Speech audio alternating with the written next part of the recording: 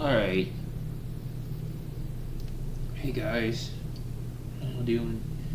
I got an update on the Hamas hostage and negotiations in Egypt today. I've got some news to tell y'all that I wanted to share that I found. And it was really interesting, but they've already started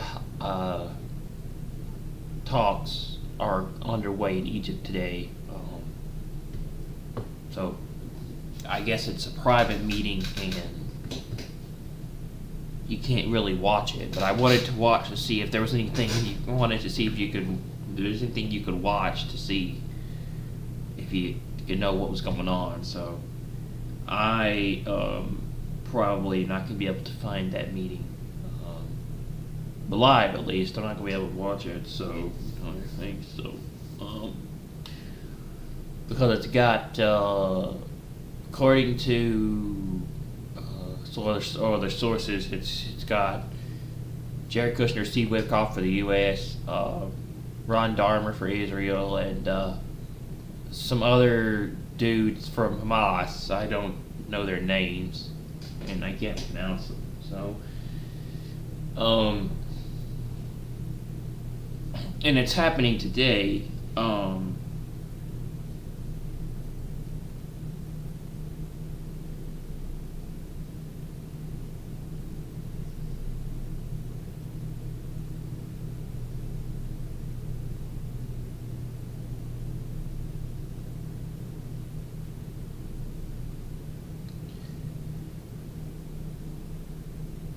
And apparently hostage talks got underway, according to Fox.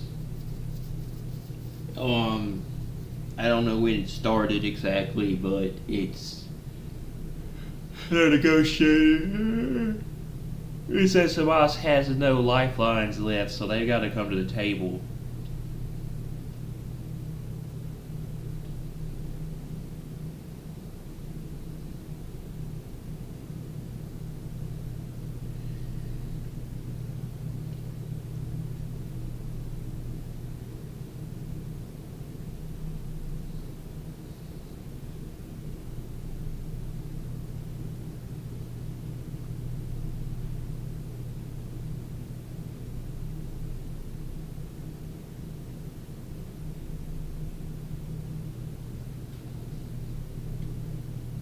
And it just came out, so I'll show y'all this. I found a video here, and then we'll get to the news that I want to discuss. Because let's see,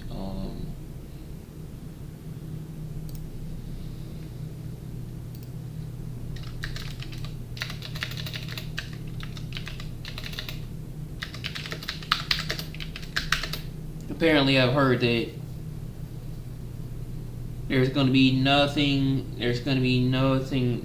to go through with this plan, this Gaza peace plan, until they work out and discuss talks in Egypt about what's going to happen going forward, including with the hostages. And they're not going to release them until they work something out with these mediator talks.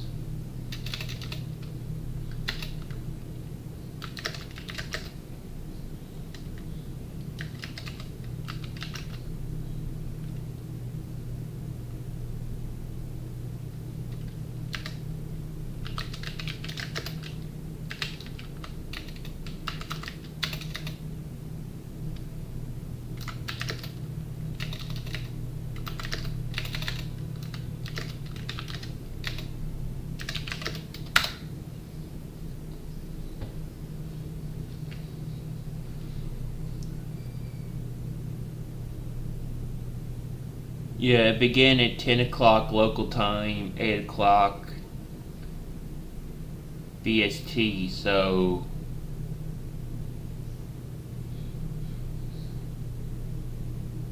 delegations from Israel and Hamas began indirect negotiations in Egypt on Monday that the U.S. hopes would bring a halt to the war in Gaza.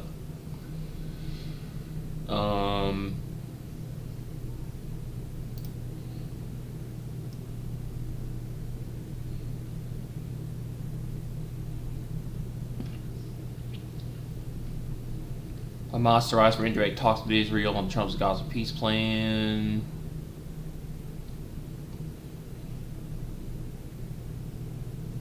It's a little after 1830 in Shalom-Sika 1630 BST, where delegations for Hamas and Israel are expected to start indirect negotiations in the coming hours. If you're only just joining us, here's a recap where things stand. Hamas and Israel negotiators have arrived in Sharm-el-Sheikh ahead of indirect talks aimed at securing a ceasefire in Gaza after nearly 2 years of war. Egyptians and Qatari officials will hold shuttle meetings with both parties to help reach an agreement on the implementation of the first phase of Donald Trump's peace plan for the territory. This includes creating the field conditions for the possible release of all Israeli hostages in return for a number of Palestinian prisoners. Hamas last week said it agreed to proposals in part, but did not respond to several key demands, including its disarmament. A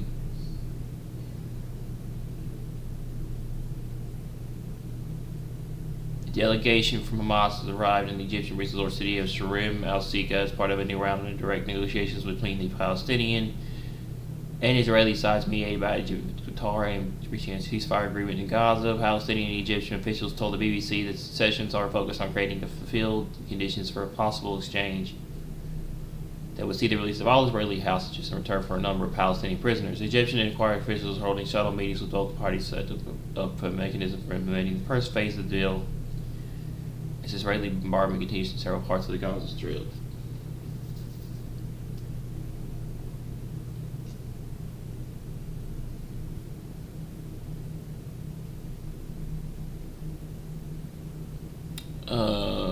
So yeah.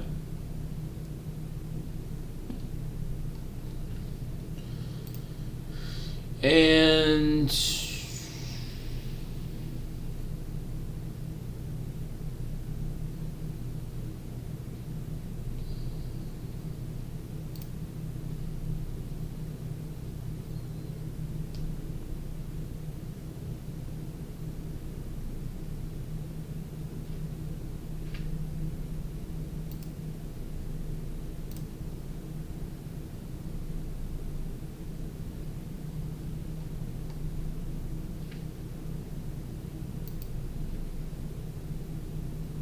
talks begin in Egypt on Trump's plan to end Gaza war. Israel and Hamas start indirect talks in Egypt on eve of October 7th, probably more than likely.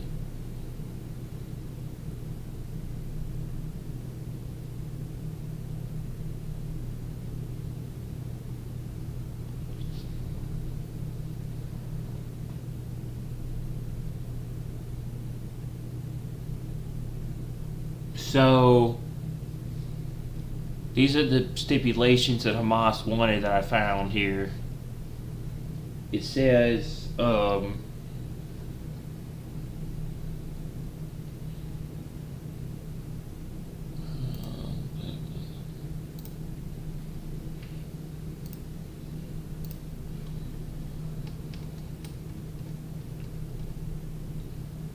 News put this out, and this was actually last night, part of it, but it says,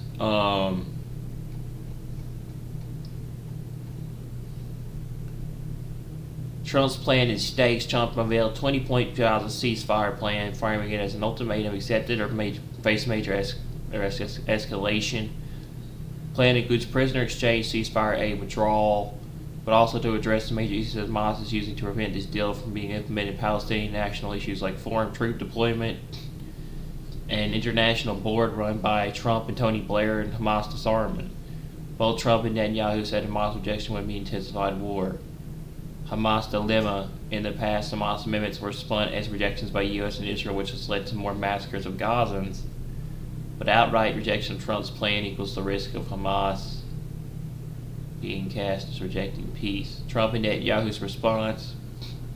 Trump posted on Truth Social based on a statement which is issued by Hamas to believe they're ready for a lasting peace. Israel must immediately stop the bombing of Gaza so that we can get the hostages out safely and quickly. Trump labeled Bibi as negative, as so,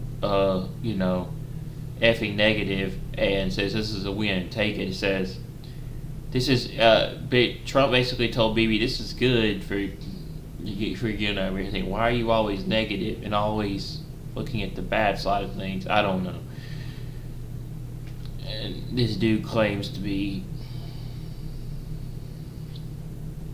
Anyway, Egypt negotiations, indirect talks in Sharm el-Sheikh, Egypt. The negotiation delegations are led by Hamas, Kel Al-Hayya, Israel's Ron Darmer, and Trump's Jared Kushner and Steve Witkoff. Egyptian FM said talks will address the issues of the exchange of all Israeli detainees and Palestinian prisoners in accordance with U.S. President Donald Trump's proposal. Hamas insists captives released must be tied to guarantees any genocide, full withdrawal, and aid delivery. The de facto surrender of Hamas is not guaranteed. Disarmament red line. Trump's plan, Israeli withdrawal will be linked to Hamas demilitarization. Hamas rejects this as a surrender.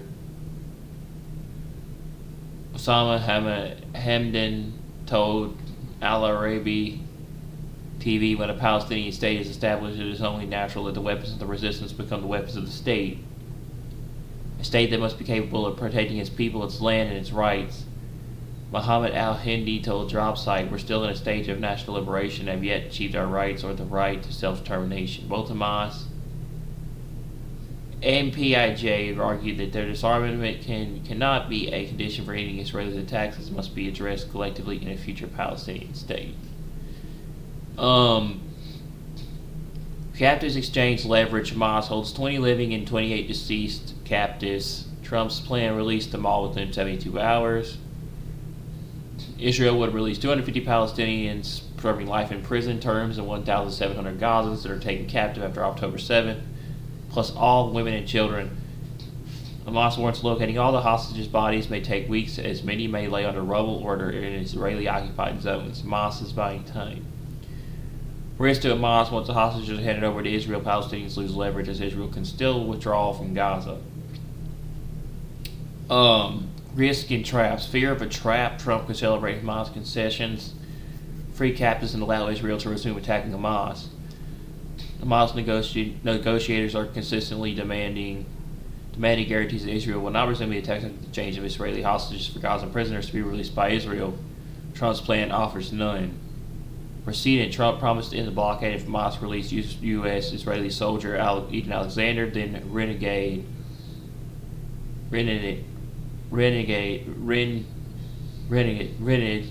on once he was in U.S. custody. Regional and global dynamics. Qatar, Egypt, Turkey, Jordan, Saudi Arabia, UAE, Indonesia, and Pakistan issued a joint statement backing Trump's proposal, but also called for unifying Gaza and the West Bank, a point that Netanyahu rejects. This very well could lead up to the covenant with many, because all these countries. Trump told Axios, Bibi took it very far, and Israel lost a lot of support in the world. Now I'm going to get all that support back. Analysis note Trump's family business ties in the Gulf, especially Kushner, may restrain his betrayal. Many risks still remain. Conclusion. A strategic gamble. Hamas moves projects flexibility, helping Trump restrain Israel but avoids surrendering its core rights. Netanyahu insists that Hamas disarmament will come either diplomatically or militarily. The decisive factor, according to Jeremy Schell, comes down to this: whether Trump enforces Palestinian guarantees or lets Israel blow up the deal and blame Hamas. Mohammed al-Hindi told Dropside if Israel removes its assault, then the Palestinian people will not be without the means to resist the continued Israeli aggression. Trump touts very positive talks between Hamas and Arab Muslim countries, says first phase should be done this week. First phase is underway right now in Egypt. So Trump sends Jared Kushner, Steve Witkoff to expedite hostage release in Israel-Hamas war. Hamas indicated is willing to agree to parts of Trump's peace plan, including releasing all remaining hostages in exchange for a full Israeli military withdrawal and an end to the war. Israeli officials, Trump's envoy Steve Witkoff and Jared Kushner are not coming to play games. We'll know very quickly whether Hamas is heading toward a deal or not. Negotiations between Israel and Hamas for Trump's peace plan will begin this Monday in Sharm el-Sheikh. Jared Kushner and Steve Witkoff will also be present. The Israeli delegation will be led by Ron Darmer. The Hamas delegation will be represented by Ghazi Ahmad, Osama Hamdan, and Mohammed Darwish.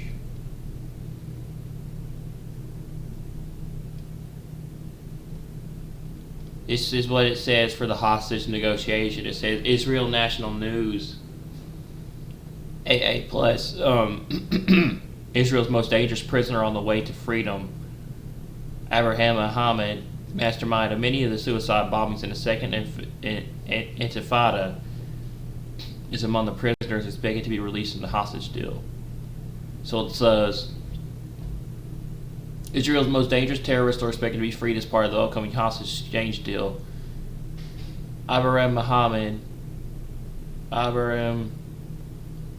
the Hamas commander behind the cafe bombing, the Hebrew University bombing, and Rishon LeZion bombing that killed dozens of Israelis, is among 250 prisoners that are set for release as part of the hostage release deal. Hamas is also demanding the release of one Abdullah Bar Hadi, who built the bombs for the Sbarro massacre that murdered 66 people, along with Ahmed Sadat, who ordered the assassination of Minister Rivim Zivi, as well as 3 Abbas al-Sayeds behind the Park Hotel massacre on Passover 2002, and 4 Hassan Salama, who was responsible for bus bombings that killed 45 Israelis. When Western nations face terrorism, the response is justice against terrorists and deterrence. When Israel faces it, the world demands restraint, surrender, and applauds the release of very murderers who massacred the Israeli people. No one asked America to free al-Qaeda terrorists after 9/11. Only the Jewish state is pressured to trade its deadliest terrorists for the innocent civilians that these same terrorists kidnapped, raped, and tortured. It's a moral standard that applies only to Jews in the world and forces it without shame. Can't imagine how the families of the victims are feeling right about now. I think something could happen with Iran, though, in the meantime, I do. Because they're thinking about striking them again. But those are the stipulations for the hostage deal talks and the discussions in Egypt as of at 10 o'clock p.m. Eastern Standard Time, when Hamas arrived in Egypt to meet with the mediators. So, well, I guess we'll know more later on after these talks cease, and I'll be looking and watching the news and stuff on that to see if there's anything I can get out of it later on. Try to find out what's going to happen going forward. We very well could know something either by tonight, we can know something by later tonight, or Tuesday. But we're going to know something. We'll probably find out about exactly how this went down later. But let me see if there's anything else I missed here.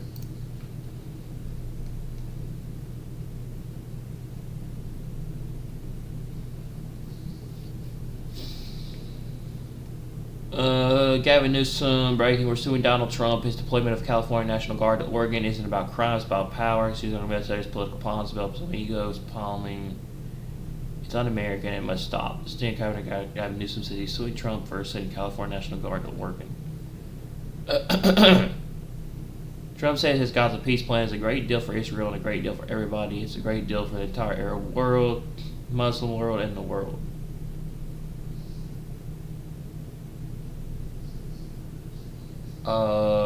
in a message on Truth Social, Trump wrote that there's been very positive discussions with Hamas and countries from all over the world, Arab, Muslim, and everyone else, this weekend to release the hostages and end the war in Gaza, but more importantly, finally have long-sought peace in the Middle East. Technical teams will meet in Egypt on Monday to clarify the final details.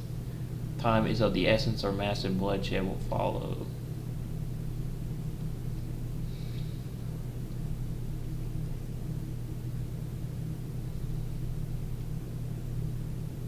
Seasonal flu shots have mRNA nanotechnology in them, according to Albert Bourla, CEO and chairman of Pfizer. Bourla at Davos in 2023 confirmed seasonal flu shots have mRNA and many are combined with COVID boosters. Huh.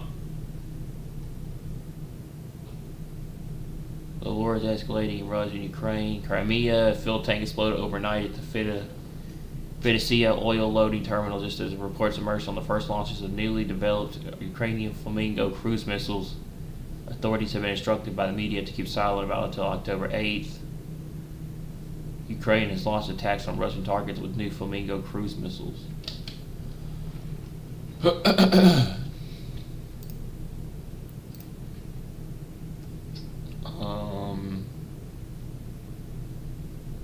Hong Kong plans mass CCTV and facial recognition rollout, raising AI surveillance concerns. Yeah, they just unveiled they revealed yesterday that there is the digital ID is in Switzerland, along with the United Kingdom now. They're working on bringing that to the U.S., man. Fairly soon. Mark of the beast, man. It's the mark of the beast. I mean, they already were working on. They already have pretty much, made it to where you can't fly without a real ID. Now they're working on pushing this agenda for even further now. And you have to have a digital ID to work in the UK, man. And that's coming to the US fairly soon. Mark of the beast, man.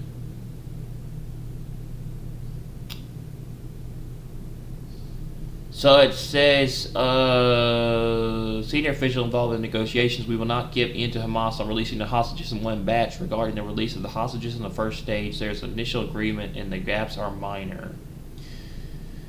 Egypt hosts meetings of Israeli and Palestinian delegations as part of Egypt's ongoing efforts in the coordination with mediators aimed at ending the Israeli war on the Gaza Strip. Egypt will host two delegations from Israel and Hamas on October 6, 2025, which is today, to discuss providing field conditions and details for the exchange of all Israeli detainees and Palestinian prisoners.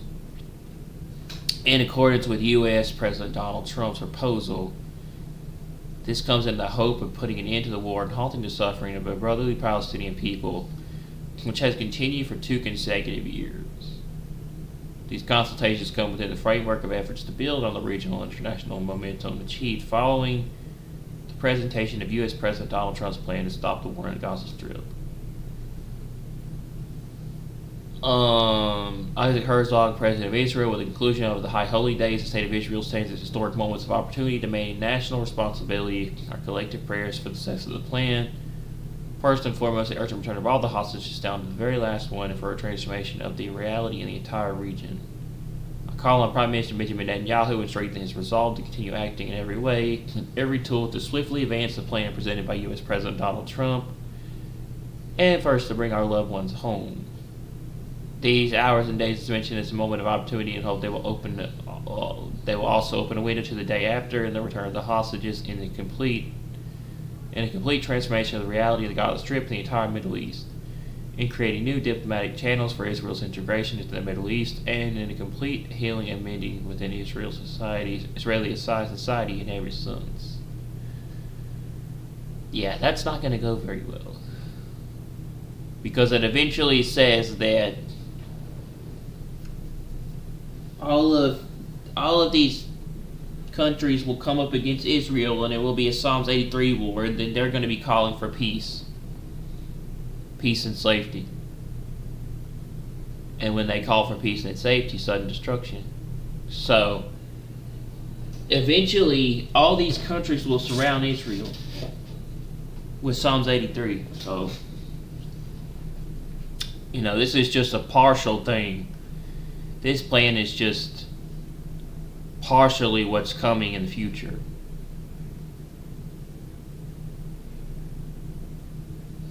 But I don't see it going exactly the way that it's going to go, especially if they're going to go and especially if they're considering gearing up to hit Iran, because they're rebuilding again. So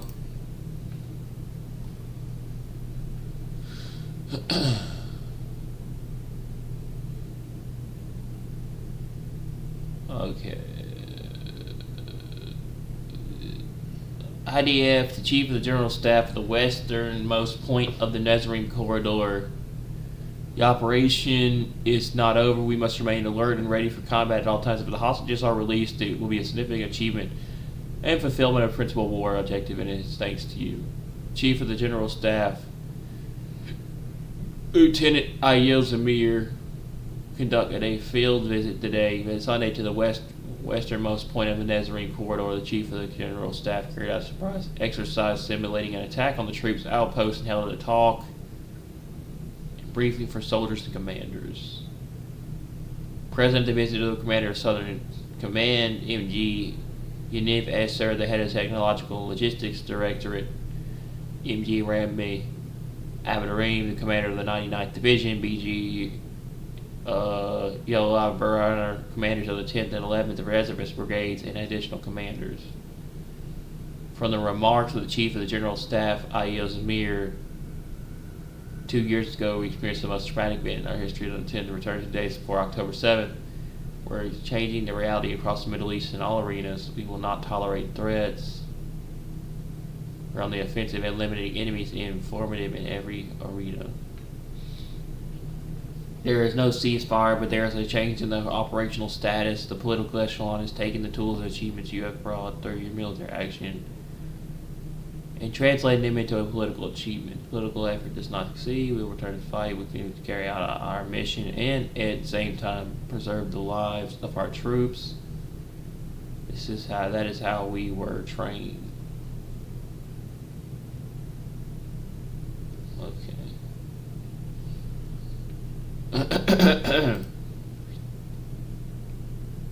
Receiving an unwanted command and technical defect caused the failure of Qatar and Hudhud launch of May 1 in December. Iranian media. Images from Israeli strikes in Lebanon today.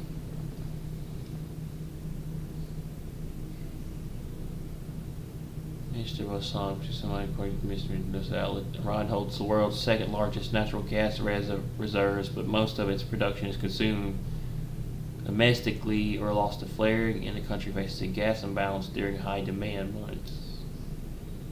This field has 10 trillion cubic feet of gas, and if we consider a 70% recovery rate, we could reach 7 trillion cubic feet. Pekinejad said that the new reserves could help Iran's existing imbalances in the coming years. Pekinejad added the new find was made after a pause of 8 years in exploration activities at the field, and estimated it will take 40 months before extraction can begin. Hamas delegation headed by Kahele al-Haya held preparatory meetings with officials from Egypt's General Intelligence Service. Hamas expressed concerns about Netanyahu's non-compliance with the Trump plan. Hamas confirmed in its meeting with Egyptian officials the necessity of having clear guarantees and monitoring mechanisms to fully implement the agreement.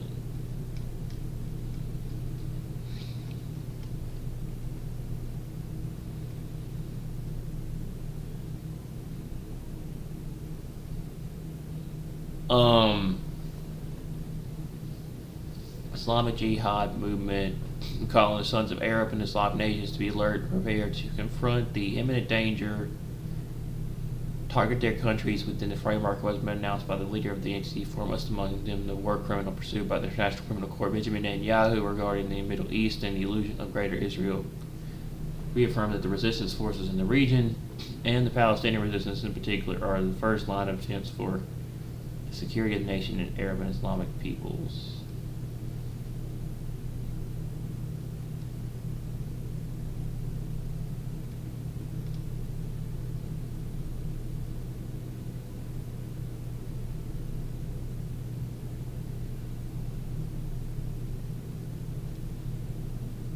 IDF troops throttle weapons smuggling attempt from Syrian territory into Israeli territory.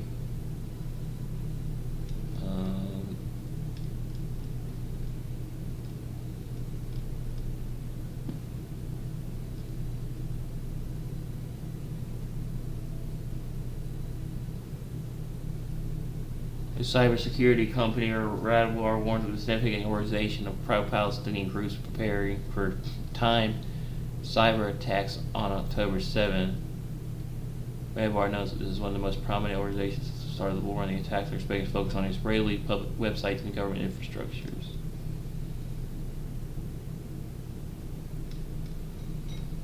Okay.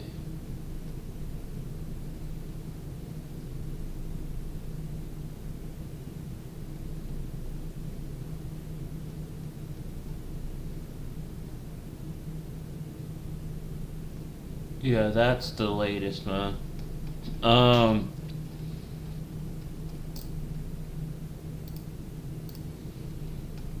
was trying to get that video uploaded yesterday of what was going on, but it didn't upload. So hopefully, that video will get uploaded today, and y'all can see that, because I had a lot of really good things. I had a lot of stuff I wanted to talk about and tell y'all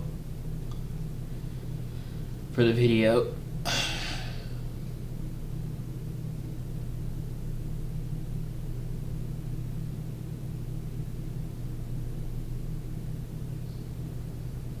But it says the chief of the general staff directed IDF to raise its readiness level to the highest level throughout the holiday. The holiday of Sukkot is what they're referring to. The chief of the general staff, LTGI Zamir, held a situational assessment this morning, Monday, with members of the general staff forum ahead of Sukkot holiday.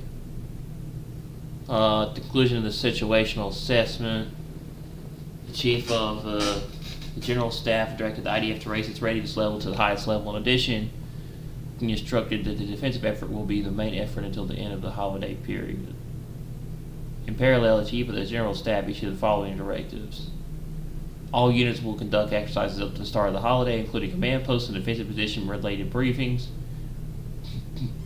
focusing IDF troops on the primary missions and sharpening the integration of the reinforcements across all arenas. Rapid readiness and high alert of the Israeli Air Force for defense and offense across all arenas, with an emphasis on the Gaza Strip. Reinforcing of approval and security procedures for events and festivals during the holiday.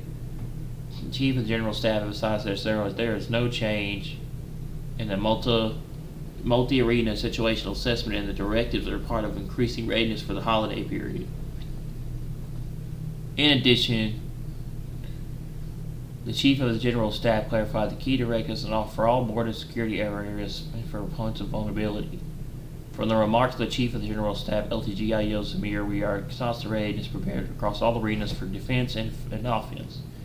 We continue our mission to enable all Israelis to mark the Sukkot holiday in peace and security. So there you go. Peace and security, peace and safety. So when they're coming off of talks, they're still on alert for a threat or stuff that will happen on the holiday of Sukkot, which I think actually starts today. I think it starts today on Monday. So that means that Netanyahu isn't fully agreeing with the peace plan for Trump, because he's not withdrawing. The IDF and the Israelis are not withdrawing from the Strip, from Gaza. They're still um, they're still conducting stuff in Gaza and the Strip. So that may be what phase 2 will be. Phase 1 is going to be the hostage releases and getting all the hostages back and whatever, and the release of the Palestinian prisoners and some of Hamas's people, right? Some of the terrorists, but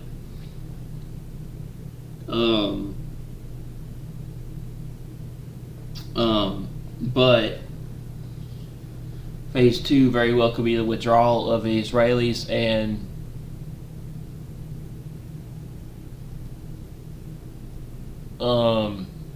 Israel from the Strip, but that's not happening yet. And Hamas said that they're saying they don't agree with Netanyahu, not Netanyahu. They don't agree with Netanyahu's,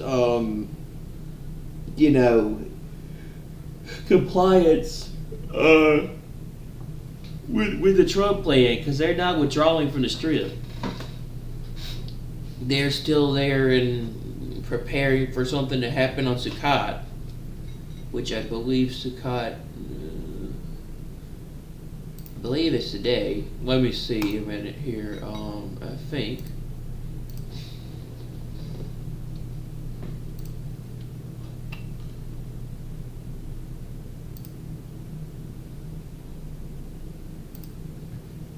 They had Yom Kippur, which was the Day of Atonement, and now they're having Sukkot, I think. October 6th is Sukkot, I think. I think that's when it begins. Yeah, Erev Sukkot, yeah. 14th of Tishrei, so this today. And then it goes all the way through the 12th. October 12th is when Sukkot ends. Then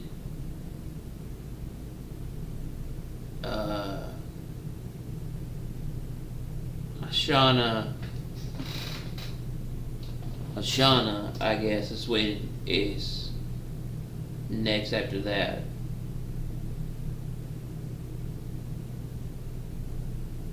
So Sukkot goes all the way through the 12th. And something could happen in the meantime with Iran from the 6th through the 12th. But they said it's more than likely going to be the 6th through the 15th is when they might plan to go after Iran again, because they're considering rebuilding and doing something over there.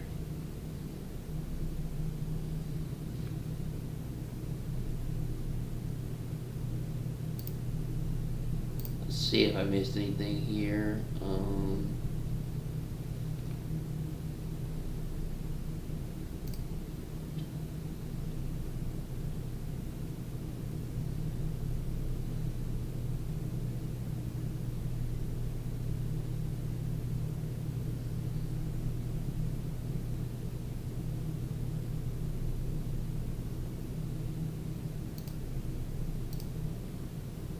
Yeah, something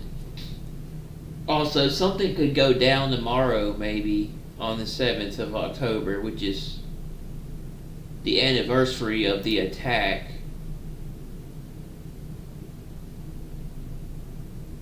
Because they're talking about some kind of planned thing happening with Israelis, with pro-Palestinian people, pro-Palestinian groups, and a cyber attack. So something could happen.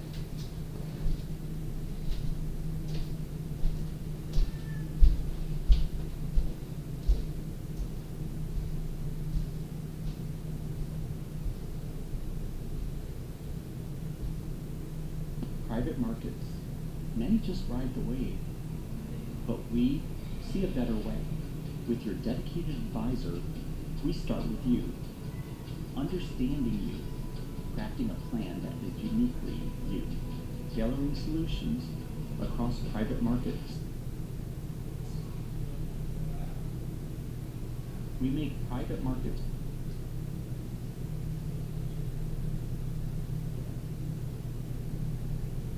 work for you. Private wealth redefined.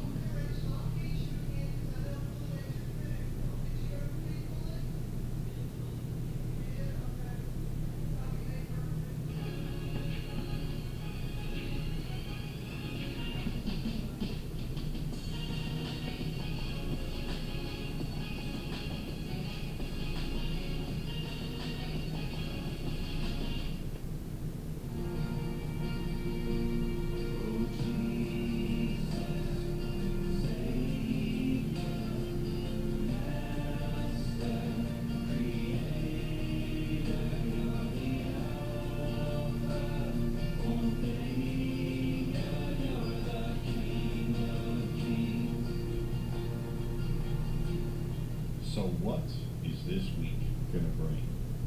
As tomorrow is the second anniversary of those horrendous attacks against Israel perpetrated by Hamas, October 7th, 2023. There's a lot of rumors of war. There's a lot to discuss, so buckle up, grab a snack. You're watching the Watching River channel. My name is Tom. I'm really glad you're here. I want to remind you before I begin that I am not a prophet, I am not a pastor, I'm just a guy sitting here in my little mobile office in the middle of Connecticut by the river talking about Jesus. Okay, before we get to our text, let's read some scriptures. I picked out some verses of encouragement. I have read these many times. They are so encouraging to me. I hope they encourage you, and I'm going to just shotgun them quickly because we have a lot of stuff to cover. Philippians 4, verse 13. I can do all things through Christ who strengthens me. Let's go to Isaiah 41, verse 10. Fear not, for I am with you. Be not dismayed, for I am your God. I will strengthen you. Yes, I will help you. I will uphold you with my righteous right hand.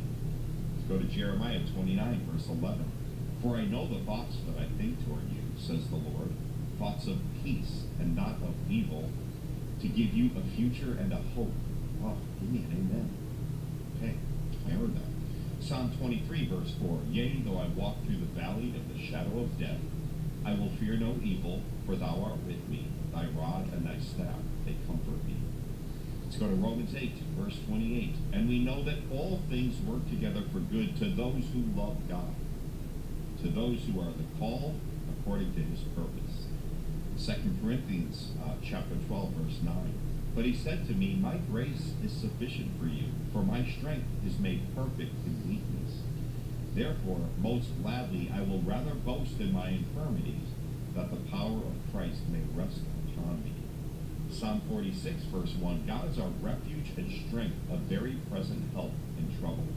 Proverbs 3, verses 5 and 6. Trust in the Lord with all your heart, and lean not on your own understanding.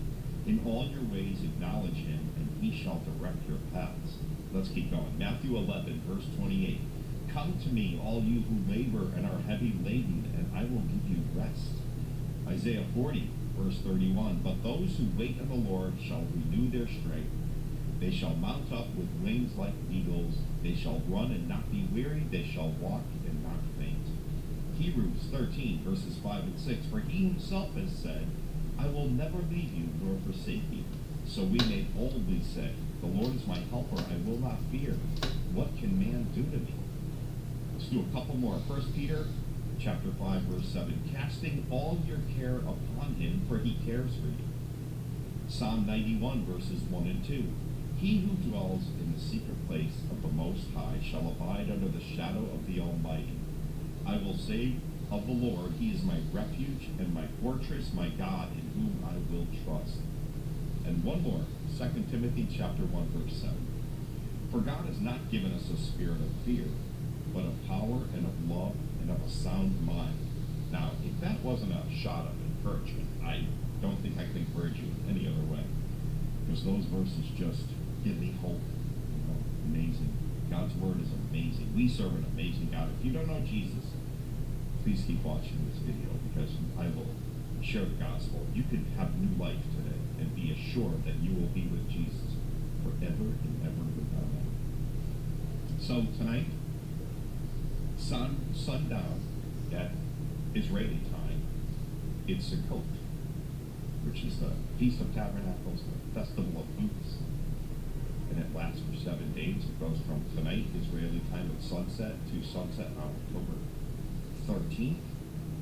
And it coincides with what happened 2 years ago, because tomorrow is the second anniversary of those horrific attacks against Israel. The whole reason the Middle East is in the situation it's in, Hamas started it. In hindsight, I think they would have rather have waited and started it, hoping that the other proxies of Iran would join in. But and you know, Hezbollah joined in a bit here and there, but I think they were waiting for Iran to come, and Iran didn't come around. You know. But what's going to happen this week? Is this week going to bring war?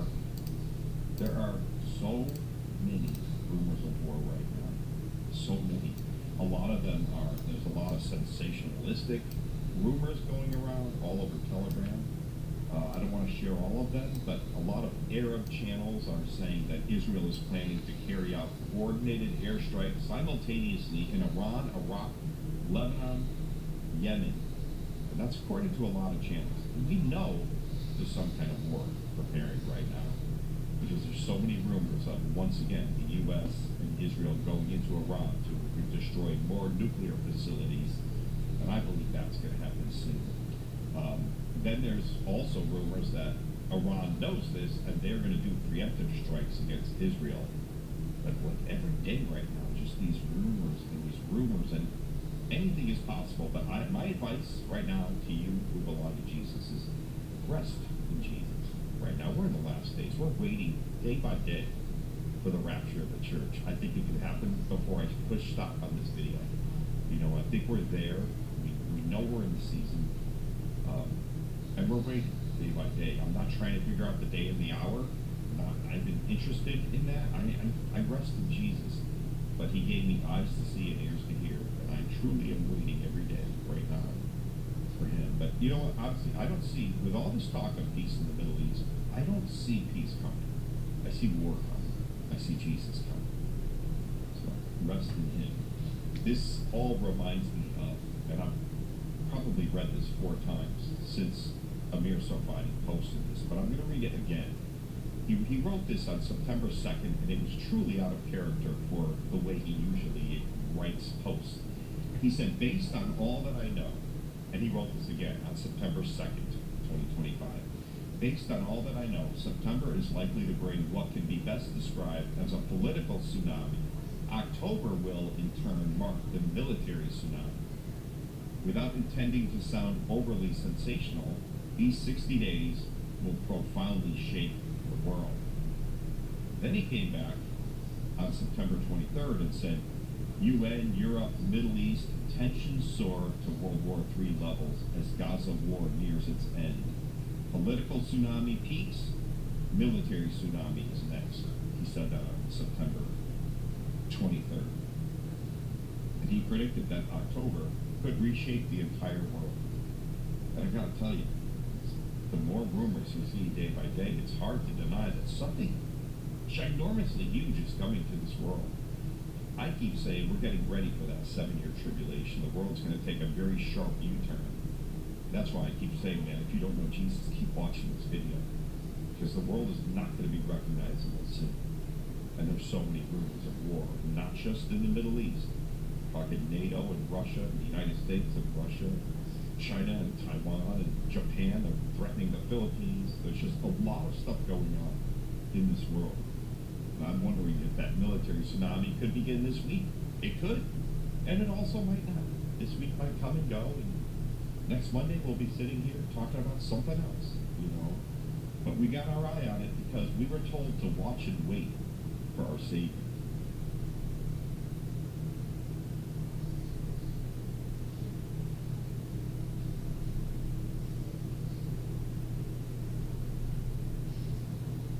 We're doing. We're watching and we're waiting. We look at the signs. We look at what's going on around the world, and we talk. I want to start off here.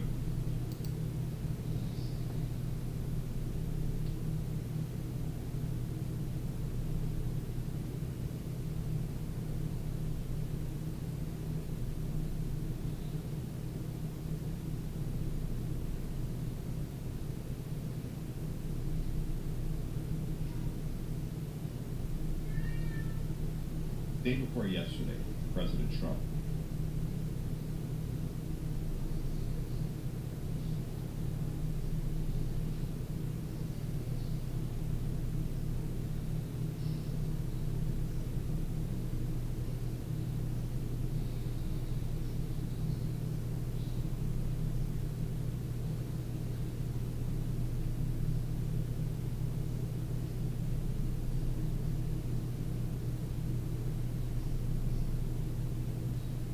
had sent this out via its True Social network.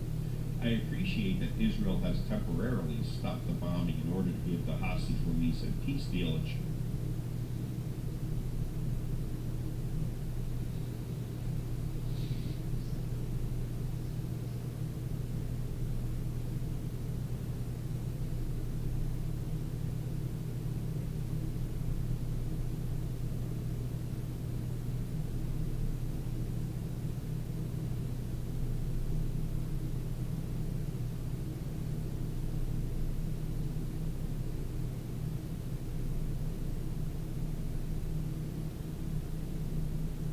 chance to be completed. Hamas must move quickly or else all bets will be off. I will not tolerate delay, which many think will happen.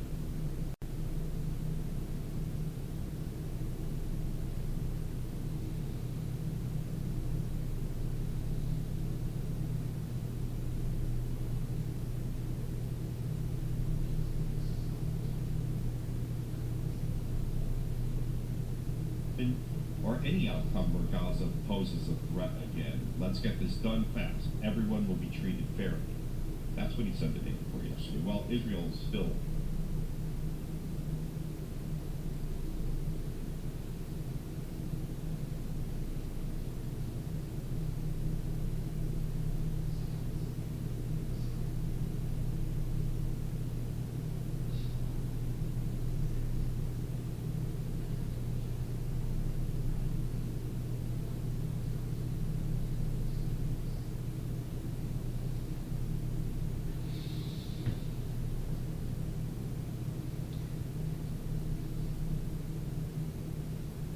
Gaza. From what a lot of rumors, I don't know if it's truth or not, they're saying that he's swearing it, that President Trump is swearing it.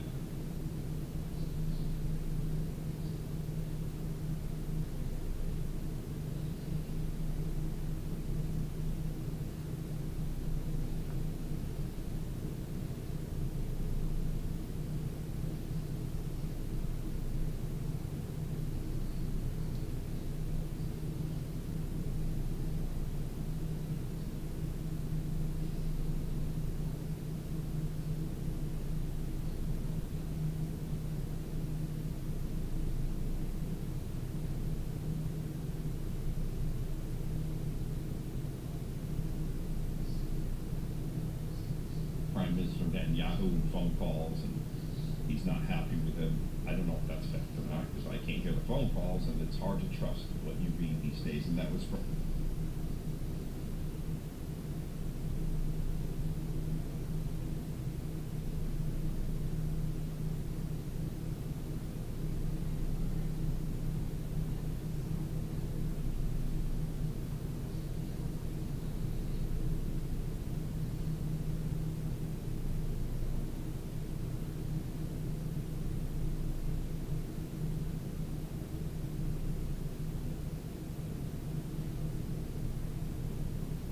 Axios. I'm not really fond of Axios as a source, but that is going on. The next day, President Trump tweeted out this. There have been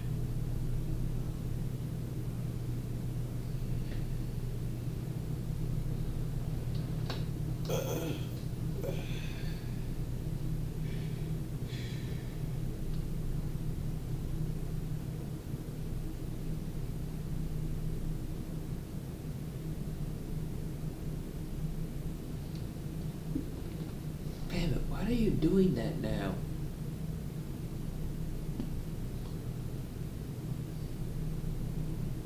Why are you freezing every time now when I'm trying to do stuff? very positive discussions with Hamas and countries from all over the world, Arab, Muslim, and everyone else, this weekend to release the hostages and the war. Oh my God.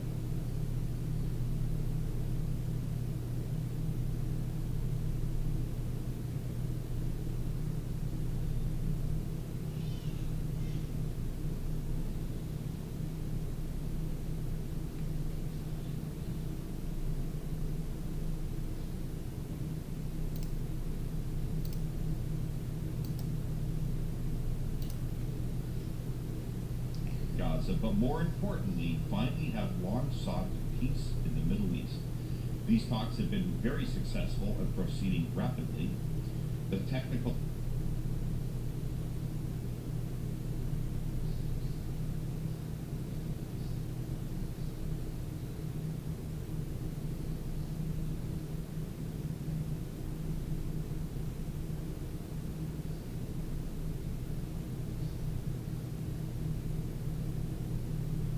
teams will again meet Monday in Egypt today, to work through and clarify the final deal.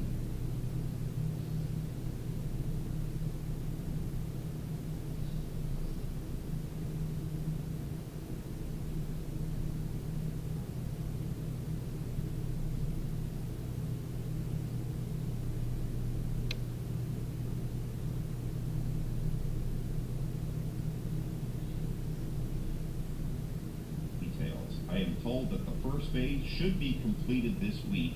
The first phase is the release of all the hostages. Do you see that happening this week?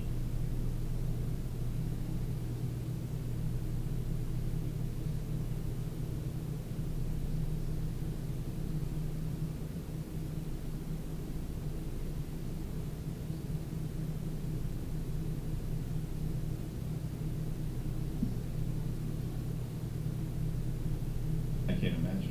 We'll see. I'm told that the first phase should be completed this week, and I am asking everyone to move fast. I will.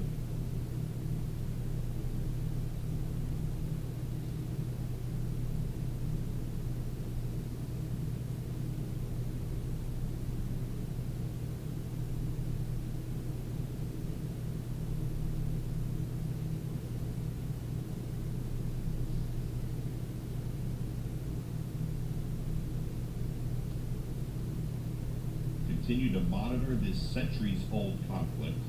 Time is of the essence, or massive bloodshed will follow, something that nobody wants to see.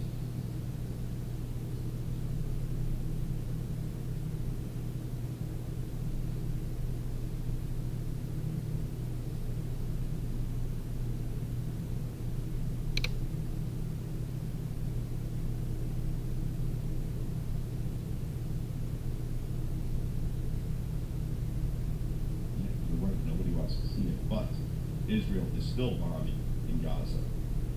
And Marco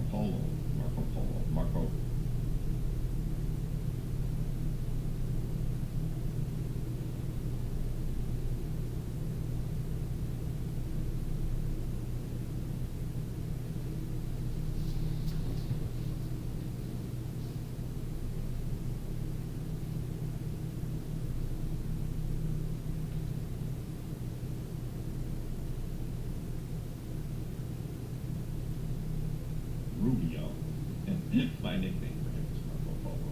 Marco Rubio said Israeli bombing needs to stop for Gaza hostage release.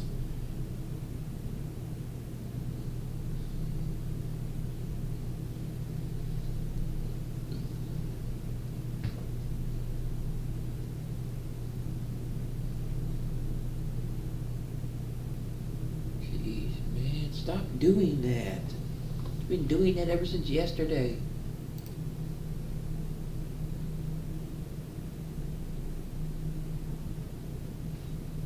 Israel needs to stop bombing Gaza for an eventual hostage release by Palestinian militant Hamas groups to take place, U.S. Secretary of State Marco Rubio said yesterday. I think he was on Meet the Press.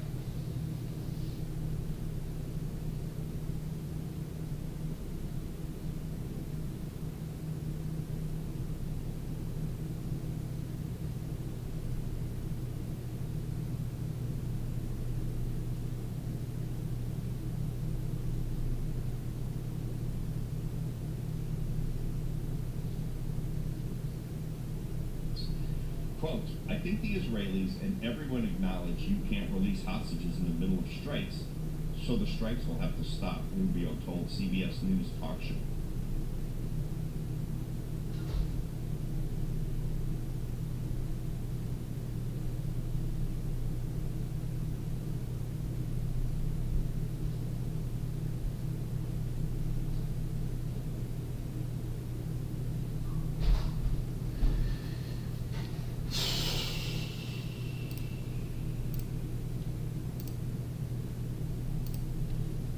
Why are you doing that now?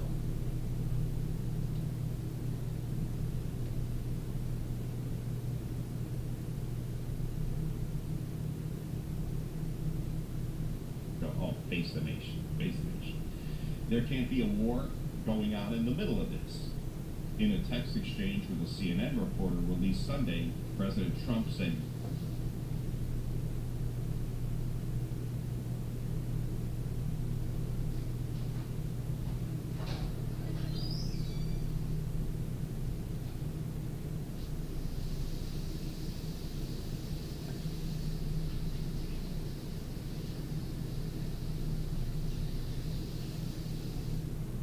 yes, when asked if Israeli Prime Minister Netanyahu was on board with ending the military campaign in Gaza. There you go.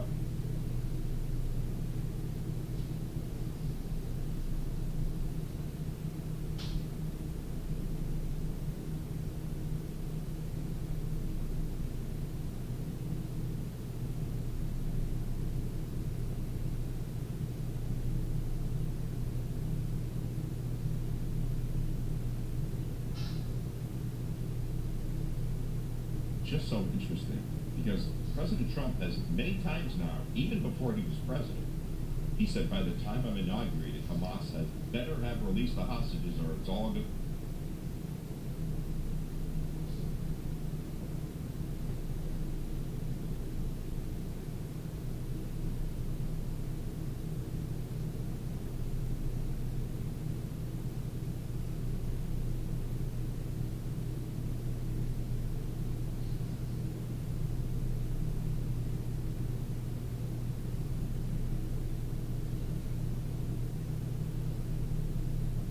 Go crazy, you know, and then he didn't do anything at that point, and he's done this 3 or 4 times. I just don't think he realizes that.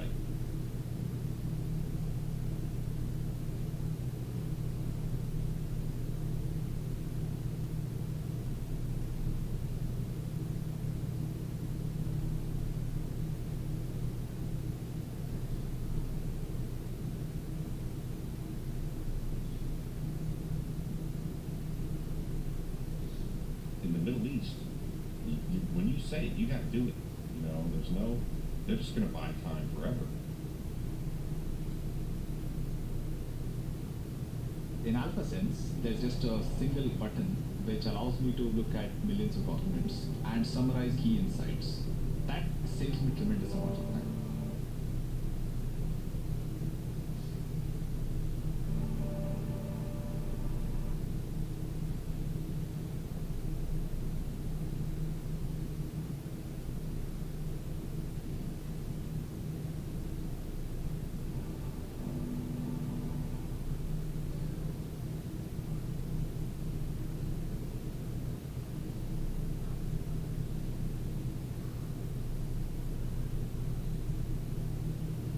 Bubba News shared this from Telegram. Trump's Gaza peace plan.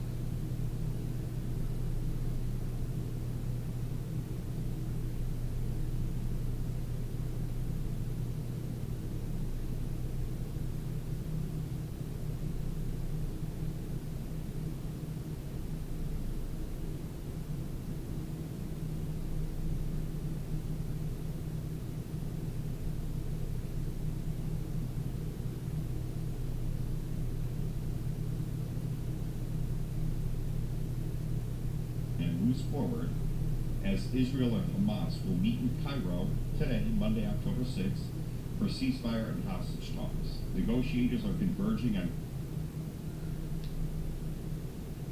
Oh my God, why does it keep freezing?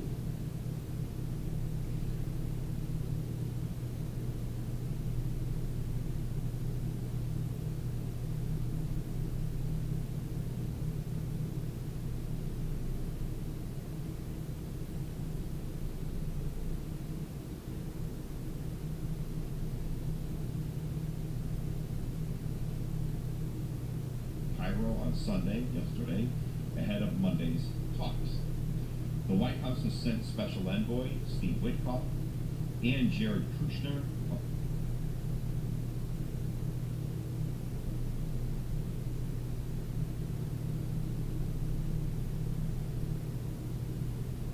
former Middle East peace envoy, to Cairo for these talks. While key details remain uncertain, Prime Minister Benjamin Netanyahu has made it very clear that a full military withdrawal from Gaza is not on the table.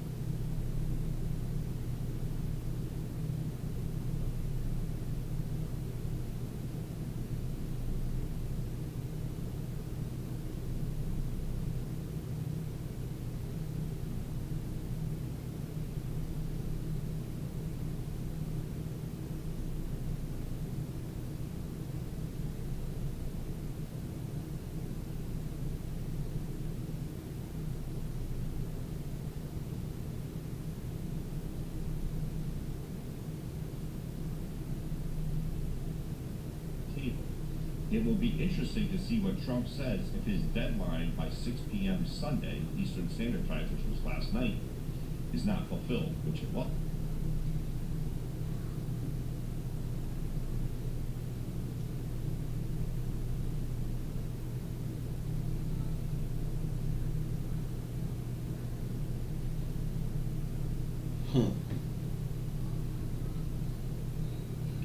Interesting. So they're planning an attack tomorrow.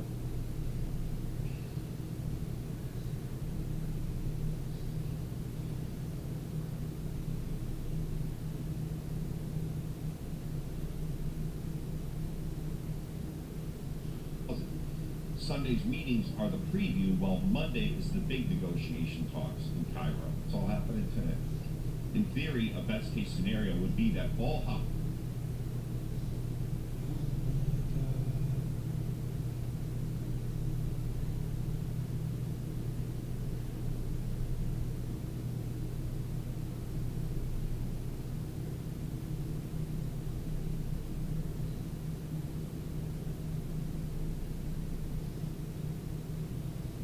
would be released between Monday and Wednesday. If Hamas delays, then it's all over, as President Trump gave his last warning on Saturday, and Bubba said this is going to be another big week.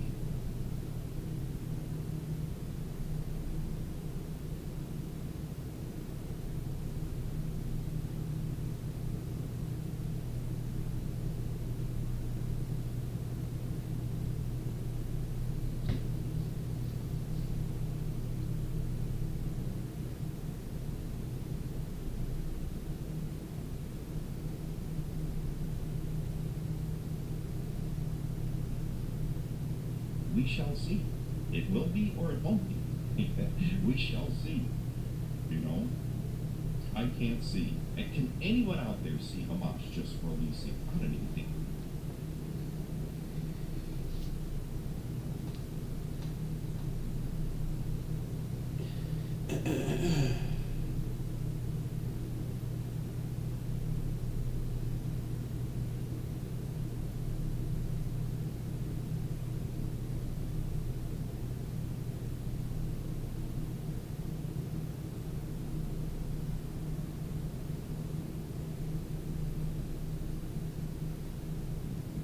First of all, they're saying 20 living hostages. I doubt there's 20 living. You know, I really doubt it. And then there's a lot of rumors going on that Hamas is having a hard time finding that.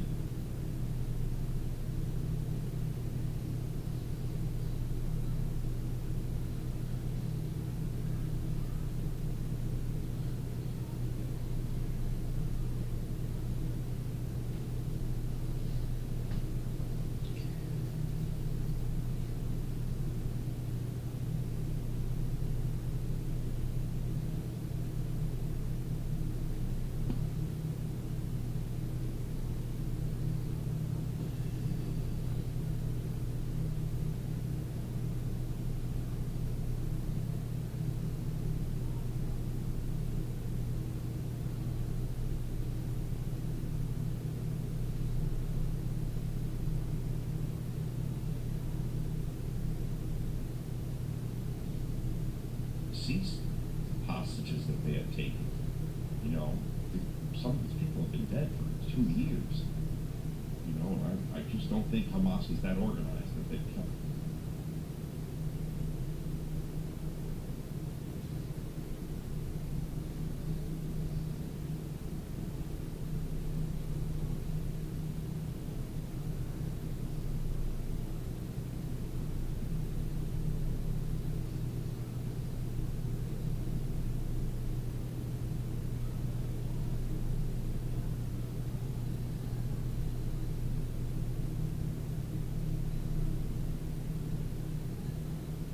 All these, you know, people in a certain place. It's just what a wreck. You know, pray for the families of these people. And pray for the living hostages and their families. I don't know.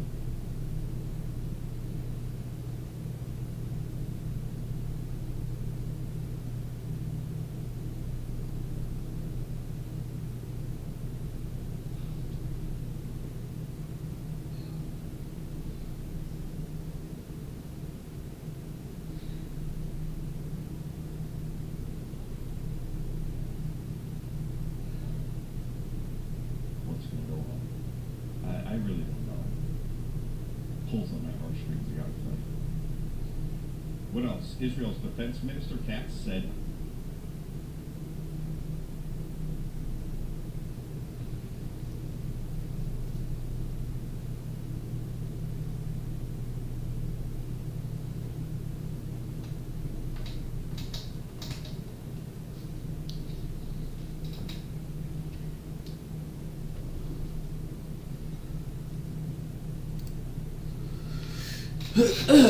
Ow. Okay, let's see what this press conference is.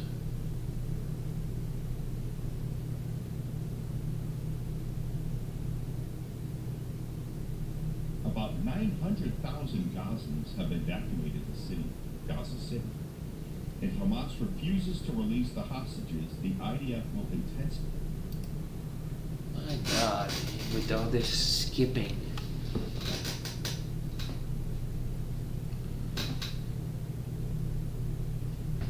Also wanted me to relay his congratulations to Japan for electing their next prime minister, a highly respected person who also happens to be the first female to hold the position for our great ally. While President Trump continues to negotiate peace deals, meets with world leaders, and celebrates the 250th birthday of our United States Navy, as we saw he and the First Lady do just yesterday, Democrats, unfortunately, are continuing to play political games. We are now in day 6 of the Democrat federal government shutdown. Millions of American federal workers are under enormous financial stress as a result, wondering how they will pay their bills and take care of their families. If the Democrats do not vote to open the government tonight, federal workers will not receive their next full paycheck. Additionally, the special supplemental nutrition program for women, infants, and children will run out of federal money very soon. This program provides vouchers to buy infant formula, fresh fruits and vegetables, and other healthy foods for low-income families. It can be easily fully funded if Democrats simply vote tonight to reopen the government. Also, our incredible military service members who risk their lives to preserve and defend our country are now working without pay and will miss their next paychecks if this Democrat shutdown does not end tonight. The Republican-backed clean and nonpartisan funding bill fully funds this important food aid program, gets our troops paid, and reopens the government. So all of this begs the question, what is the Democrat ongoing shutdown truly about?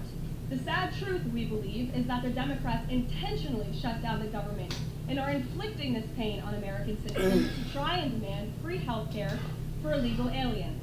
Of course, this is an indefensible Why and does this truly not radical freeze, policy but to the be in other favor one of, does? let That doesn't alone make to any use as the sense. primary reason to shut down the United States government. So the Democrats and their allies are desperately Okay. lying about their true motivations.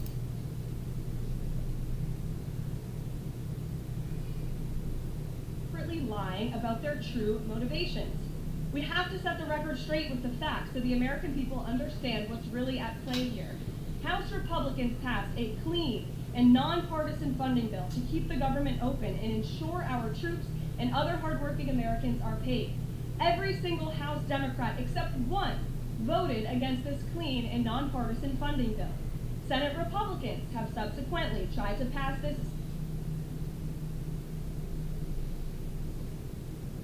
same clean funding bill 4 separate times, and they will do so again tonight, to fully pass it to be sent to the president's desk for signature.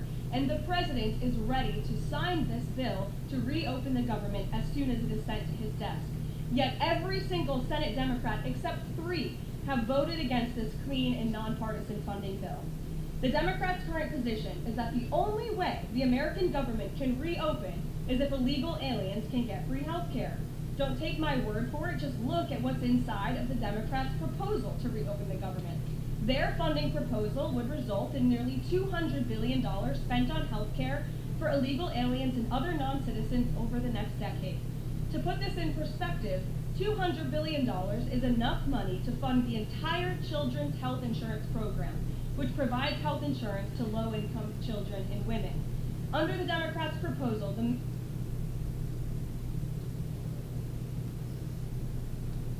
millions of illegal aliens who improperly were granted asylum and paroled under the Biden administration would once again be allowed to receive Medicaid benefits.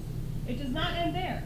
The Democrat proposal would also require Medicaid to pay more for emergency care provided to illegal aliens than it does for American patients who are disabled, 6 days of elderly, the or shutdown. children. You know, it When was someone 6 shows days. you who they are, believe them. The Democrat Party has unfortunately closed our government, costing Americans their jobs, threatening our military readiness, harming our economy, and causing chaos, all to help the illegals who broke into our country. Instead of holding illegal aliens accountable and removing them from our country, which is what this administration is trying to do every day, the Democrats want to give them the free benefits paid for by the American taxpayer. Democrats in 2025 are for illegal aliens first and Americans last. This is the reality we are unfortunately facing right now in Washington, D.C. President Trump and Republicans will not give in to these radical demands. The President and Republicans have a sacred responsibility to serve and protect the interests of their constituents, the American people. That's why we are backing a clean and nonpartisan funding bill with no strings attached to reopen the government. Democrats should do what they did 13 separate times under Joe Biden.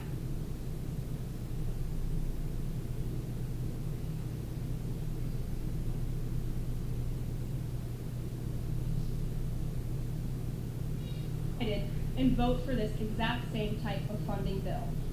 Now the Senate will vote tonight for the 5th time to reopen the government on the 6th day of this shutdown.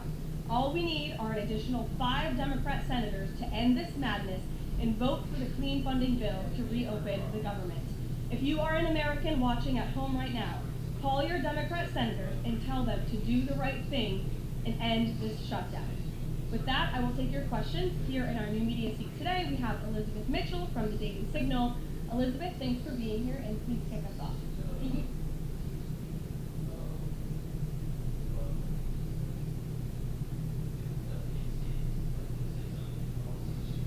For having me. I have 2 questions. First, President Trump told reporters yesterday that firings of federal employees are taking place right now. In which departments have people already been fired from their federal jobs due to the shutdown? The president was referring to the hundreds of thousands of federal workers who have been furloughed as a result of this federal government shutdown, both here at the White House and across the entire federal government, at agencies across the board. There are federal workers who are staying home. Many of them work in the White House. You know them. Some of them sit just behind me at those desks. They are unable to show up to work right now because the Democrats chose to shut the government down. And so we're already, unfortunately, seeing the consequence of this. And then, of course, the Office of Management and Budget is continuing to work with agencies on who, unfortunately, is going to have to be laid off if this shutdown continues. And Secretary Robert F. Kennedy Jr. said the FDA was required by federal law to approve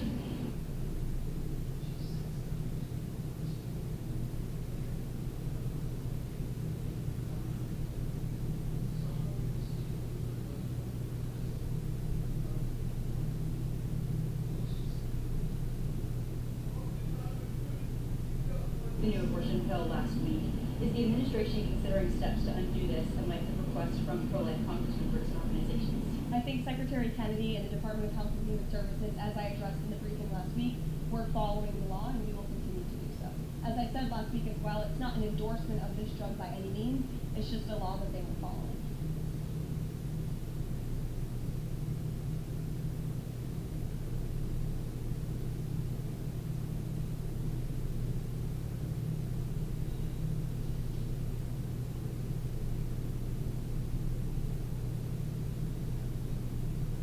Jennifer. We heard you say that you want people to call their Democratic senators. Is the president calling Democratic senators himself? Can you say what he's doing today to resolve the shutdown?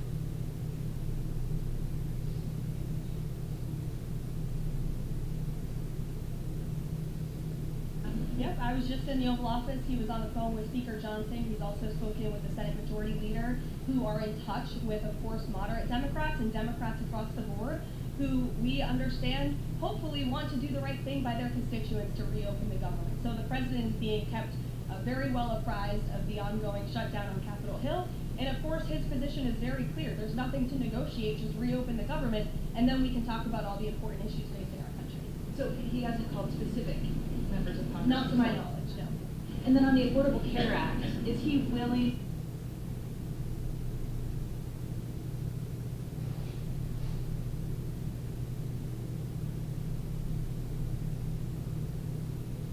to give more, to share more on what he'd like to negotiate on the Affordable Care Act later? Is he willing to say specifically what he would like and when?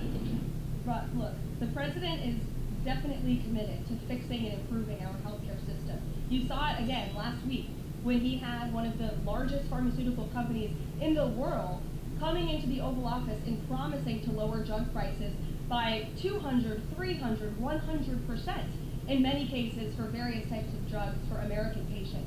That is a huge fix to a broken system that has been ripping off the American people for far too long. So the president's very committed to this. But right now, we need to reopen the federal government, and the president is remaining very firm in that position. Catherine. If the vote fails in the Senate today to reopen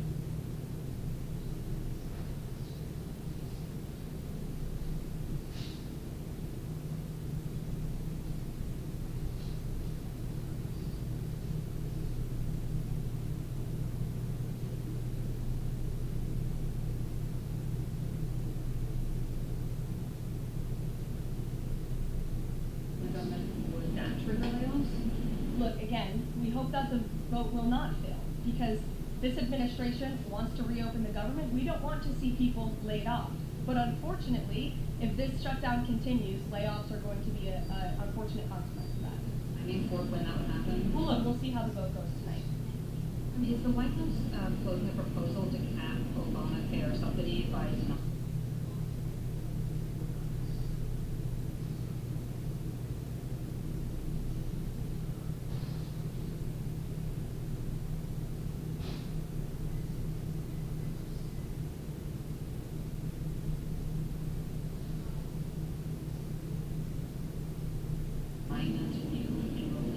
I have not seen a proposal like that. Emily. Thanks, Caroline. The president said yesterday he was considering a phase 2 approach.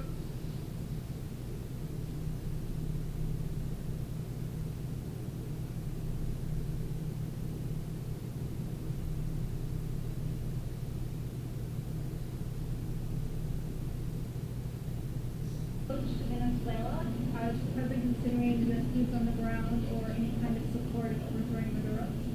I won't get into any specific proposals that are being considered by the president and his national security team, but I think we've been pretty transparent and clear in the administration's view of the illegitimate Maduro regime, and the president has taken very unprecedented, tough action to end the illegal trafficking of illicit drugs into our country from Maduro's illegitimate regime. Danny, go ahead. Thanks, yeah, the French government has collapsed again for the fourth time in a year. And I was just wondering if there's any concern in the White House.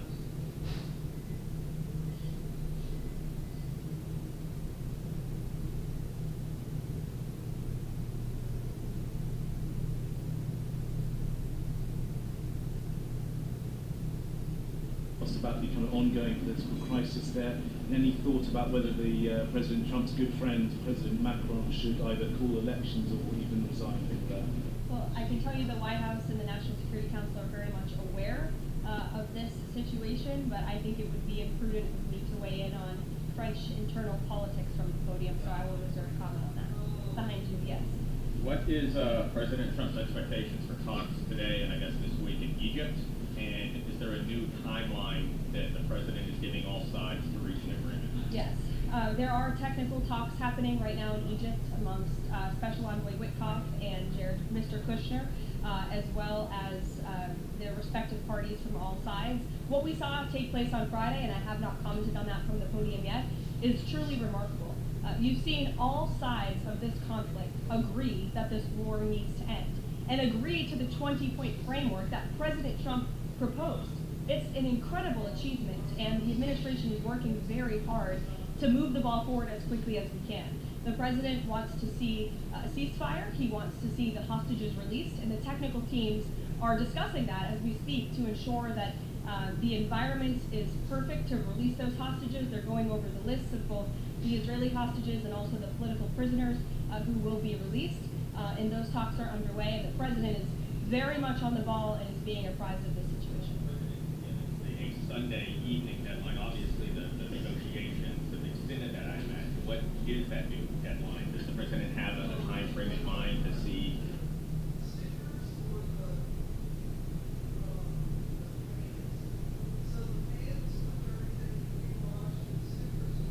this phase implemented?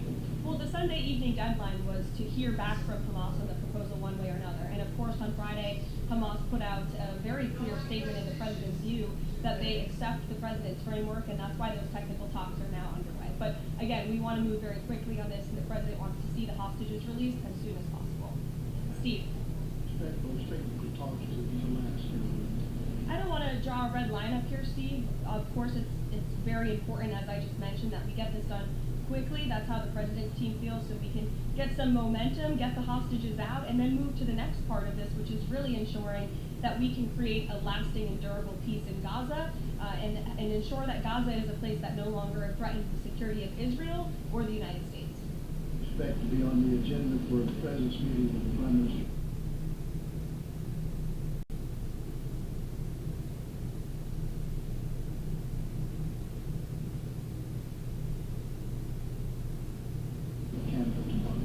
I'm sure trade will be a topic of discussion tomorrow, and all of the other issues that are facing both Canada and the United States.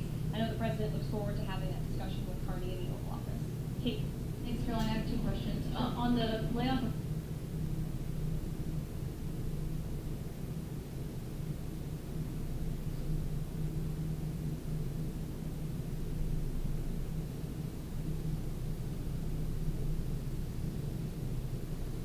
federal workers potentially. The president said yesterday that Democrats will be to blame if federal workers lose their jobs.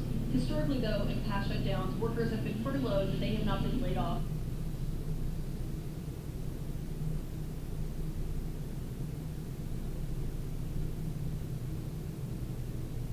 En masse. So wouldn't that be the president's call to lay people off? As I've said repeatedly, Caitlin, this conversation about layoffs would not be happening right now if the Democrats did not vote to shut the government down.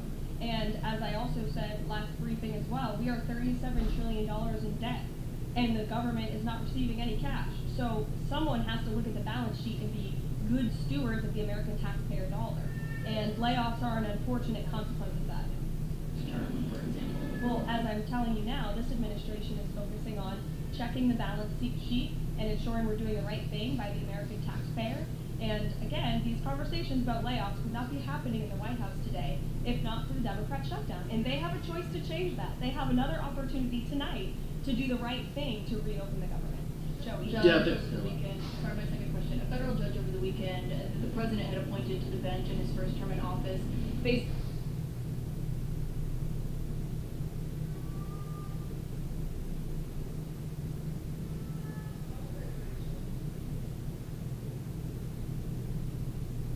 basically argued that he could not deploy other states' National Guards to Portland. Basically said that it was untethered, his argument, to what is actually happening on the ground.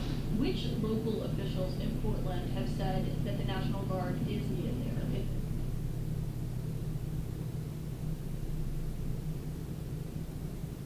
With all due respect to that judge, I think her opinion is untethered in reality and in the law. The president is using his authority as commander-in-chief, U.S. Code 12406, which clearly states that the president has the right to call up the National Guard in cases where he deems it's appropriate. And if you look at what has happened in Portland, Oregon, for more than 100 nights, I was talking to our law enforcement team about it this morning, for more than 100 days, night after night after night, the ICE facility has been really under siege by these anarchists outside. They have been disrespecting law enforcement. They've been inciting violence. We saw, again, a guillotine rolled out in front of this federal building. And so the president wants to ensure that our federal buildings and our assets are protected. And that's exactly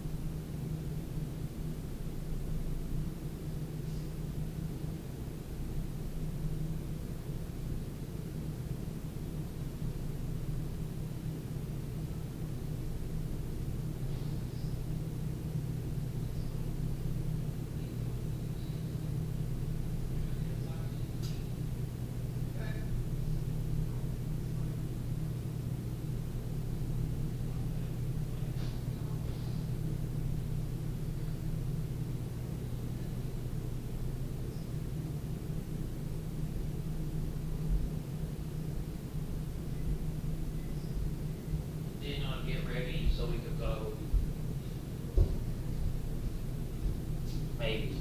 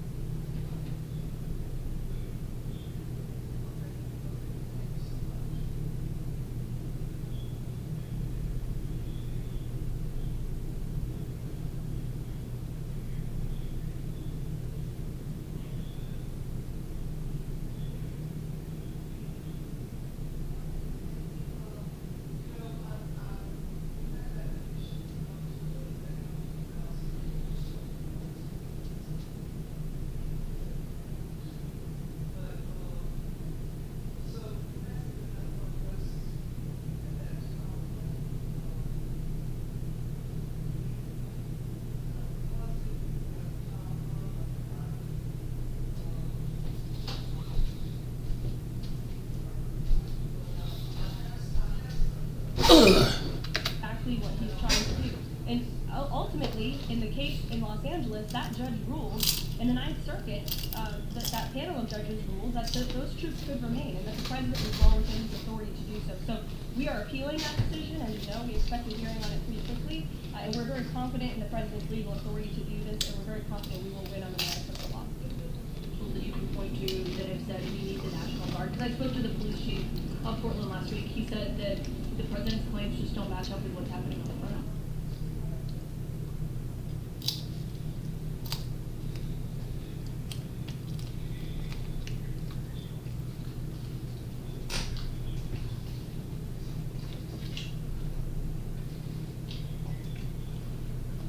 I would encourage you as a reporter to go on the ground and to take a look at it for yourself, because there's been many members of the press, not the press in this room, but independent journalists, some of whom we'll be inviting to the White House very soon to share their stories, because they have been in the middle of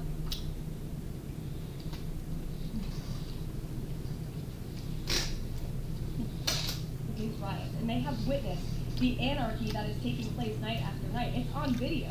You should play it on your show. You have a great opportunity in prime time on CNN to show your audience. Yeah, but you're probably talking to partisan Democrat officials who are opposed to everything this president does. You should also ask the people who live in Portland. We've actually heard from many members of the community who have said,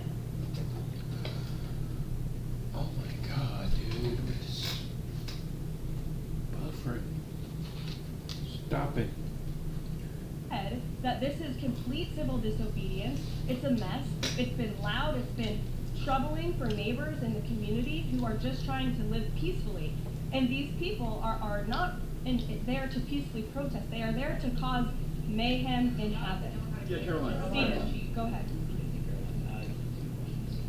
First, do you have a reaction to reports that thousands of Union troops are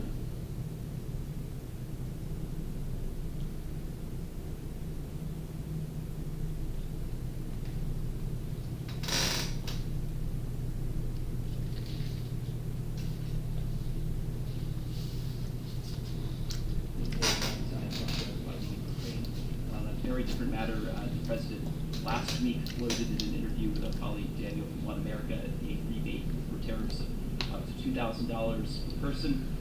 Is that plan contingent on the Supreme?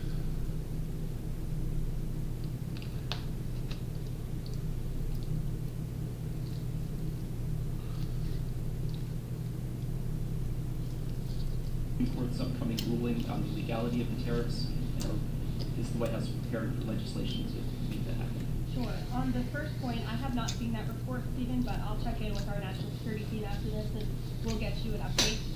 To your second point about the tariff rebates, I think it's an idea that the president has discussed and floated with his team of advisors, but no decision has been firmly made at this point in time. Why don't we go to the back? Owen. Good afternoon. Good afternoon. A few days ago,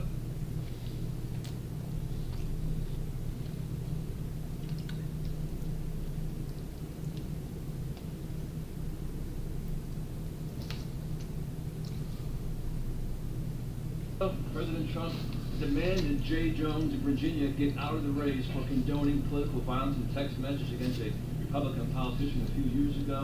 He hasn't left.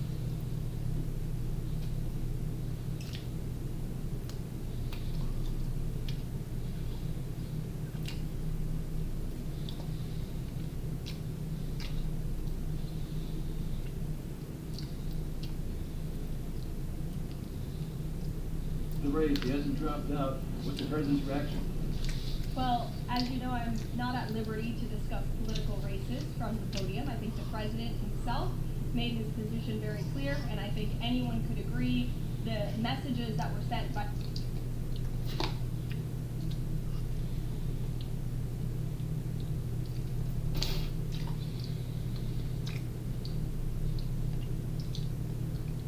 this Democrat nominee for Attorney General in Virginia are really shocking, alarming, and completely unacceptable. He was threatening to kill his opponent and his opponent's children, and that type of rhetoric has zero place in our country, and the president was absolutely right to condemn.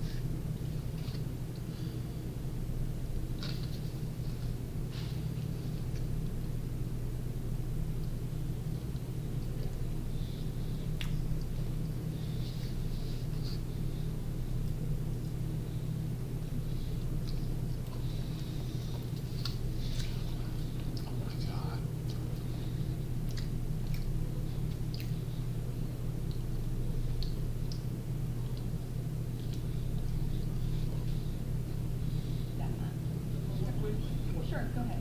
Thank you. Democrats have questioned and scrutinized the president's comments about using essentially the military.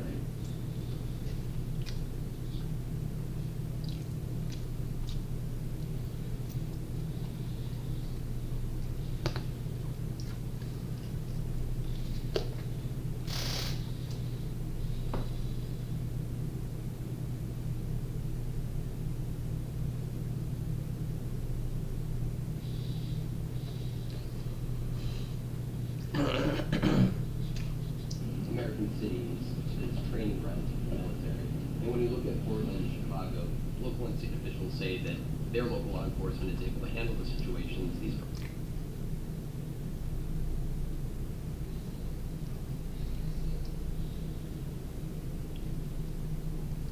protests on the ground. The president says that Portland is burning, using that as justification for the National Guard in Portland. But when you look here in Washington, D.C., the president just last week said it is now a completely safe city, and there are still National Guard members on the street.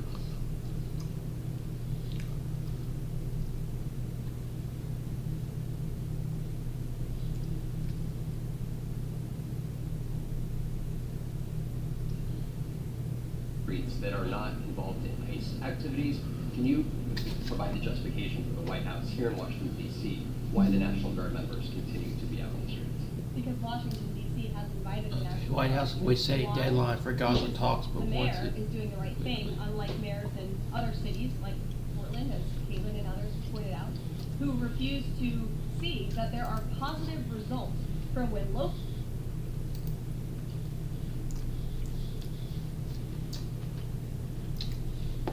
law enforcement works with federal law enforcement to do the right thing on behalf of their citizens. And Washington, D.C. is no doubt a safer city right now today than it was a few months ago when President Trump started this initiative to make D.C.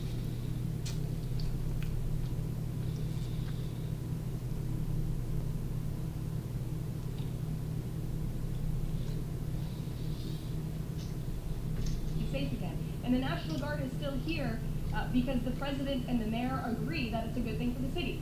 Just like you're seeing in Memphis, for instance. We'll have National Guard deployed to Memphis. We have federal agents who are on the ground working with state and local law enforcement. The state police in Tennessee are part of this effort. The local metropolitan police in Memphis are part of this effort.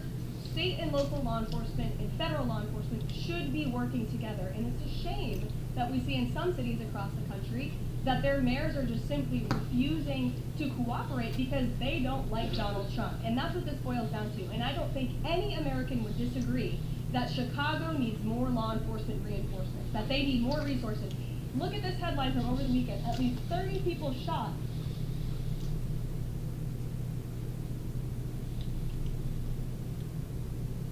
during the weekend in Democrat-run Chicago. 5 of them were killed in one weekend. This is completely unacceptable, and the president wants to make American cities safer, and he's willing to work with anyone to do it. If the courts allow you to ultimately send in the National Guard,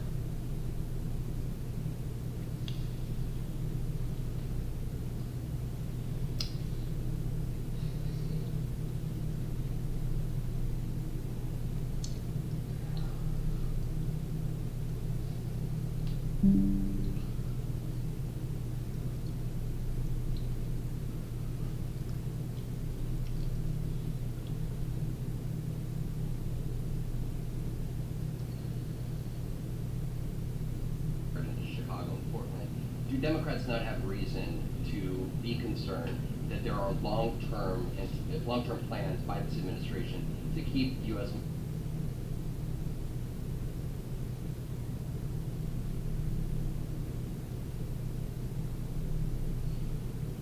military or the National Guard in American cities like what we are seeing here in Washington? Why should they be concerned about the federal government offering help to make their cities a safer place? They should be concerned about this.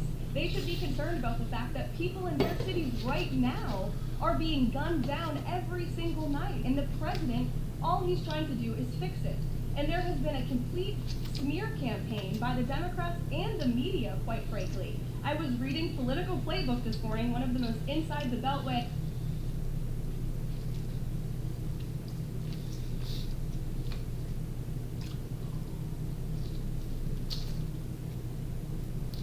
News newsletters you can find. And you guys are framing this like the president wants to take over the American cities with the military.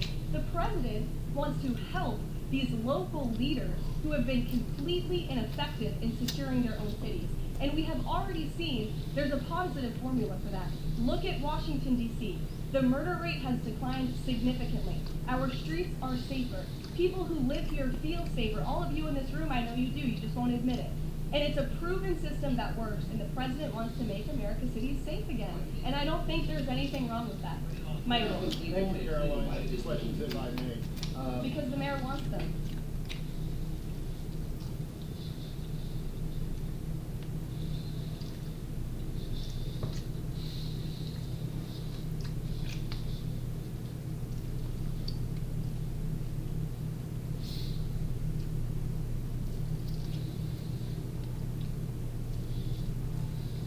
Michael? These thoughts in Egypt. If Hamas does agree to relinquish power and give it up, cede power to this transitional technocratic government, if that does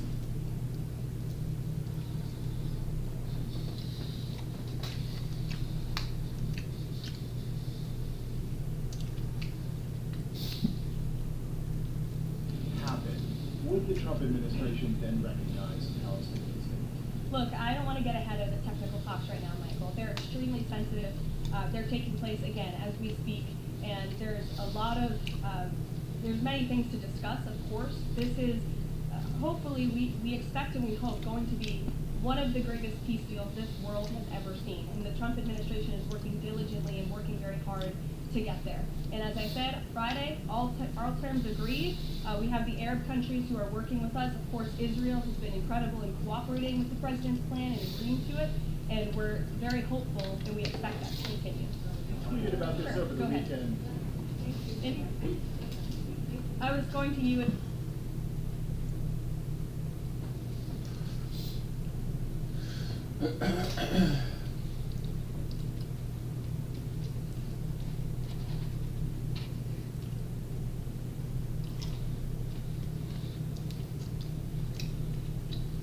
In a blue shirt and tie.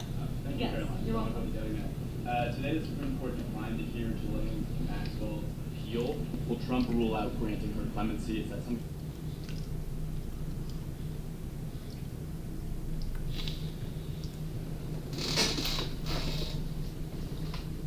The White House is considering. It's not something I've heard discussed, and we don't comment on clemency requests that may or may not have been made, but I'm certainly not tracking that one at this point. Caroline. Jordan, go ahead. Thank you, Caroline. So we're talking about these radical groups in Portland and Chicago. I know the president has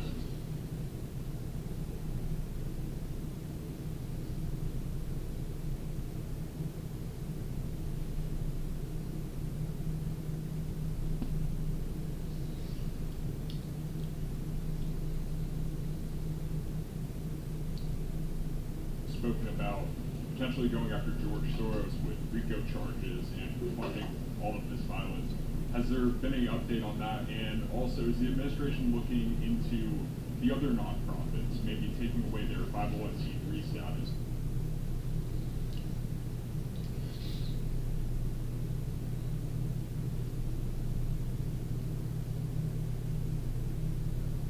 If your roof is pushing 20 years, your insurance is they cover sudden wind. One more question. Sure. The financial backing of these groups, particularly Antifa, is certainly something the administration is looking into aggressively. And the federal government has never really been mobilized or tasked with doing that. So we're kind of kickstarting that into gear. The FBI is working on it alongside the White House's Homeland Security Task Force. We have our intelligence community looking into this as well. And even the Secretary of Treasury is involved with these matters since they are financial in nature. And we will continue to get to the bottom of who is funding these organizations in this organized anarchy against our country and our government. It's a question the American people have been begging the answer for many years, and we're committed to uncovering it. And when we do, I'm sure you'll be one of the first people to know. Caroline. Thank you. So Gaza, under the president's plan, is going to be governed by a transitional governance of a technocratic, apolitical Palestinian committee made up of qualified Palestinian international experts. And given how radical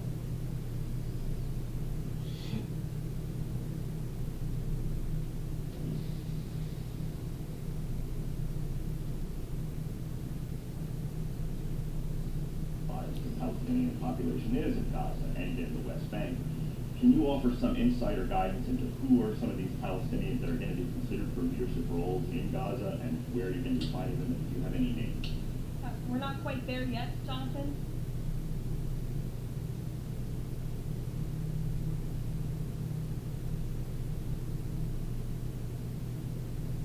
The president believes peace is possible in Gaza, and that's why he presented this detailed and comprehensive plan. The first step of that is securing a ceasefire and releasing the hostages, and then those conversations about ensuring a durable and lasting peace can continue. But what do you need to have peace in a region like Gaza that's been war-torn for far too long? You need security guarantees, and you need good governance. And so those will be two of the priorities that this administration is focused on. I mean, the president has said he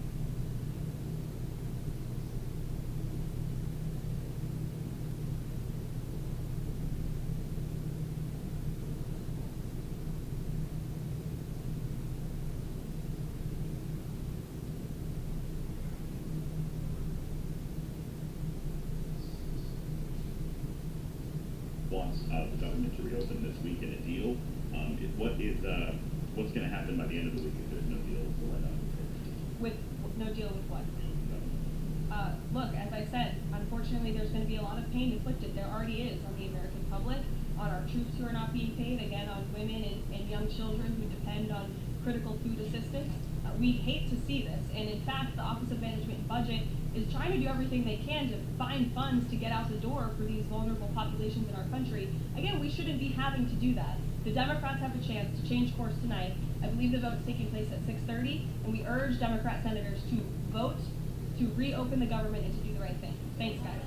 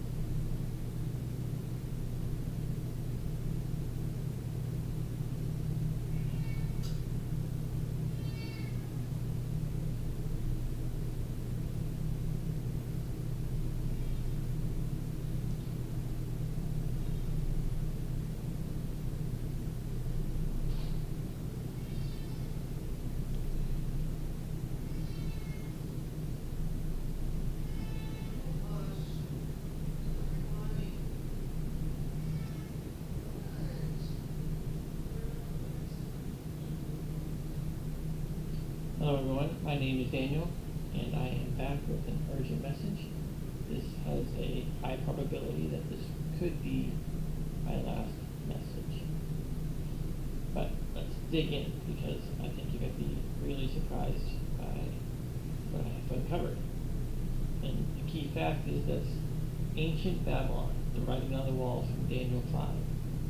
It fell on October 6th and 7th, on either the Feast of Trumpets or the Feast of Tabernacles, depending upon the calendar you follow. I believe it was the Feast of Trumpets, following the full moon start of the month. But that's neither here nor there, because either way, it's an appointed time on the Jubilee year, and we are running out of appointed times this Jubilee year, with the 8th day of Tabernacles being the last day. So, following the traditional calendar, or if you're following the full moon calendar, this is a significant date. And of course, we have Ecclesiastes 1:9, which says, "What has been will be done again." And what has been done will be done again. There is nothing new under the sun. So history repeats. And ancient Babylon fell on October 6th or 7th on the Gregorian calendar. Let me show you this. If you look it up, you'll probably find that, let's say October 12th, 539 BC is the date that history records for the fall of Babylon. And that's when the Persian forces under Cyrus the Great entered the city without resistance, marking the end of the Babylonian Empire. By the way, this is how we know that the verses that talk about the fall of Babylon in Jeremiah 15:51 are referring to Babylon the Great, not ancient Babylon, because ancient Babylon did not fall with violence, but was taken over relatively So the primary evidence that we have is ancient writings that says on the 16th day is when the army of Cyrus without battle entered Babylon. This refers to the 16th day of Tishri on the Babylonian calendar. Modern Jews are using the Babylonian calendar, which aligns with October 12th in the Julian calendar. Now, the convention is that dates before the Gregorian calendar are recorded in Julian calendar. So if you see October 12th of the Julian calendar, when you convert that to Gregorian, and it's the equivalent of October 6th, 539 BC Gregorian. So this basically accounts for the cumulative differences in leap year rules between the two calendars, applying the Gregorian rules retroactively and the Julian rules retroactively. But we can look at the stars and know exactly when the 16th of Tishri is. And of course, Daniel chapter 5 indicates that there was a finger by the candlesticks on the wall. Well, the candlesticks, the seven churches, ladies, is constellation. The moon is the finger or the pointer of the cosmic clock. That's the writing on the wall. This is at the fall of Babylon that night. So it fell that night. The next day would be, of course, the 12th, daylight starting on Babylon. That's when the official control the city. So, if history repeats and Babylon the Great also falls on the Feast of Trumpets or Tabernacles, then we should expect that Babylon the Great to fall on the evening of October 6th going into October 7th in the USA. First light on October 7th is the start of the Feast of Trumpets on the full moon calendar. Now, in Israel, that will be the evening of October 6th in the USA. Is the first light on October 7th in Israel. So that night, October 6th night, is the eye watch night, which is basically less than 24 hours from the time I'm recording this. Basically we have that ancient Babylon fell in the evening of the Feast of Trumpets in Persia. Israel, Feast of Trumpets begin 8 hours before it does in the USA. Therefore, Monday night, October 6th, the USA would align with the Feast of Trumpets in Israel. And thus, if the Babylon is to fall on the Feast of Trumpets in Israel time, then we would have from 10 p.m. October 6th until 10 p.m. October 7th in the USA. And of course, if we allow for Feast of Trumpets in the USA time, then we would have all the way until 6:40 a.m. on October 8th for this watch window to end. But based on history repeating itself, it seems like the evidence is pointing to Feast of Trumpets Israeli time, October 6th evening, U.S. time.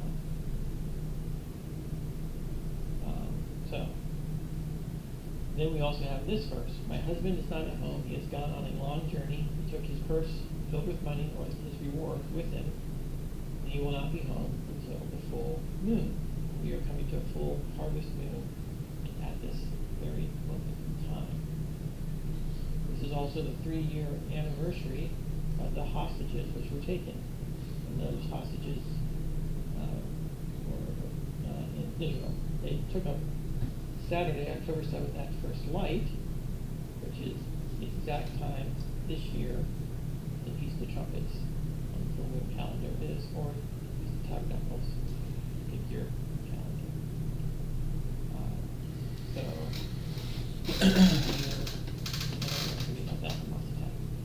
And of course we have peace and safety before the sudden destruction.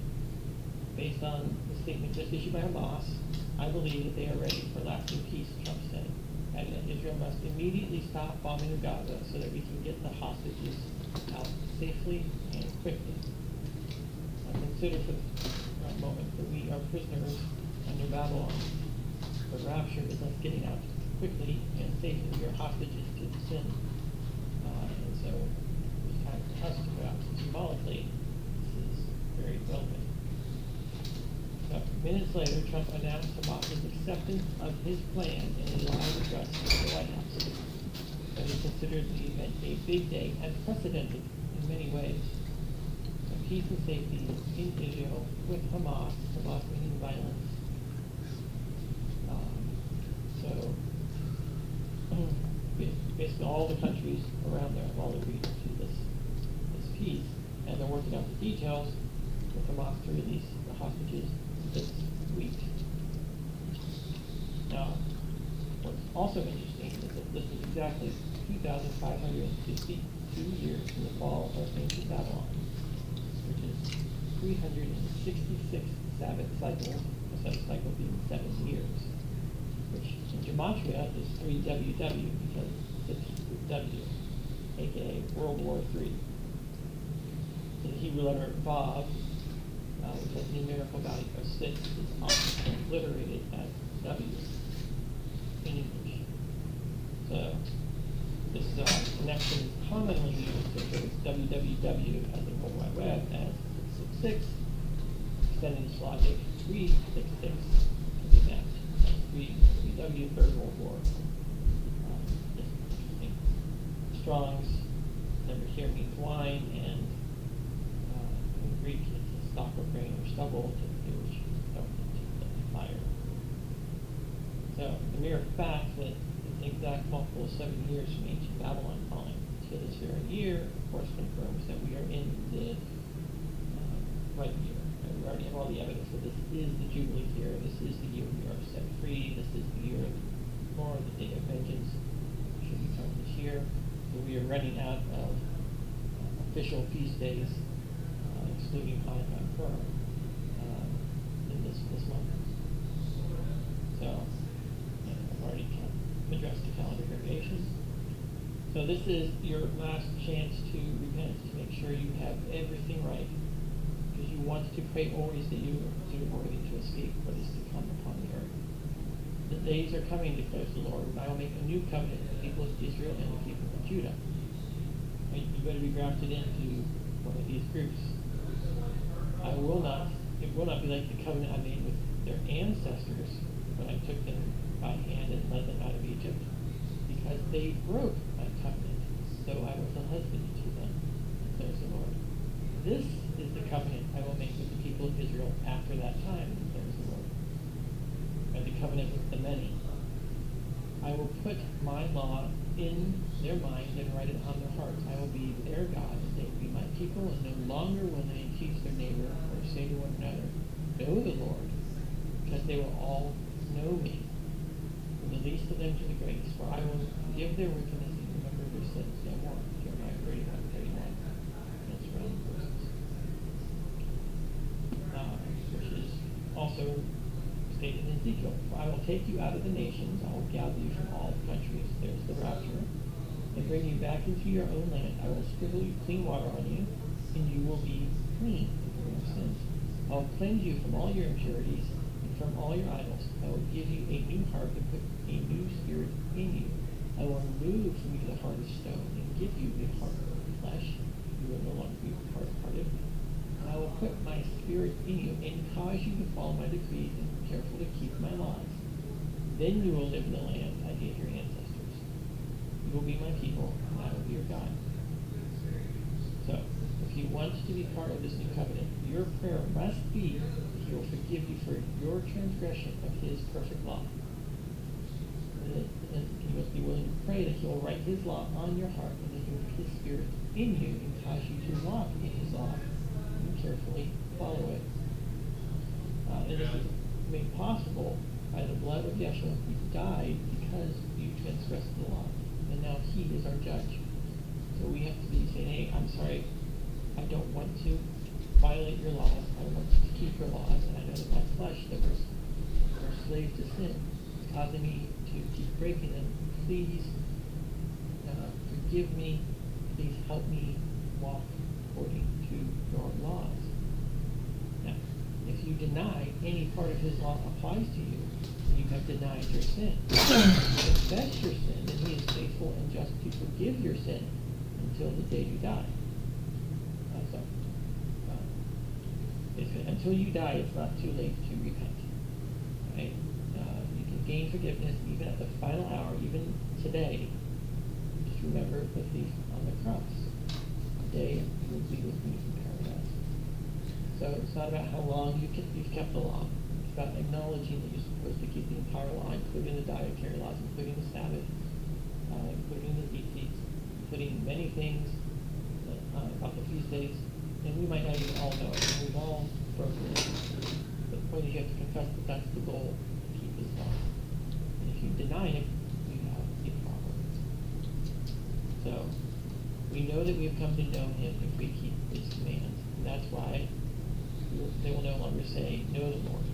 We will all know him. We will all keep his commands. Knowing the Lord and keeping his commands are one and the same. So, get ready. This could be the moment of sudden destruction. And, you know, I hope it's not. I hope I am wrong and we have more time to reach more people. But, you know, we're in the Jubilee year. I think it has to be sometime this year. We're in the last month of the feast, and depending upon the calendar, we're in the last week, and potentially the very last day. So, I hope you learn from this, that you share it with everyone you know before it's too late. Thank you.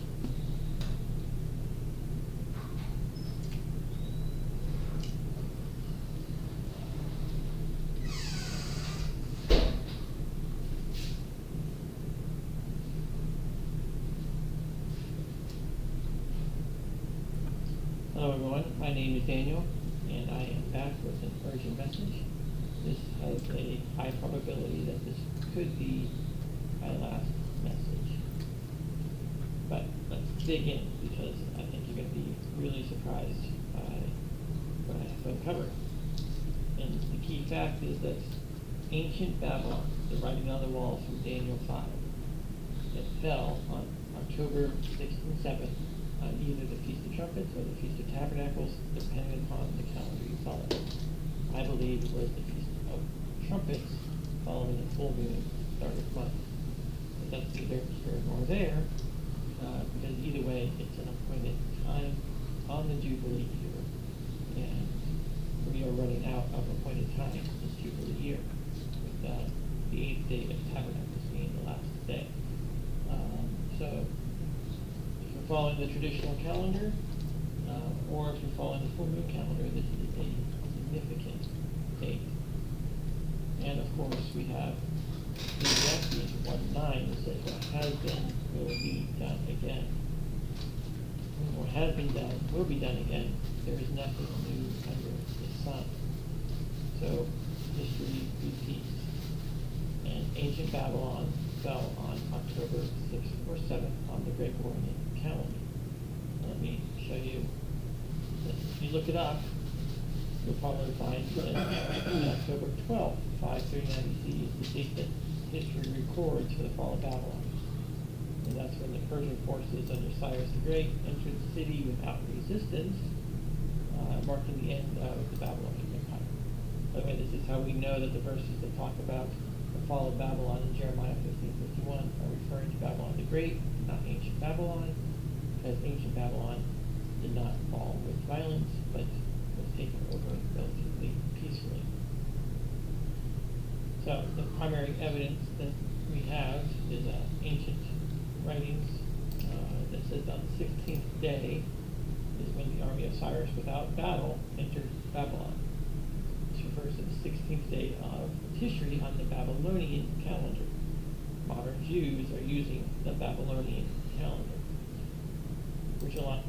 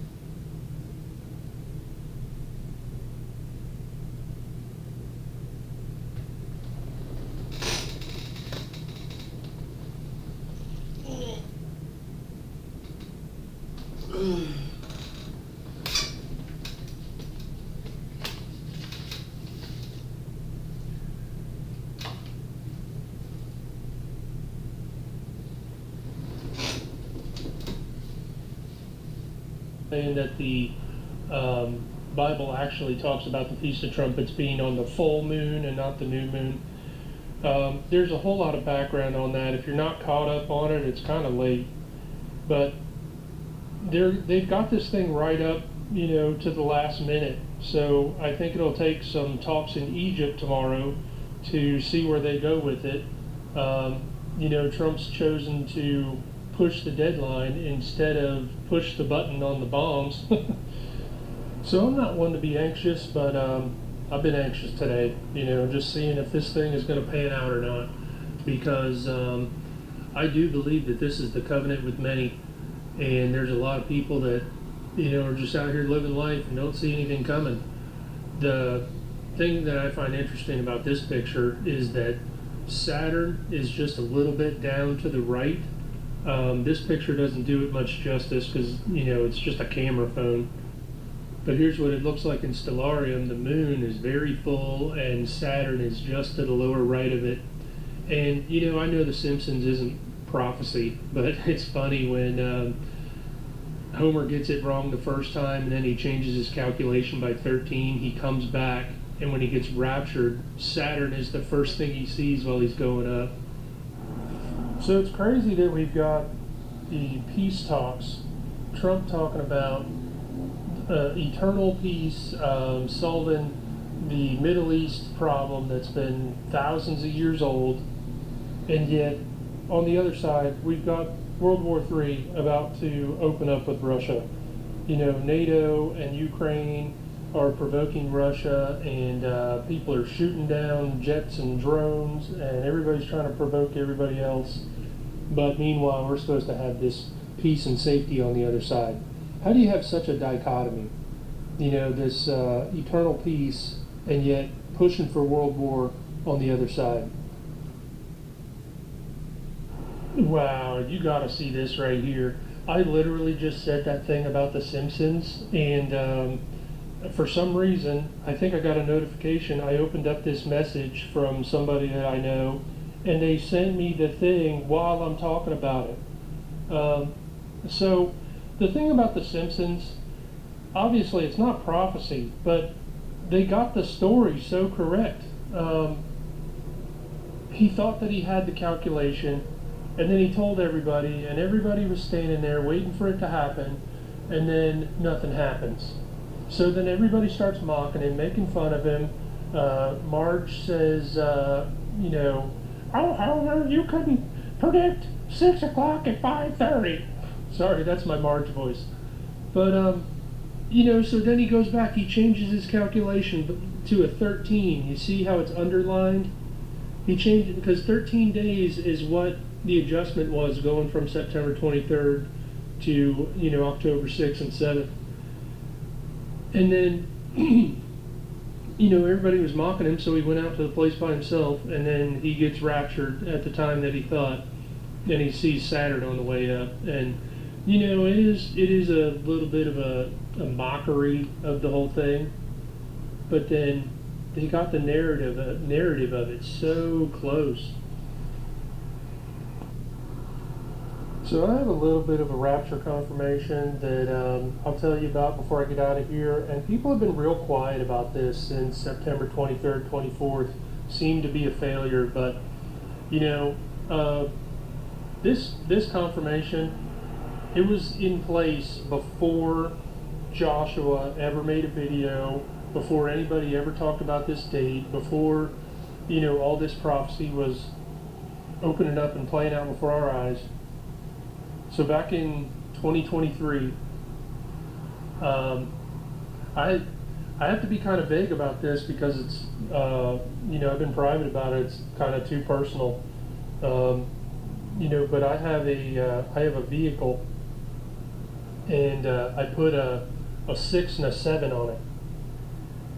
So back in 23, I put a 6 and a 7 on one of my vehicles, and it's still there to this day. Maybe when we get there, I'll have to explain it to you. But for right now, I've had a 6-7 looking at me for, nearly 2 years. And at first, I thought it was just related to my height, because if you don't know, I'm 6'7". and I put that on there because of that. So it blows my mind that before I even knew this thing was something to consider or something to watch for, I already had it on one of my vehicles.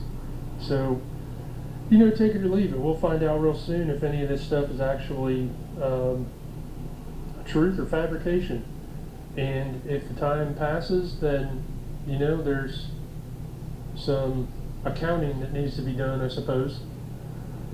But, clearly we see all the prophecies going on. On one side, they're trying to do peace and safety, and on the other side, they're trying to do World War III. We've got the aliens and the mark of the beast and everything else. I mean, as far as it coming like a thief, the whole world out here doesn't see it. Nobody's acting like anything's ever going to be different. So that's what I'll leave you with, and I'll talk to you tomorrow when we see what the news produces regarding Egypt. They're having the peace talks in Egypt, and Joshua said the Exodus instead of the rapture. So if this thing comes together in Egypt, we're talking about an Exodus. That's all I got. Jesus is Lord, and whether we're right about a date or whether we're wrong, Jesus is still Lord, and Jesus is still coming. Just an interesting little last thought here. Trump said Hamas must move quickly or all bets will be off.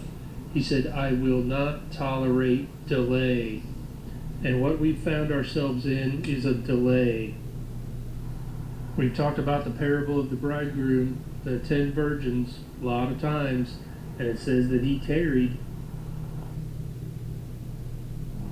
Just a few verses forward in the previous chapter, Matthew 24, and if that evil servant shall say in his heart, my Lord delayeth his coming, and he shall begin to smite his fellow servants, and to eat and drink with the drunken, the Lord of that servant shall come in a day when he looketh not for him, and in an hour when he is not aware, and shall cut him asunder, and appoint him his portion with the hypocrites.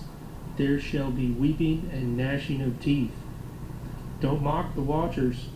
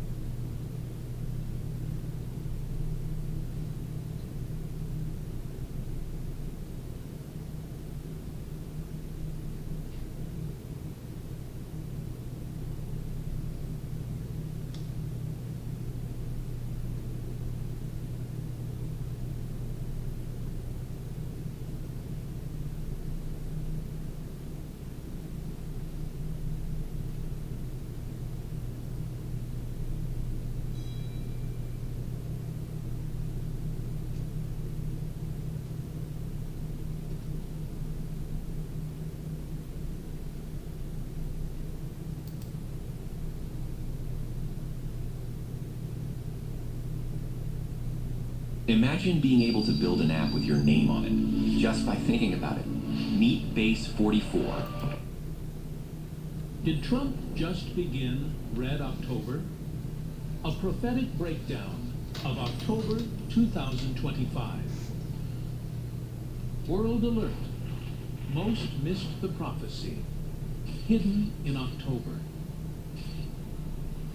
Strange things are happening this month, and online, one phrase explodes across social media. Red October. Is this just political chaos and unfortunate timing?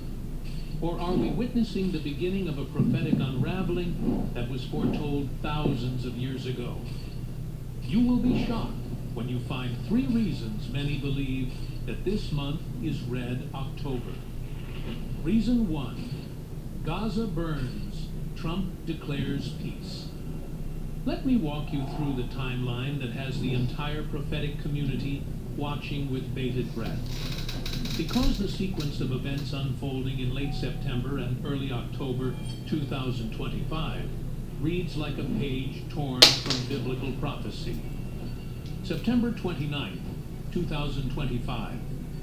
President Trump stands in the White House Rose Garden alongside Israeli Prime Minister Benjamin Netanyahu and announces what he calls potentially one of the great days ever in civilization, the most comprehensive Middle East peace plan in modern history.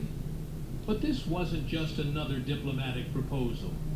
This was Trump positioning himself as the central figure in what could be the most significant geopolitical transformation since World War II. Here's the 20-point roadmap that has both supporters and critics calling it either salvation or deception. Immediate ceasefire and hostage exchange. Trump demanded an immediate end to all hostilities in Gaza, with the opposition releasing all remaining hostages, approximately 48 individuals, both living and dead. In exchange, Israel would halt all military operations and begin a phased withdrawal from the Gaza Strip.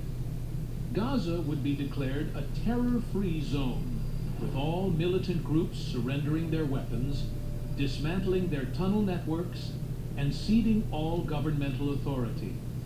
Opposition leaders would receive amnesty, but must relocate to Qatar or other willing host nations.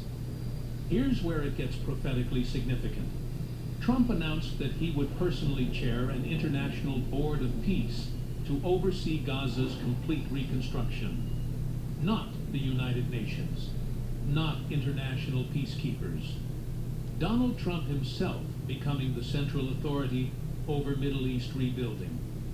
The plan promises over $50 billion in international aid for infrastructure development, with guarantees that no Palestinian civilians would face forced displacement. New hospitals, schools, water systems, and economic zones would be built under international supervision. Building on the Abraham Accords, the plan would expand normalization agreements to include Turkey, Indonesia, Pakistan, and potentially Saudi Arabia, creating the most comprehensive Arab-Israeli peace framework in history. But here's what made this announcement different from every previous peace initiative. Trump gave the opposition exactly 72 hours to respond. Not weeks of negotiations, not months of diplomatic back and forth. A hard deadline of October 5th, with the explicit threat that if they rejected the plan, Israel would have full American backing to finish the job with unlimited military support. October 3rd brought the response that has everyone talking. A response was issued which they called a conditional acceptance of Trump's plan. They agreed to the hostage releases and ceasefire terms, but demanded modifications to the disarmament timeline and international oversight mechanisms. This wasn't a rejection, but it wasn't the full acceptance Trump demanded either. It created exactly the kind of ambiguous situation that has historically led to escalated conflict. I've chosen Elsevier because of degree programs that they provide in partnership with British universities. Lecturers who teach not only from books, but also provide personal experience from the industries. Walking around the school corridors and seeing students from different countries mingling with each other, this just goes to show cultural diversity is celebrated in LS. Rather than lasting peace. Netanyahu's reaction was equally telling. While publicly supporting Trump's initiative, he hedged his commitment by stating that Israel reserves the right to resume military operations if the opposition fails to fulfill any aspect of the agreement. Israel will not be fooled again, Netanyahu declared.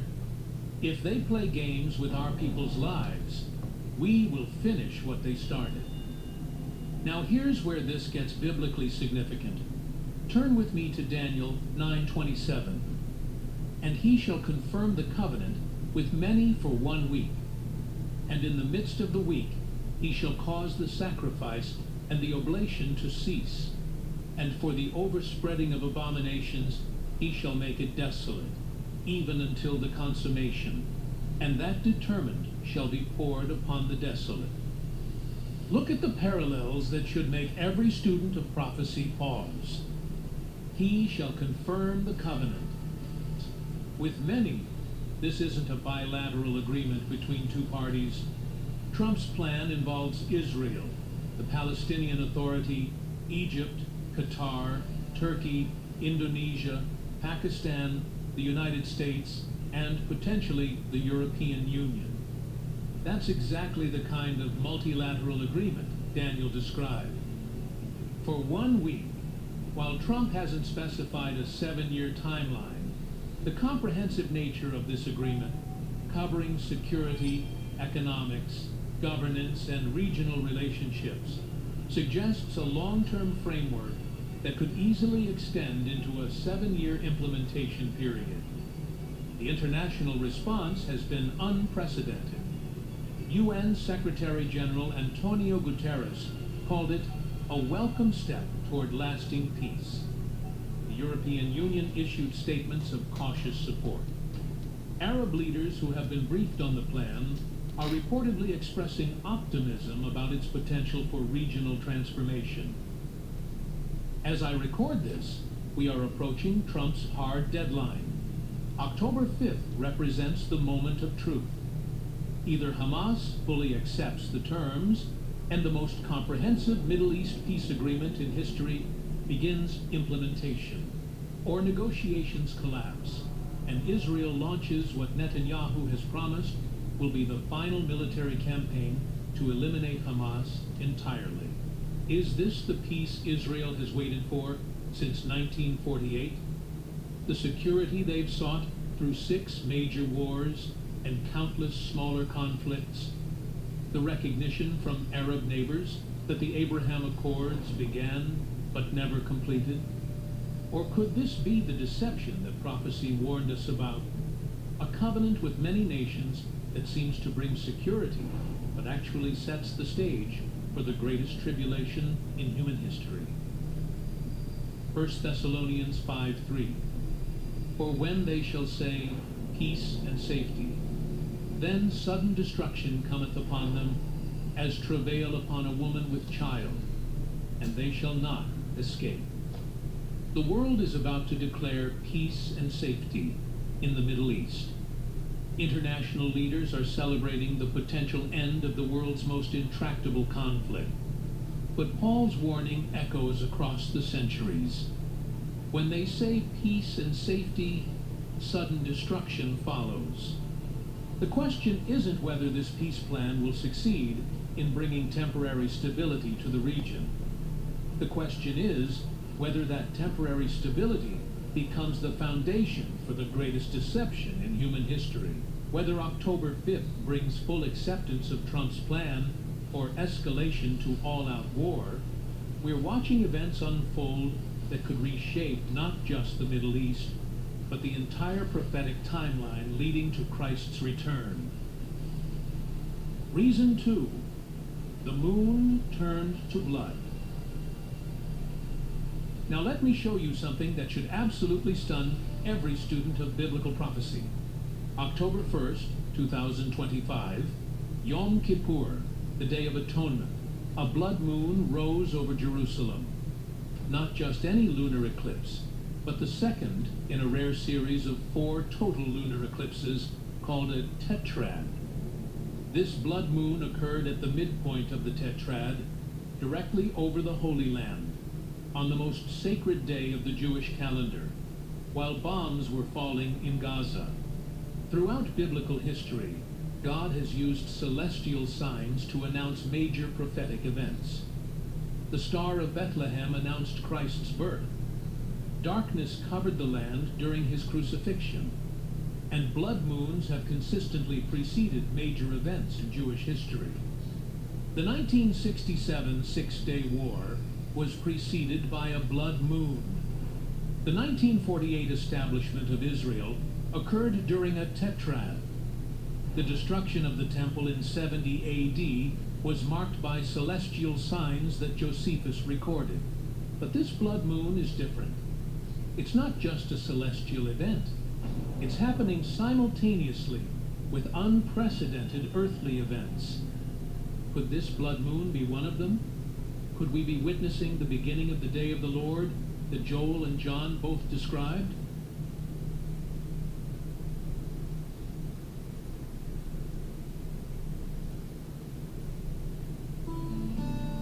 Hi, my name is Daniel, and I'm the founder of Nimbus. Nimbus is a home and office cleaning company here in Singapore and recently in Australia.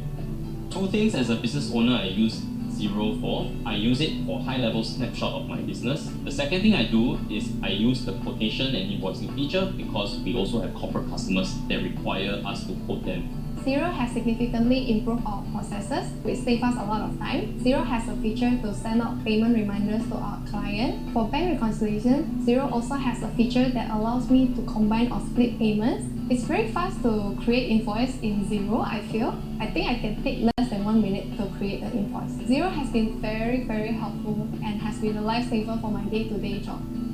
As a company that is smaller, taking on the big boys, you have to be efficient from day one. Our future plans is to grow deeper into Australia, and we want to continue in our mission and path towards empowering others.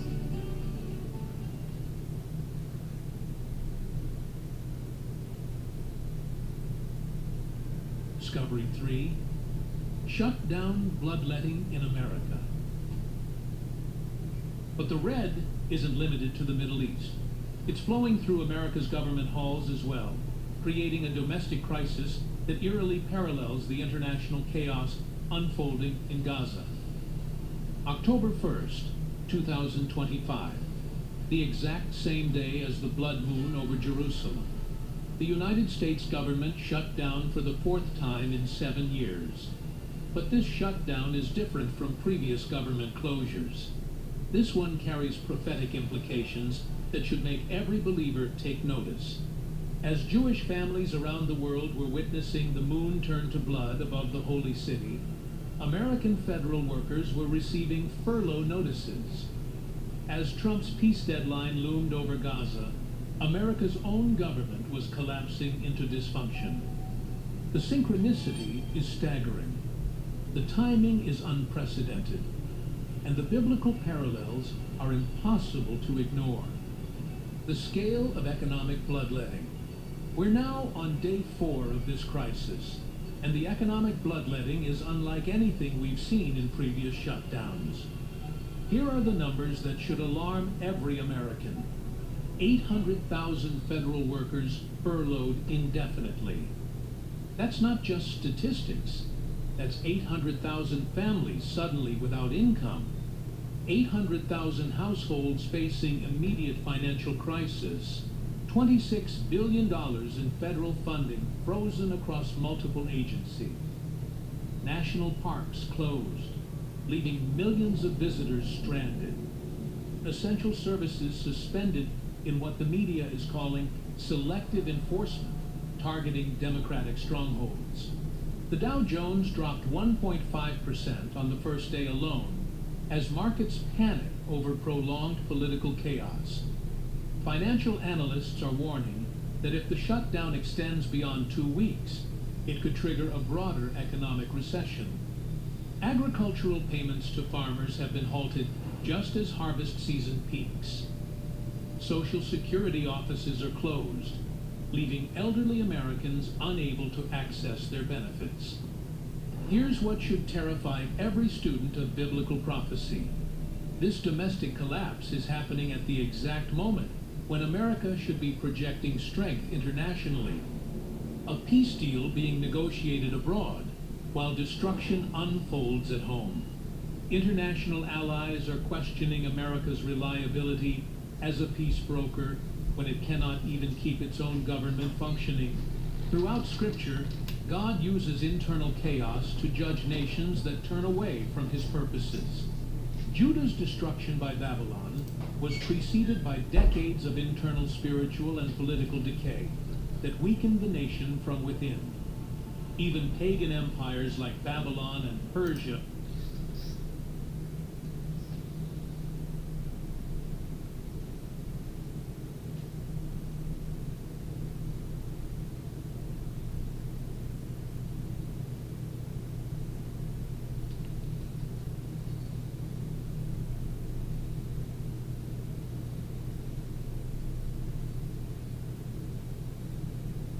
Welcome to the NTEB Prophecy News Podcast with your host and Bible teacher, Jeffrey Greider.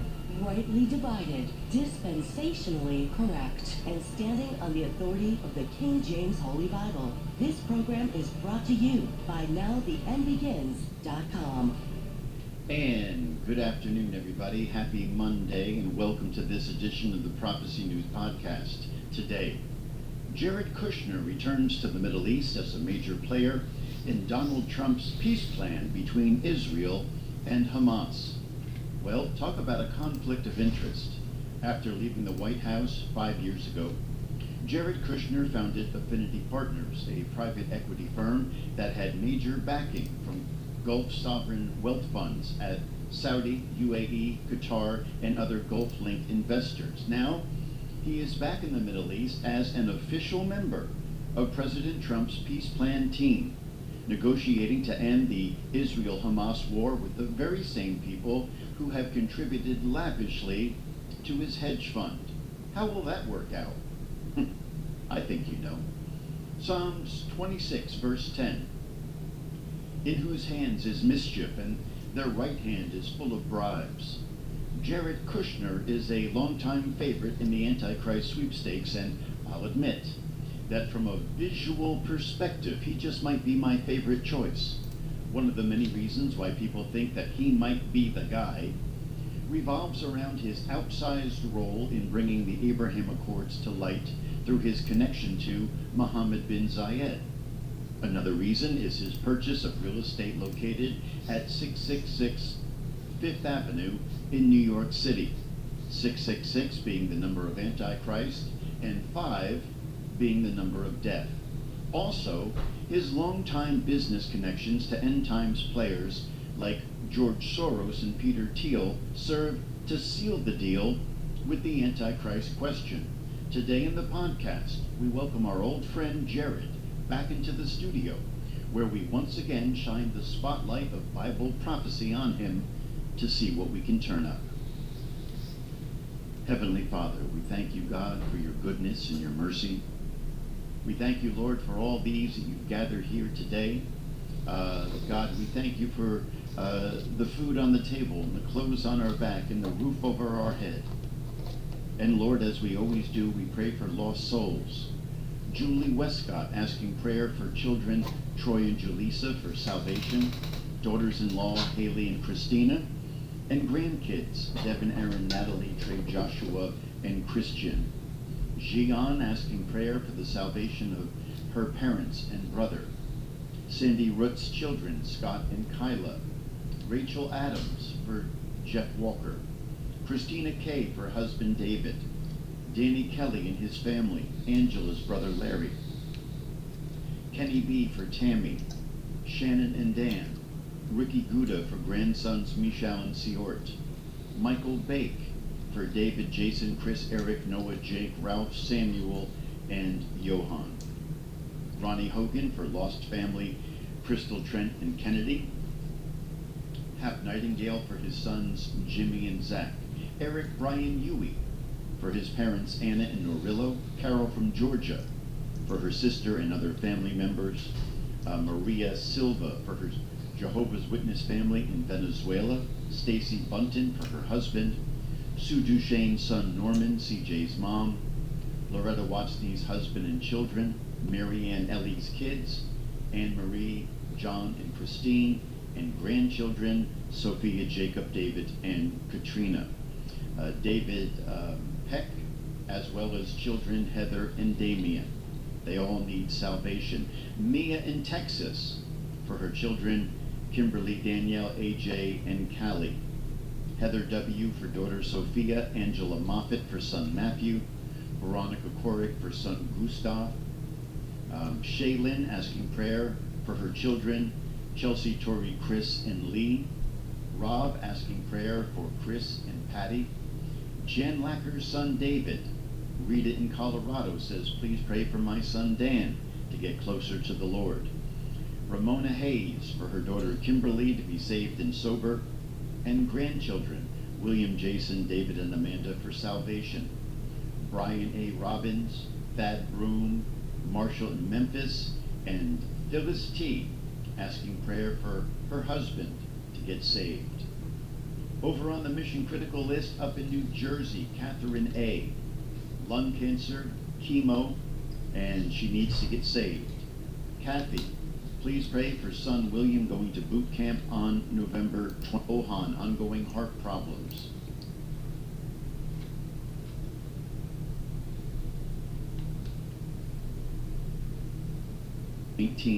Years old. Lulu, please add the O'Connor family to the salvation list. Also, both my dogs seem very tired and not eating but are drinking water, putting them in God's hands. So please pray for both of Lulu's treasured dogs.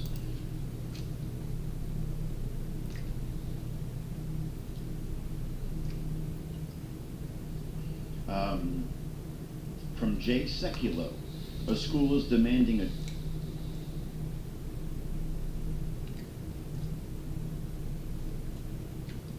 child pay for her right to freedom of speech in the school with her prayer club. This is unconstitutional. Please pray against this, and we'll be happy to do that. Heavenly Father, we thank you, God, for your goodness and your mercy. We thank you, God, that you have made us a praying people. And Lord, we come before you today as we do on every broadcast, and for every spoken prayer, for every unspoken prayer, we ask you to work and move in a mighty way and do for us that which we cannot do for ourselves. Kenny B, please pray for a disturbing ad for a podcast by Jackie Schimmel to be pulled off of YouTube. And Father God, we just commit all this to you, large and small, easy and hard, spoken and unspoken. And we ask you to work and move in a mighty way, and we'll give you all the honor and the glory for it. In Jesus' name, amen.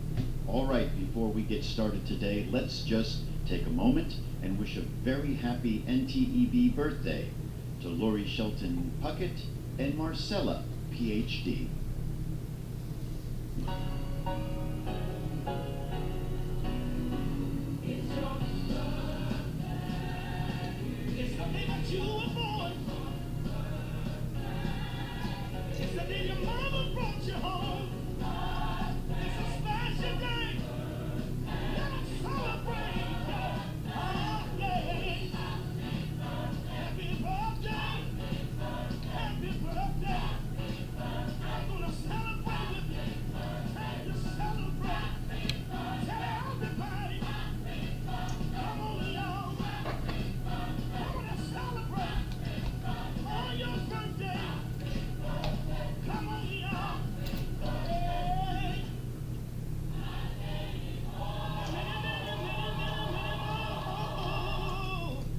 And a very happy NTEB birthday to Lori and Marcella.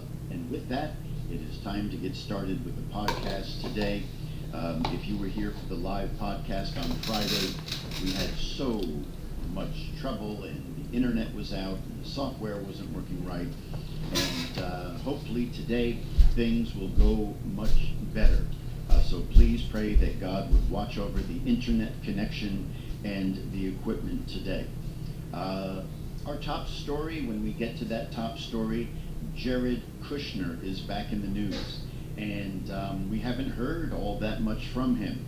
But just because he's been out of the limelight does not mean he has not been busy.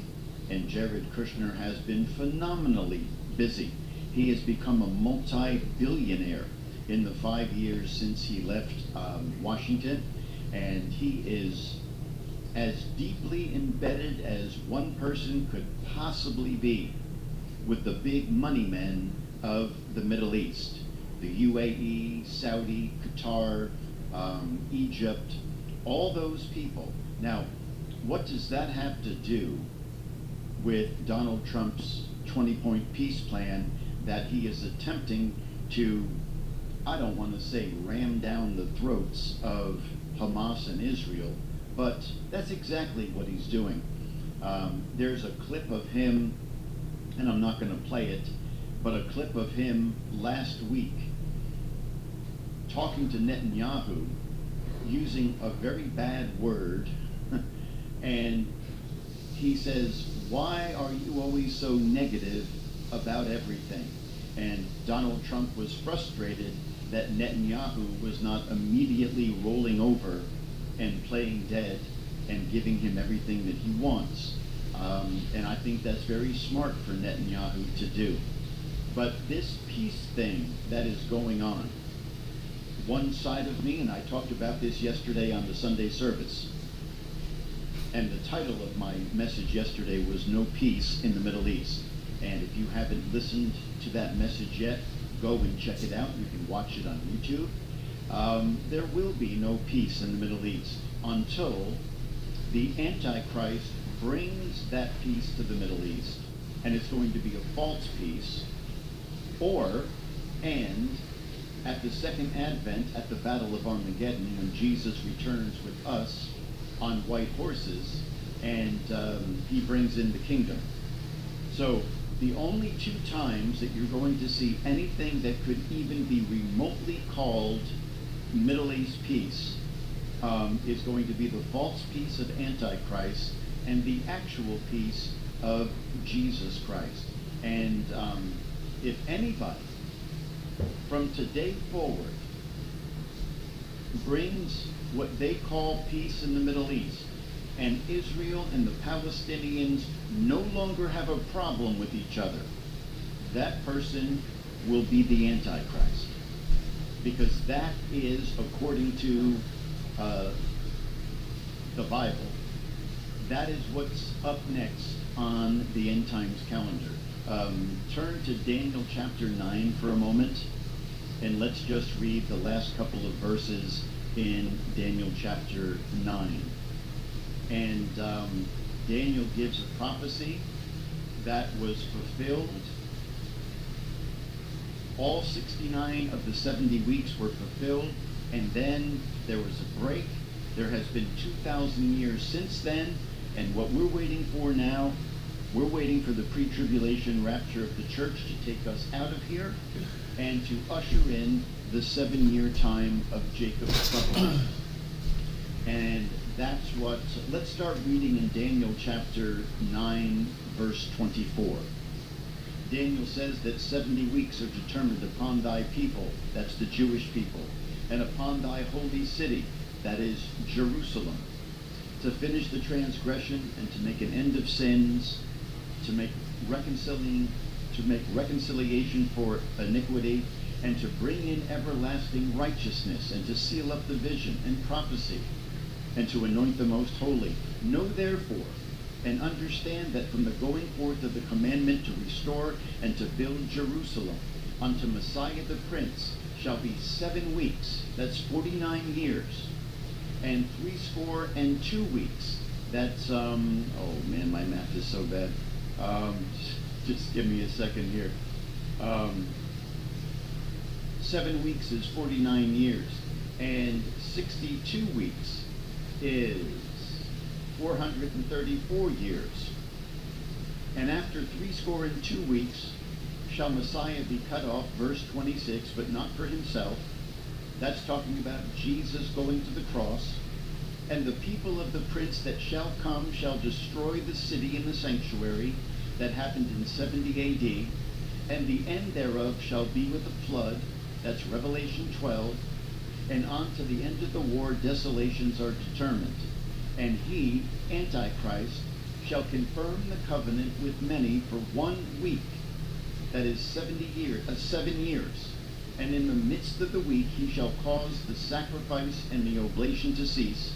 And for the overspreading of abominations he shall make it desolate, even until the consummation, and that determined shall be poured upon the desolate.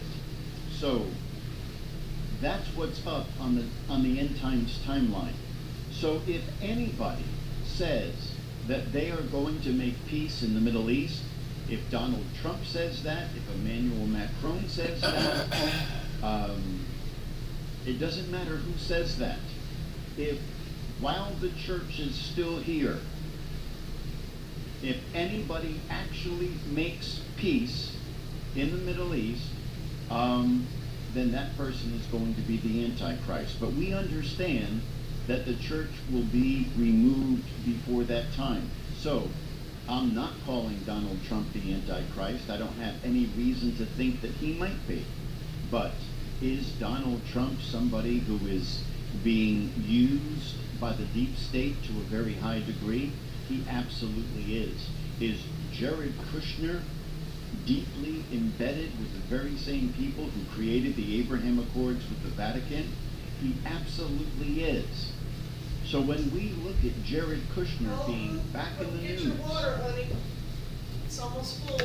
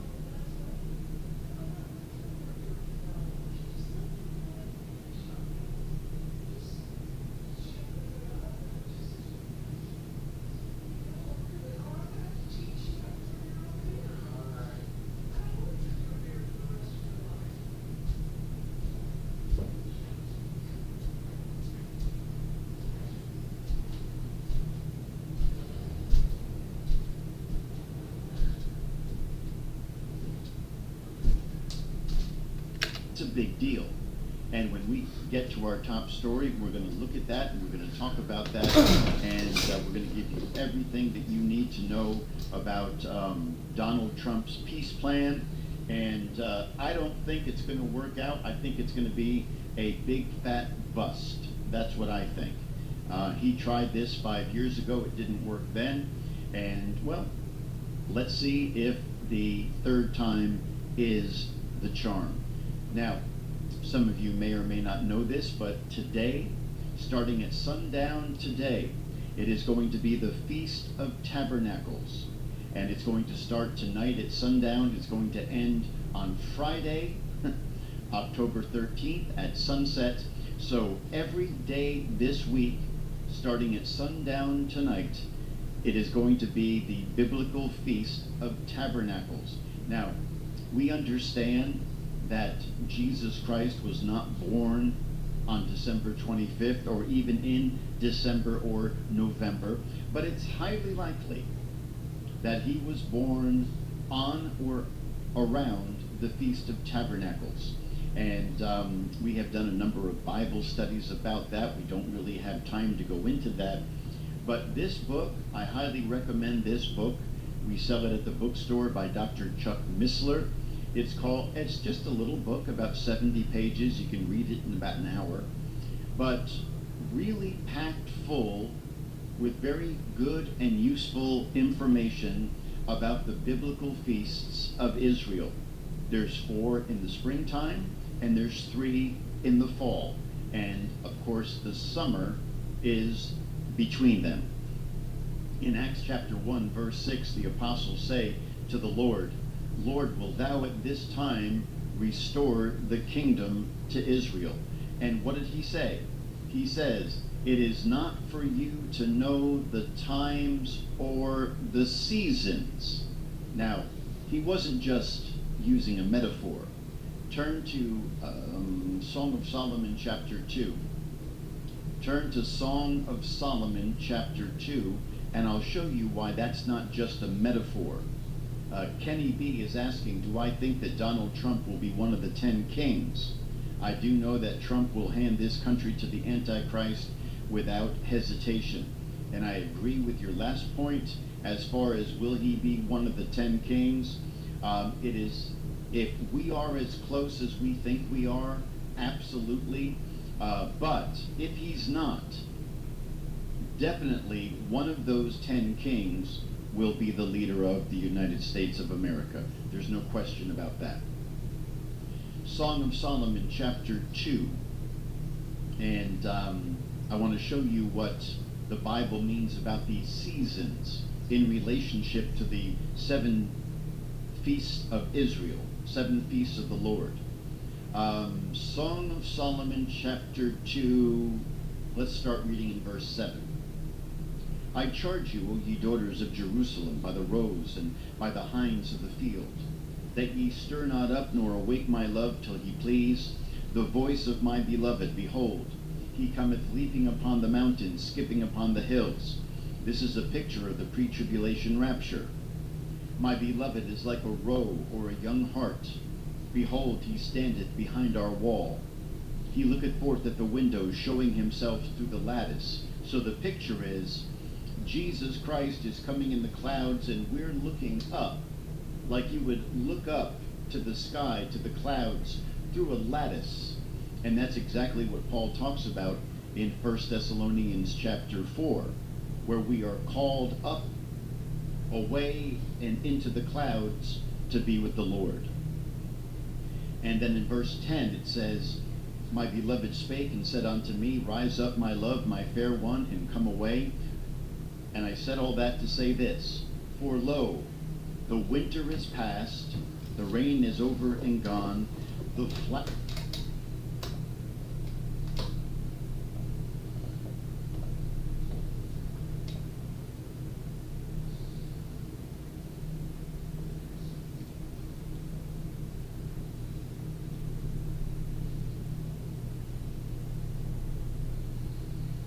appear on the earth, and the time of the singing of birds is come, and the voice of the turtle is heard in our land. This is absolutely springtime.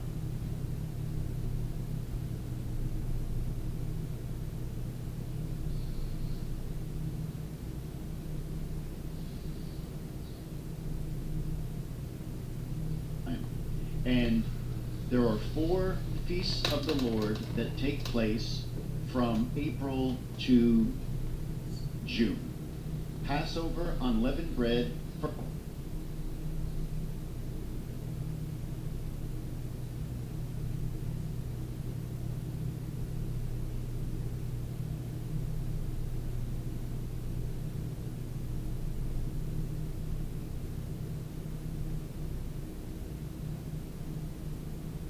first fruits, and Pentecost. Those are the 4 springtime feasts that are connected to the pre-tribulation rapture of the church. My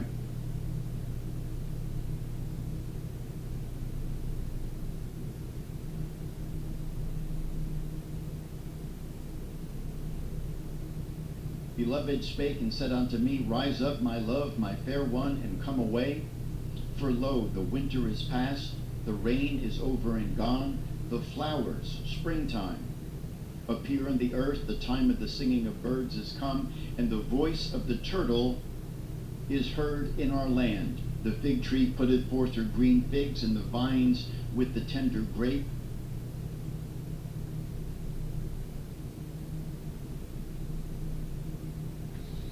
Give a good smell. Arise, my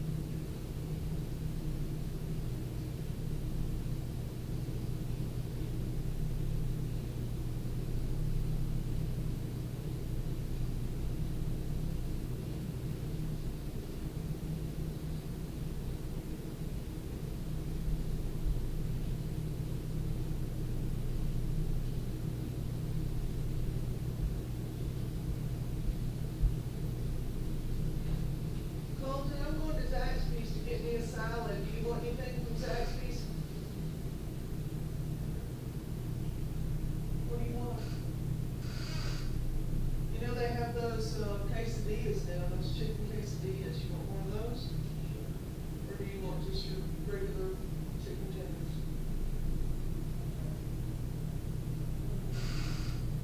Any sides?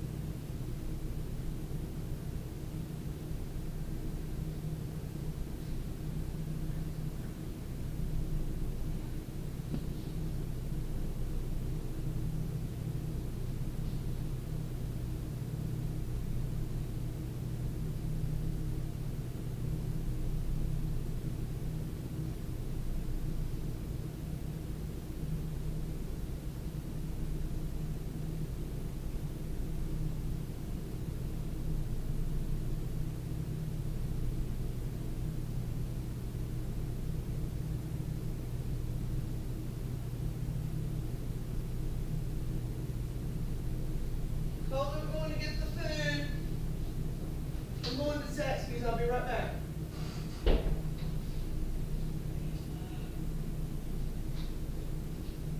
What?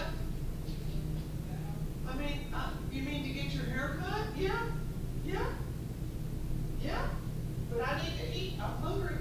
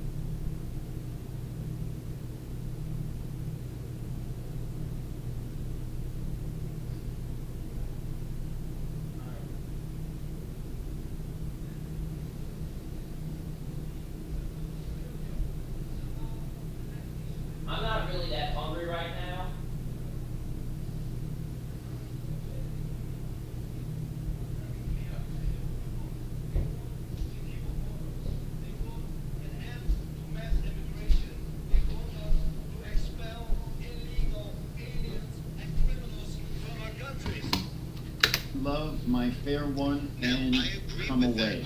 So in Song of Solomon, chapter 2, verses 7 through 13, you can apply that to the pre-tribulation rapture of the church, and you can apply that to the 4 feast days or fall springtime feast. That somebody, anybody, pronounces that his power has come to an end. Over. We have heard this, I don't know, half a dozen.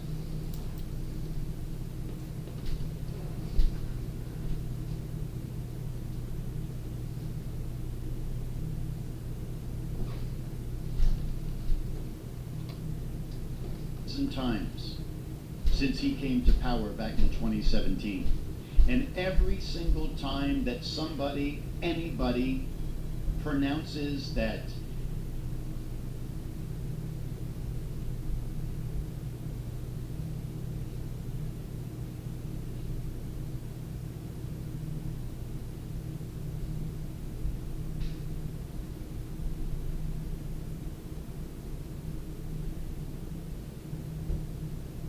his power has come to an end, you blink your eyes, you turn the corner, and he is 10 times more powerful than he was before.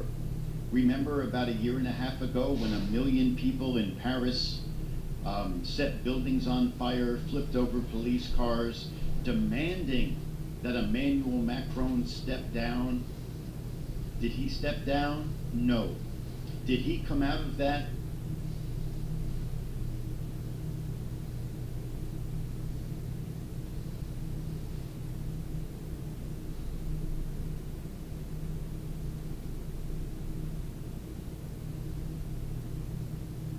Being more powerful than he was before? Absolutely. So when we look at this 20-point peace plan that is being attempted to be rammed through in Egypt right now, we don't see a very high likelihood for that happening. It could happen, but it's not likely. Over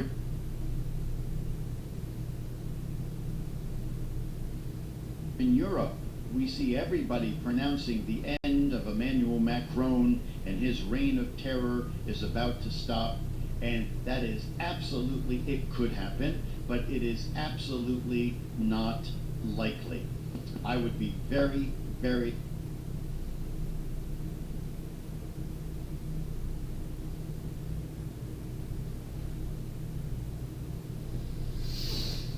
very surprised if Emmanuel Macron, after all this time and all this stuff that he's done and all the work that he's put in place,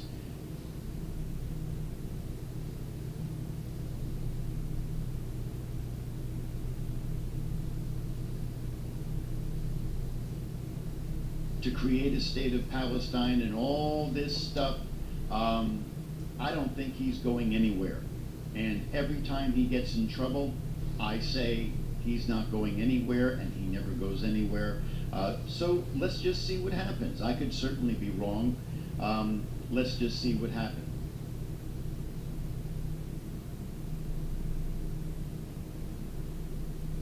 But over in Europe, it is a bad, bad time right now.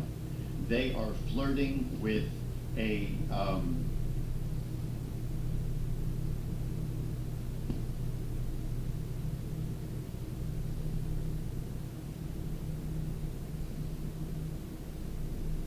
Europe-wide rollout of a digital euro, biometric digital identification, and Europe is well, if something doesn't change by April of 2026, Europe will have a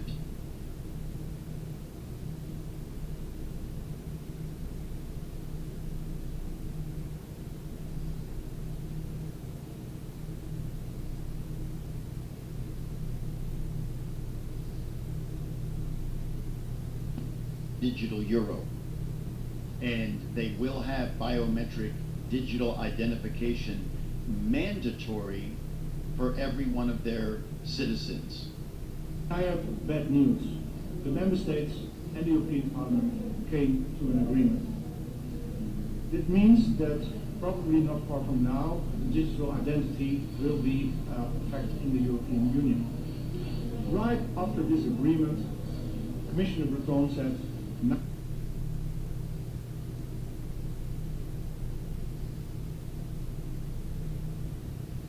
now we have the digital identity wallet, we have to put something in it. And what he meant was the digital euro, also known as the central bank digital currency. And this is a very bad development. They always promise us not to make this connection. And even a lot of experts, privacy experts and security experts,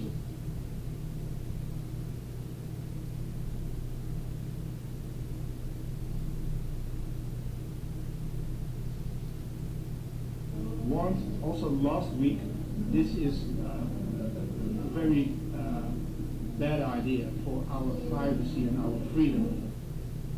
And so everywhere you look in the continent of Europe, they are getting ready to roll out a digital euro. They are getting ready to roll out biometric digital identification. And over here in America,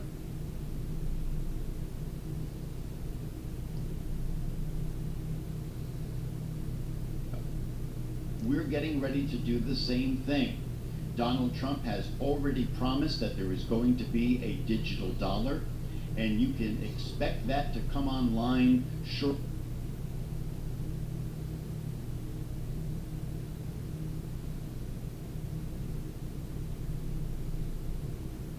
after Europe rolls out their digital euro. And Donald Trump has already paid Palantir almost $1 billion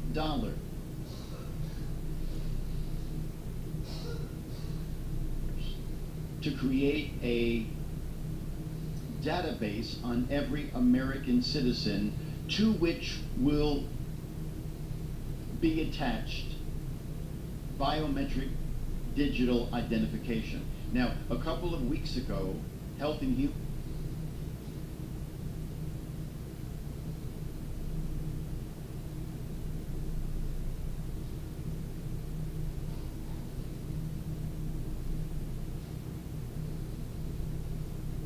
Services Secretary RFK Jr., he warned about that, but the ironic part is what he warned about is true, but what he warned about is actually being produced through something called Stargate by the Trump administration.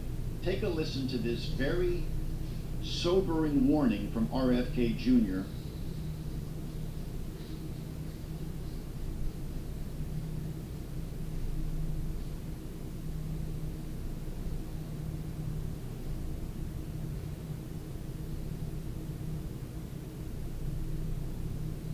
on digital ID. What we're seeing today is what I call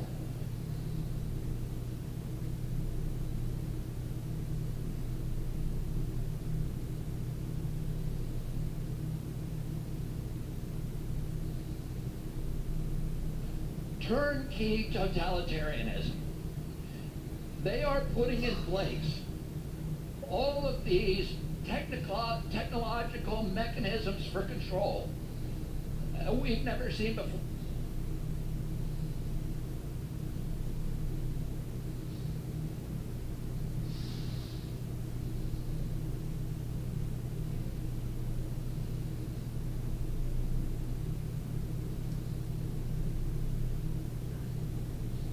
Or it's been the ambition of every totalitarian state from the beginning of mankind to control every aspect of behavior, of conduct, of thought.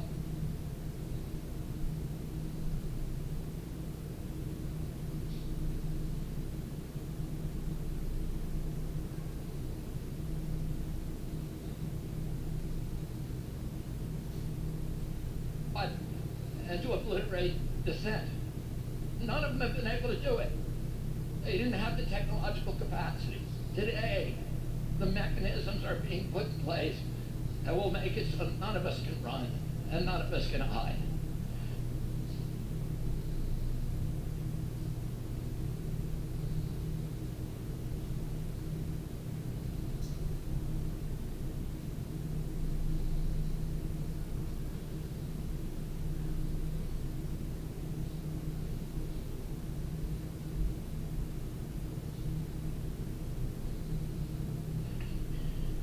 From time to time, you'll hear me talk about that movie from 1999 called The Matrix.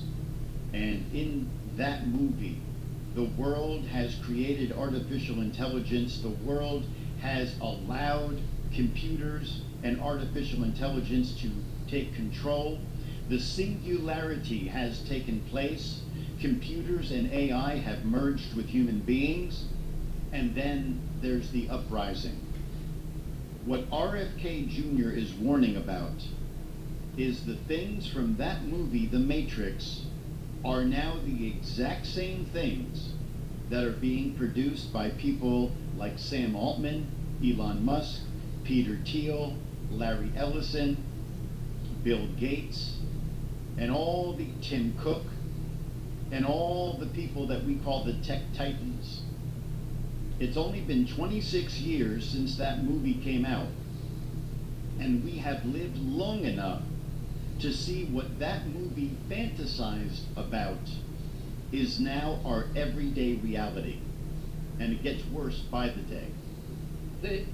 Within 5 years, we're going to see 415,000 low-orbit satellites. Bill Gates said his 65,000 satellites alone will be able to look at every square inch of the planet 24 hours a day. Digital currency that will allow them to punish us from a distance and cut off our food supply. Every right that you have is transformed into a privilege contingent upon your obedience to arbitrary government dictates. It will make you a slave. And what do we do about this? What do? We resist. I'm going to tell you 3 rules that you all need to know. All right, so before we hear what RFK's 3 rules are, let me just give you some interesting statistics. Right now, there are 11,425 active satellites circling the Earth. Elon Musk has 8,400 of those satellites. So, one man controls the majority of all the satellites that are spinning in outer space right now. And he is doing it through something called SpaceX and something called Starlink. And SpaceX has plans to increase the number of satellites that they have circling the Earth from 8,400 to 42,000. So, when you hear about these dystopian warnings and all these problems, just remember that just like 120 years ago, with the robber barons of the Gilded Age, where half a dozen people controlled everything, J.P. Morgan had such control over the United States government that when the government started to fail financially, J.P. Morgan loaned the federal government enough money to keep going. And when you study about the robber barons, Vanderbilt, Ford, Carnegie, Morgan, all those people, they controlled an entire country. 6 people controlled an entire country. And here we are in the 21st century, about 120, 130 years after the end of the Gilded Age. And what do we see? We see that not only do a very small handful of tech titans control the United States of America, that their power, because of the internet, extends now to the entire world. And so when you hear these warnings and people saying, well, watch out for this and watch out for that, just remember that all of this dystopian mark of the beast, 666, injectable biometric identification, all that stuff, it's all coming from a group of people that could sit around a table at an Olive Garden That's how few people that there are that actually control all this stuff. And they're 1,000 times more powerful than the robber barons of the Victorian age. Know and memorize. Number one, every power that government takes from us, it will never relinquish voluntarily. Number two, every power they take from us, they will ultimately abuse to the maximum extent possible. Number three,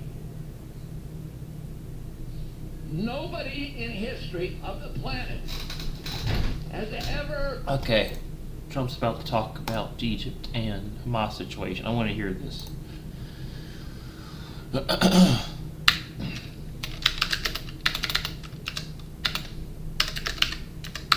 Complied their way out of totalitarian control. I want to hear this.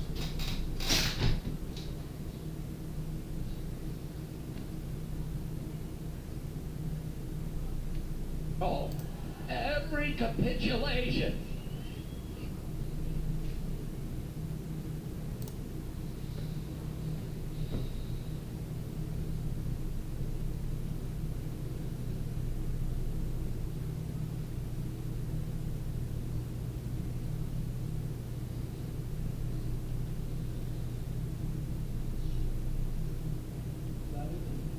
We'll go first after you, and anybody else that wants to say something. And it's a very powerful, very, very big deal from the standpoint of minerals and energy. So thank you all for being with us. Please go ahead. Well, thank you, President Trump. Yesterday is a historic day. President Trump, as he promised when he was running in the election to the American people, that he was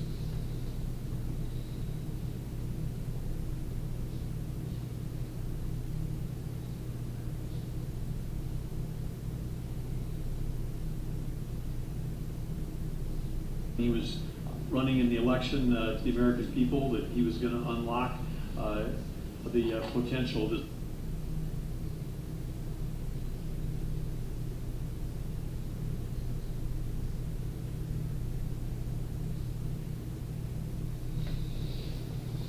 Country. He was going to unlock America's mineral wealth. He was going to generate returns for American people, and he was going to importantly bolster critical supply chains around critical minerals for our country. On day one, he signed a very important executive.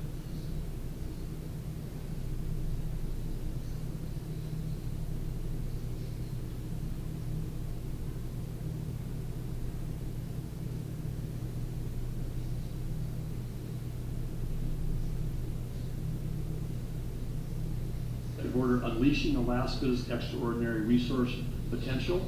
And this is part of the continuation. There's a number of things that have already happened with Alaska that are moving forward.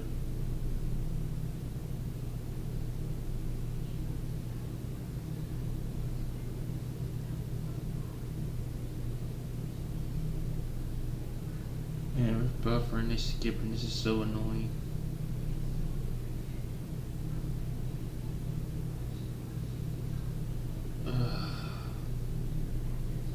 More to come, but big milestone today in reversing this Biden-era decision about the video still not Ambler uploaded. Road. This is a 211-mile.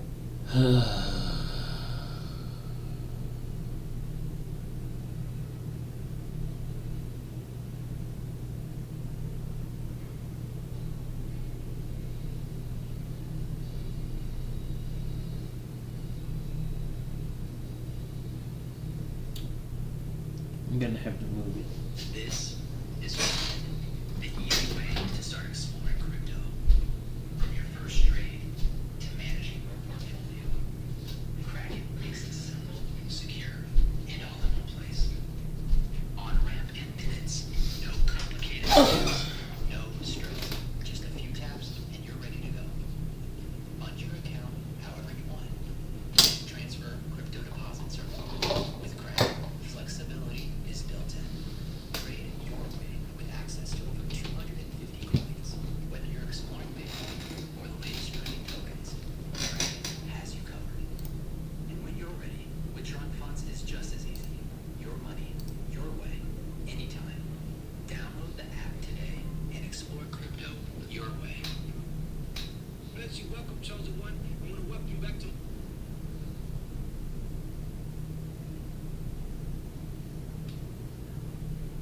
YouTube channel, I want you to know that the Holy Spirit has placed a burden on my heart. He's given me a prophetic word for you.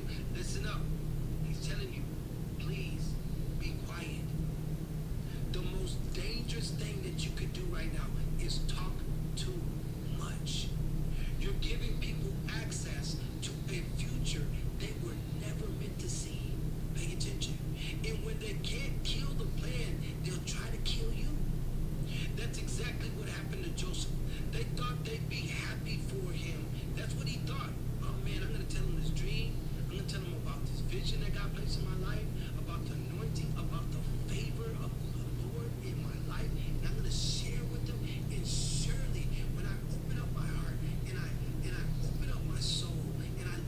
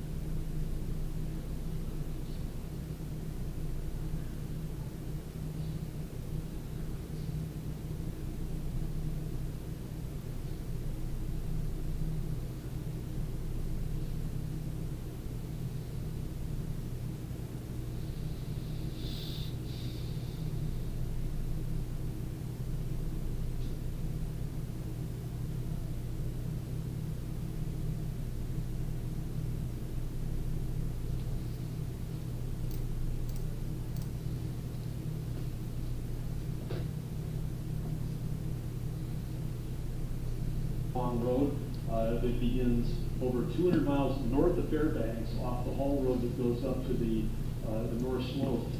This road, it goes to an area where there's no roads.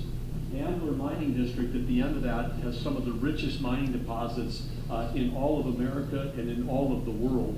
And these are minerals that are absolutely essential to defense, to industry moving forward today. Just take copper alone. This is one of the richest copper locations in the country. And of course today, to build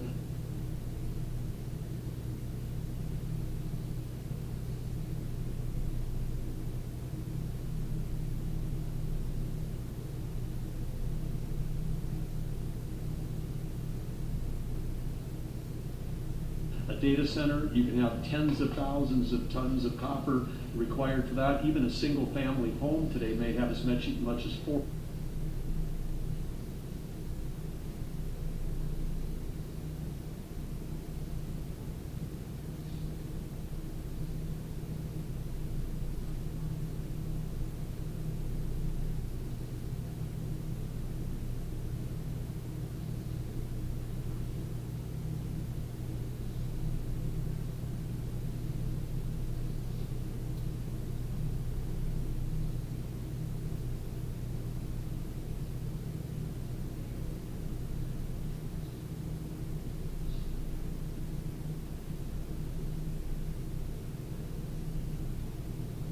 Pounds of copper in a home, and we have, as a nation, in the past, basically gotten out of the mineral and energy and mining area. President Trump, when he said "drill, baby, drill," he also was mining.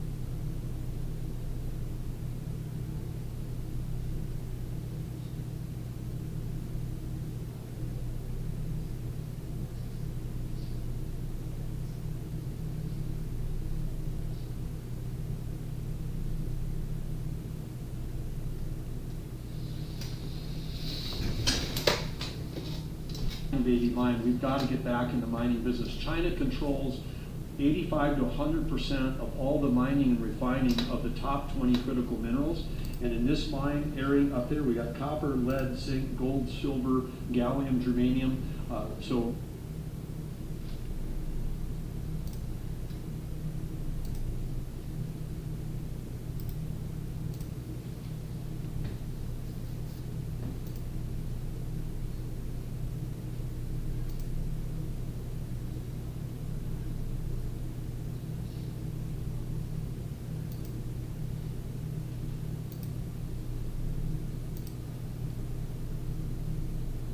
rich in all of the minerals that we need to win the AI arms race against China and to prosper as a country.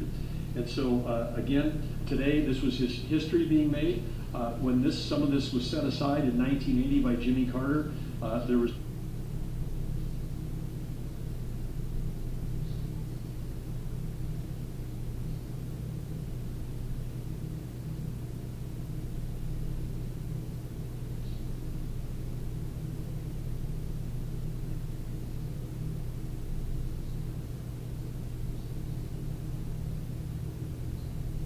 a special authority created for presidents to decide if there was a dispute. And so for the first time in history, a president is actually using that authority, President Trump, as he does, using his authority for the benefit of the American people. And the appeal came in from the state of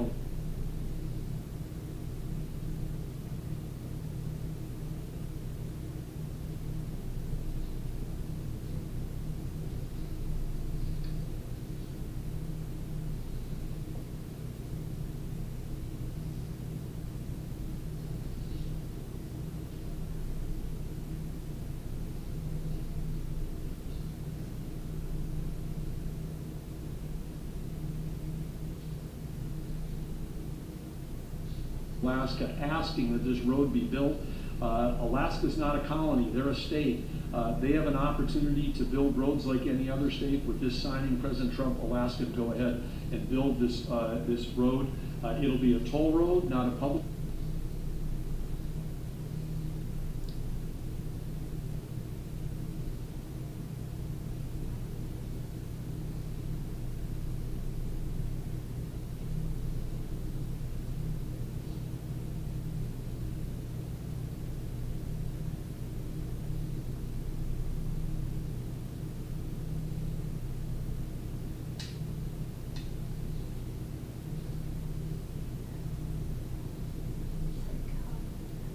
Road. It's a toll road, so it'll be controlled in terms of traffic. It's a gravel road. It'll be sensitive to the environment. There'll be collaboration with the Native Alaskan corporations in terms of how it's built and how it's used, supporting the Alaskan Native tribes with subsistence.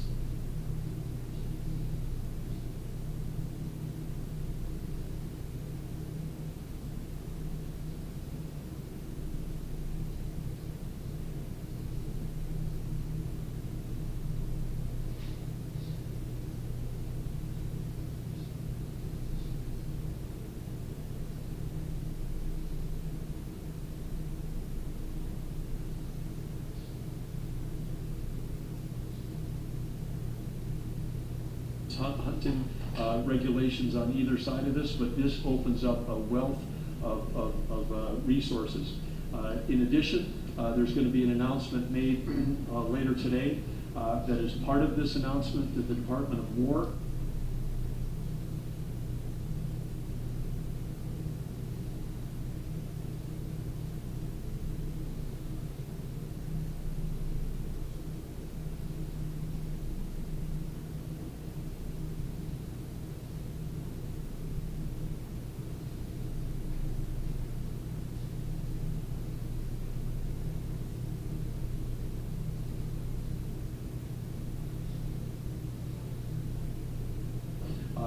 the United States government is making an investment in Trilogy Minerals. They're one of the companies that has mining claims in this area that is a remote wilderness right now.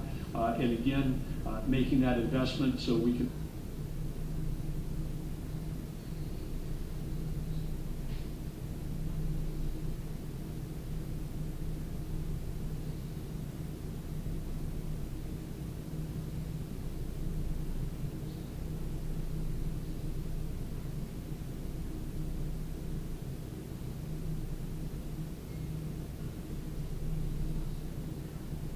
make sure that we're securing these critical mineral supplies, and that ownership in that company will benefit the American people. With that, I'll kick it over to Chris Wright. Thank you, Doug, and what a huge thank you to the President.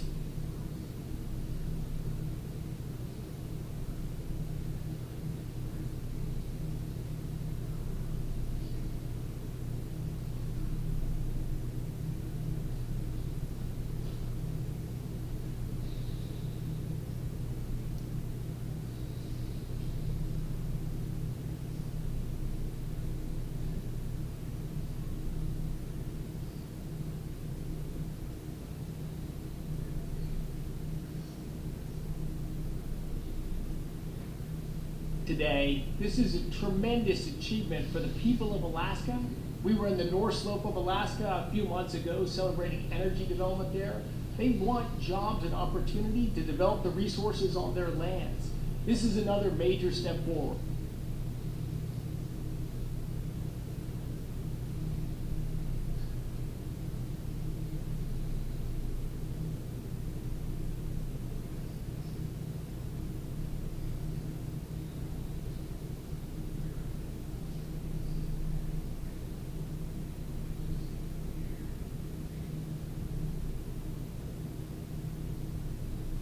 We say energy is the lifeblood of society, the circulatory system. Minerals and metals, they're the skeletal infrastructure, the physical upholding of everything we do. Everywhere we walk and operate, your cameras, everything you hold.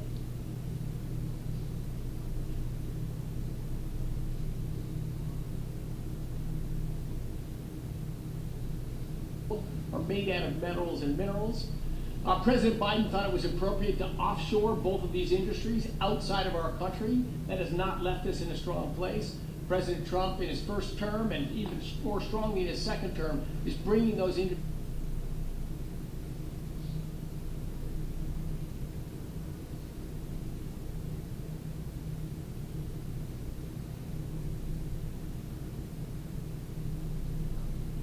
back to our country. America was a mining powerhouse for a long, long time, and our mining industry got squelched. Now we're seeing it come back to life. You saw the President's truth not long ago about a deal for lithium production in Nevada.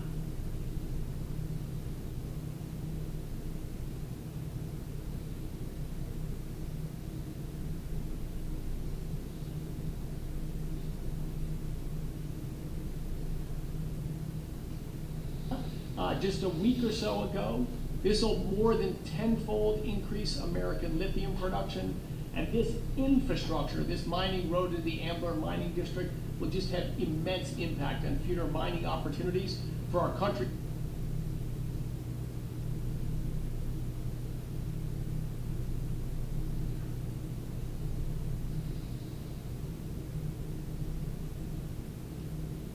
Security and economic opportunities for the people of Alaska. Our critical minerals and mining expert within the administration is standing right next to me, David Copley. I'll see if he wants to add any words. This is a really big deal for the American mining industry, and I think it shows the President's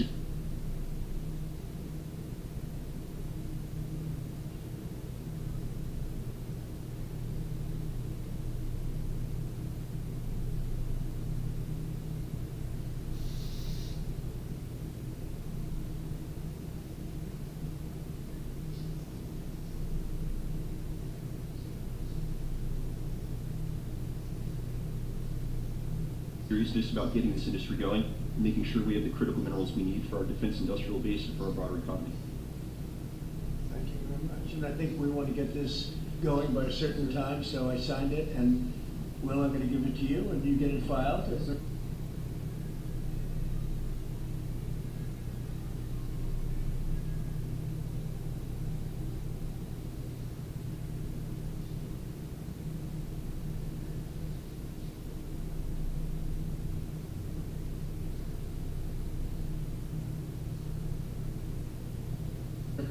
Good job. It's a big job. Thank you very much.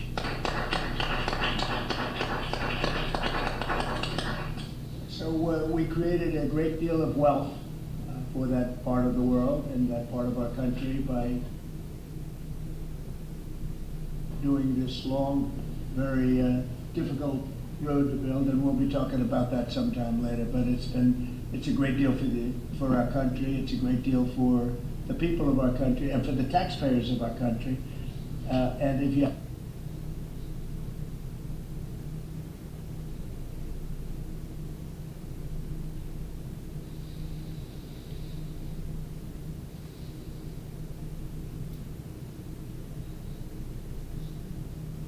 have any questions on that, let me know. Steve? The road to be constructed, and how quickly will it get underway? Well, this road, as I said, industrial road, it'll have ownership. It'll likely be split between the state of Alaska, the federal government.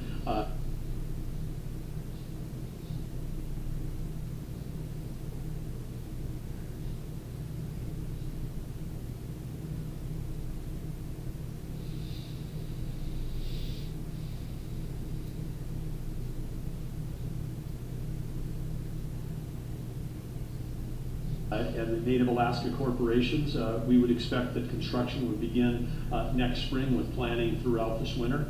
The 211-mile long road will be a gravel road with a solid designed base to handle the weight of the trucks that are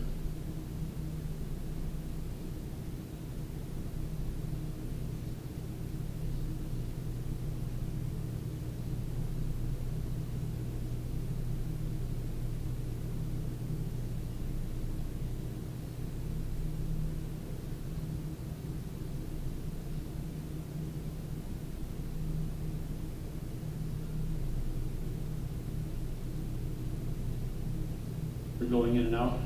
This is typical design that far north because asphalt with a freeze-thaw cycle, very difficult with asphalt and concrete. So gravel, a fantastic gravel road is going to have the least impact on the environment, going to be the best.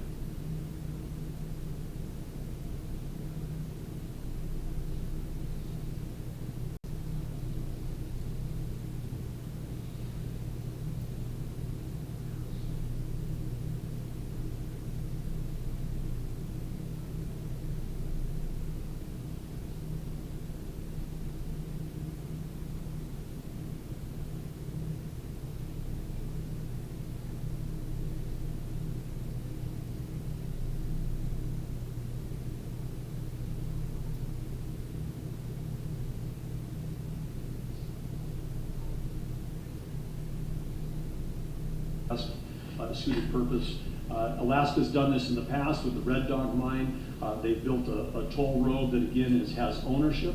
The companies that use the road pay to transit that road. So this is an economic model used around the world in mining districts. Will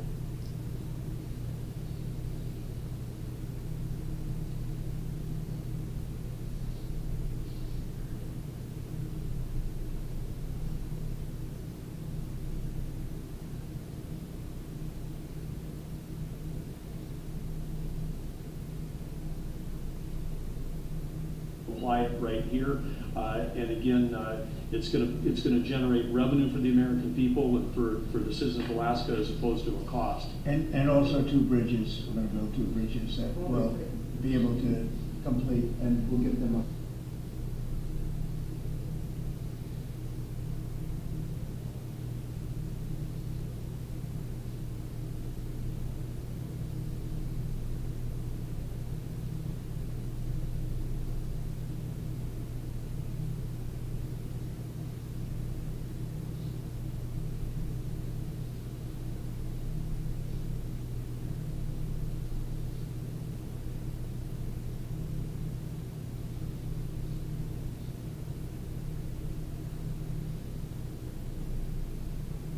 And how long to complete 211 miles? That's a lot.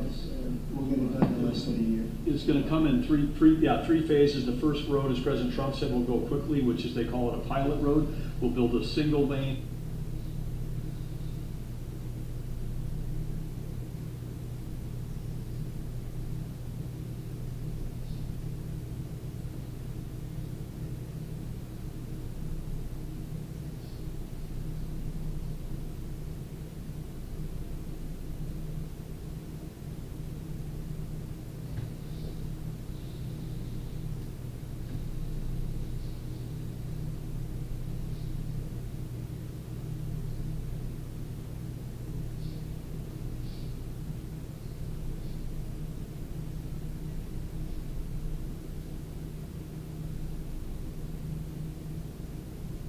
a single-lane gravel road through the full duration of it. That'll be then expanded into a second phase and then a third phase over time. But again, we want to get that pilot road built because then we can help get materials back to help the mine get started quickly as well.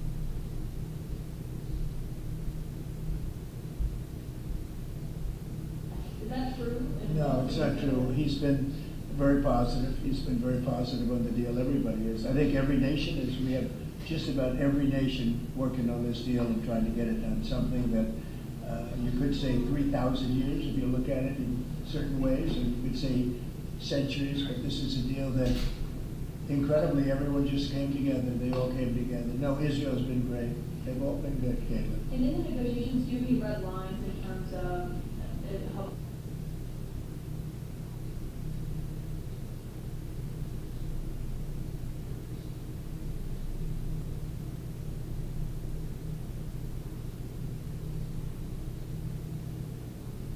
disarming and whatnot, or are there any places you're willing to do? If certain things aren't met, we're not going to do it. But I think we're doing very well, and I think Hamas has been agreeing to things that are very important.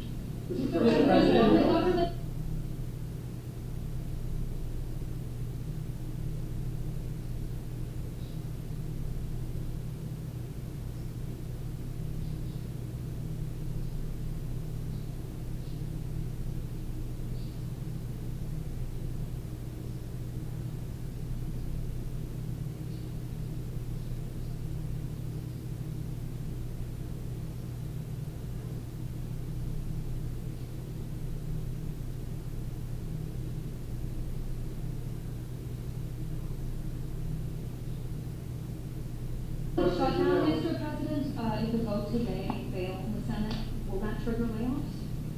It could, at some point it will, and you know, the Democrats are the ones that started this, and if you think about it, it's about health care to a large extent. It's about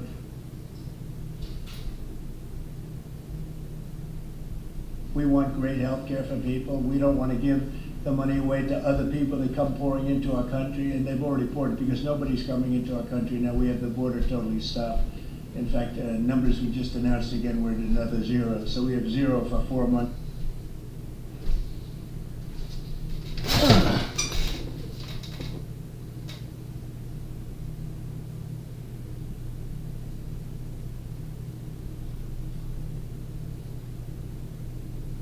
In a row, 0 people coming into our country illegally. That's a pretty good number. I'm not sure even I can believe that, Doug, if you want to know the truth. 0. We went from millions of people to 0, but it's pretty close to that number. And the way you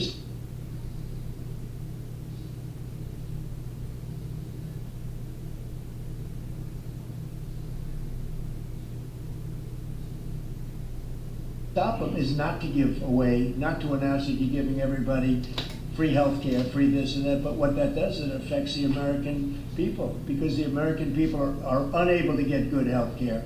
Obamacare has been a wreck, as you know, and to do that, we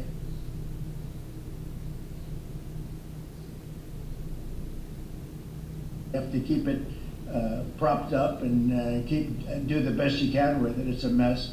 But a lot of things are going on in that. You know, we talk about Hamas, and we talk about negotiations that we have going on right now. We have a negotiation.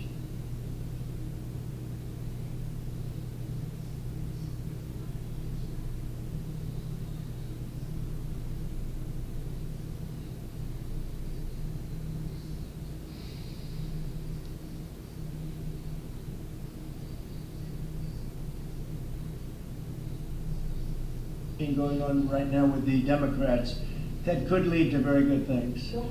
And I'm talking about good things with regard to health care. Are you speaking with Democratic leaders? What kind of negotiations? Well, I don't want to say going that. on? I don't want to say that, but we are speaking.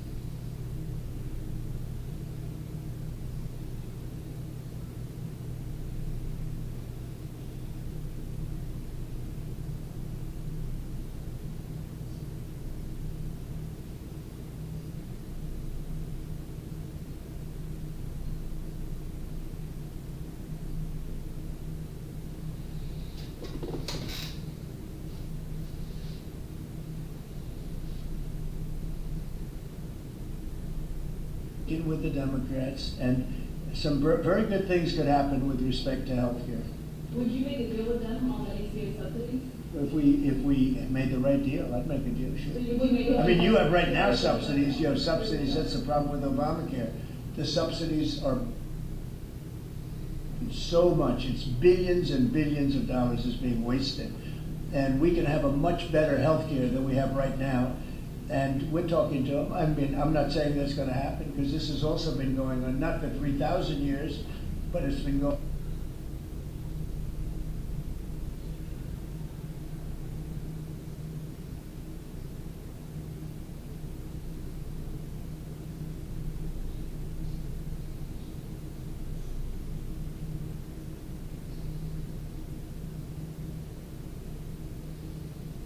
On for a long time, but yeah, we're talking to them. You would work to make a deal with them on. I'd like to see a deal made for great health care. Yeah, I want to see great health. I'm a Republican, but I want to see health care much more so than the So, Democrats. Mr. President, on all of this, as you know, the American people.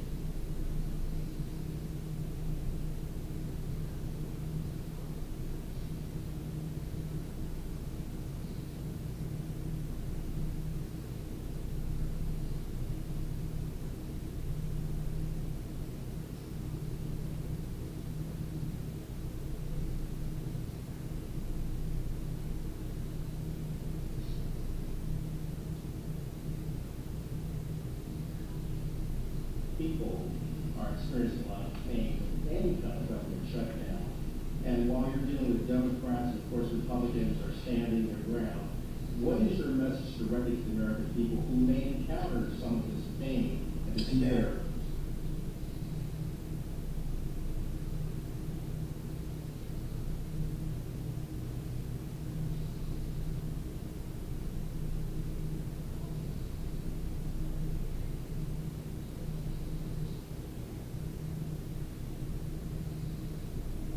How do you get them? Well, up till now, there hasn't been a great deal of pain.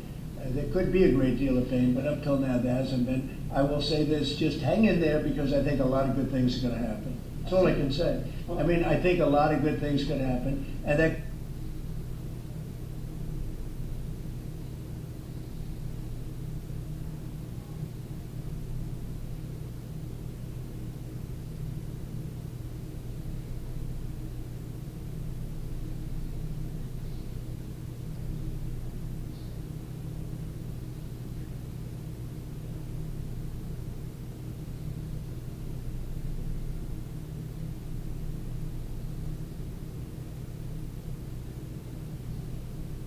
Could also pertain to health care.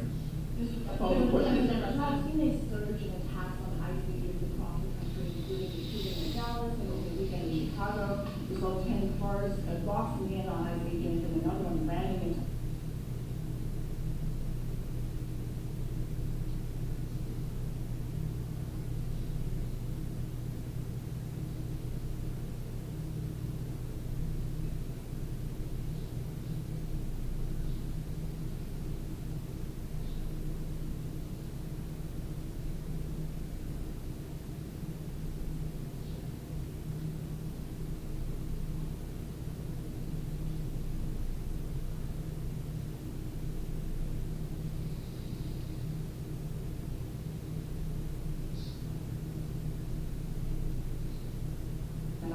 Oh, yeah. We have current Secretary Noem saying that some of these attackers are actually organized and they're planning to kill Sure. and ambush these officers. Right. What are the consequences? Very severe. We're going to have very severe. We're going to find out who's going after our federal agents.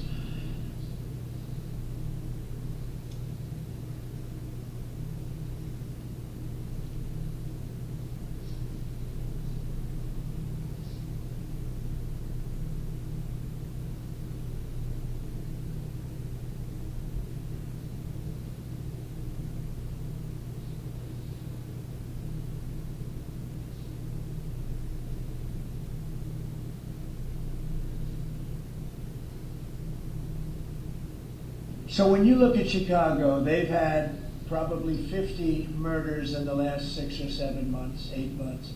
Many, many people shot, like 30, 40, 50 people shot. Didn't die, but they've been shot.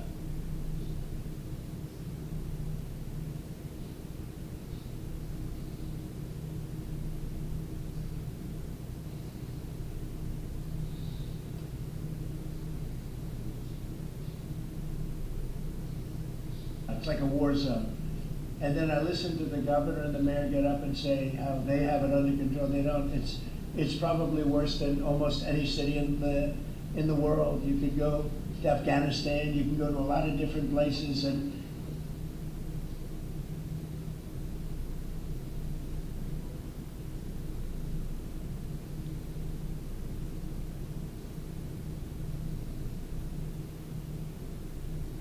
they probably marvel at how much crime we have.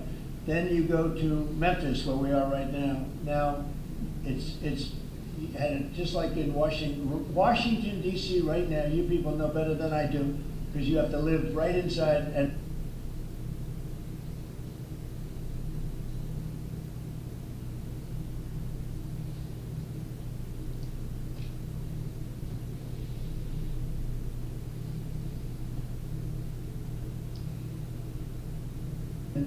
so many of the press have come to me, they've said, I can't believe it, it's changed so much. We have a safe city in Washington. Memphis will very soon have a safe city. Chicago can be very, very safe. It's going to be very safe. But Chicago is going to be very safe. And you say,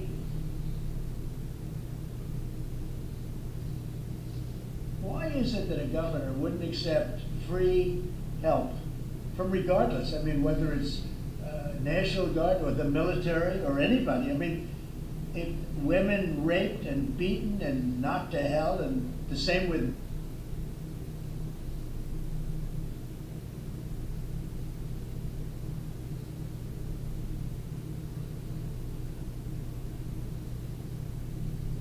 men, where they're being shot all over the place in large numbers.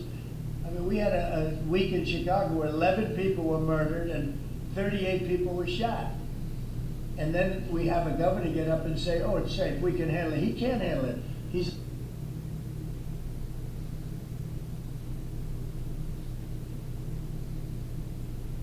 an incompetent guy. That's why they threw him out of the family business.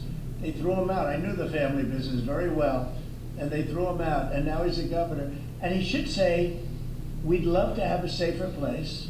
Chicago's a great city potentially. You know, I told you, the head of the Union Pacific Railroad said, sir, save Chicago. It's a great city. It's going to be lost if you don't do it.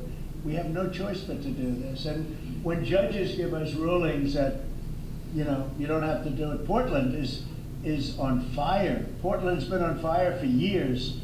And not so much saving it. We have to save something else, because I think that's all insurrection. I really think that's really criminal insurrection. So I appreciate the question. These are unsafe places. We're going to make them safe. So you see what's going on in Memphis. Not pretty, but you know what? We're doing a pretty job, because it's going to be a very safe place in a little while. And the people of Memphis are so happy that we're there. And the people of Chicago. So you have black women with MAGA hats on in Chicago, all over the place. They want the guard to come in, or they don't care who comes in. They just want to be safe. And they really don't care. You know, there was one woman, and she was great today. She said, you know what? I don't care if it's the National Guard, the Army, the Marines, the Air Force. I don't care who comes in, as long as we're safe. And that's the way most of the public feels. We're going to make Chicago really great again, and we're going to stop this crime. Then we're going to go to another one, and we're going to go city by city. We're going to have safe cities. And it was so great that we started with our nation's capital. One of the worst, I mean, so many people, every week,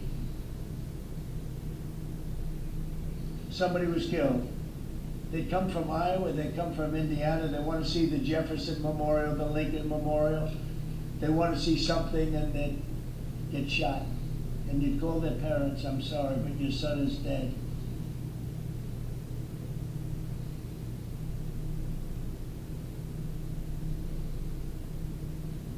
And they go, what do you mean he's dead?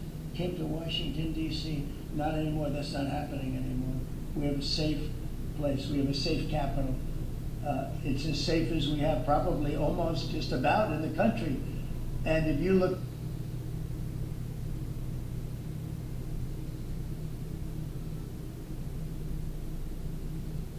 back 6 months ago, 7 months ago, this was a death trap. You look back during the Biden, I mean, what they did, how badly they managed things. And almost all of these cities, most of these cities are Democrat run.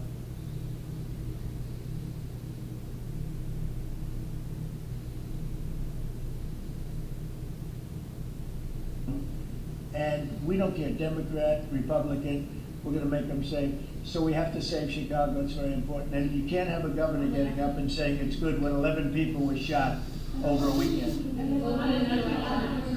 What?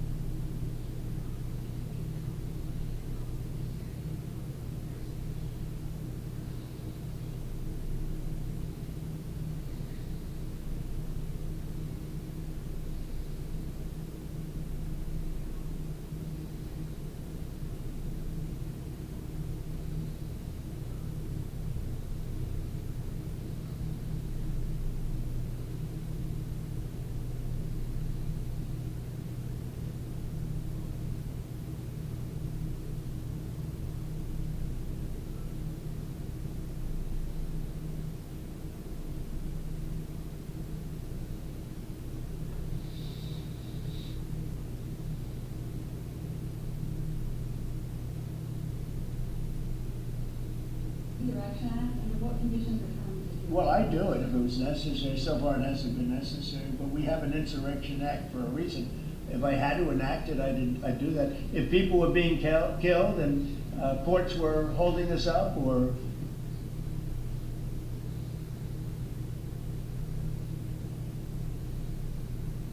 governors or mayors were holding us up, sure, I'd do that. I mean, I want to make sure that people aren't killed. We have to make sure that our cities are safe. And it's turning out, and we started with DC. It's been so successful. Think of it. People wouldn't go to restaurants. The restaurants were closing. We were losing a lot of restaurants, as you all know. And now restaurants are opening and they're thriving. And I went 2 weeks ago and it was great. I'm going to go again. I felt very safe, very safe. Forgetting about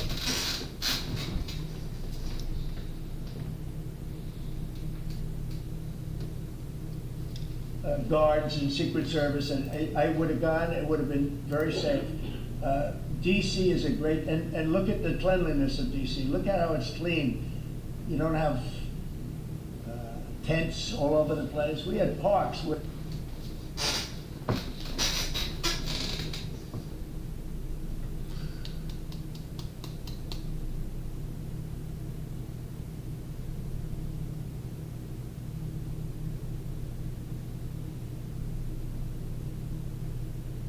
you couldn't even walk through the park. You had people from tents, and there were violent people. Some of these people were violent people. We have a great, safe capital again, and if you look at it in 6 months from now, it'll be the most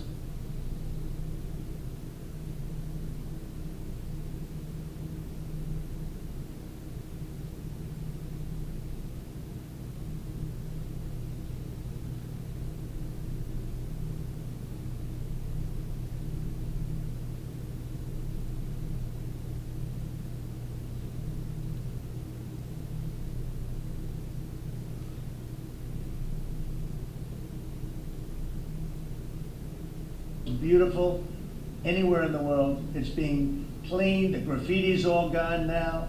The tents are all gone. We have a capital that you can be proud of, but it'll only get better with time. Mr. President, it was October 7th, the 2-year anniversary of the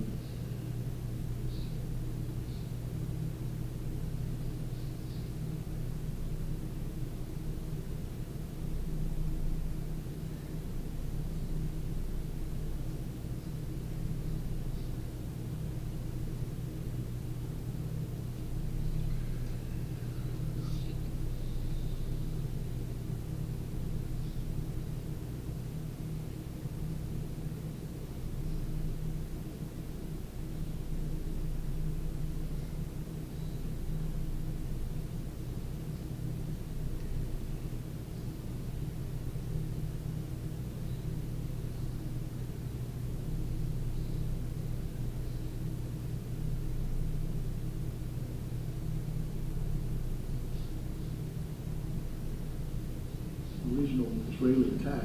Do you expect a Gaza deal tomorrow, or is it any sort of hostage I think deal we're gonna have tomorrow? a deal. I think we're gonna have a deal. It's a hard thing for me to say that when for years and years they've been trying to have a deal with Gaza.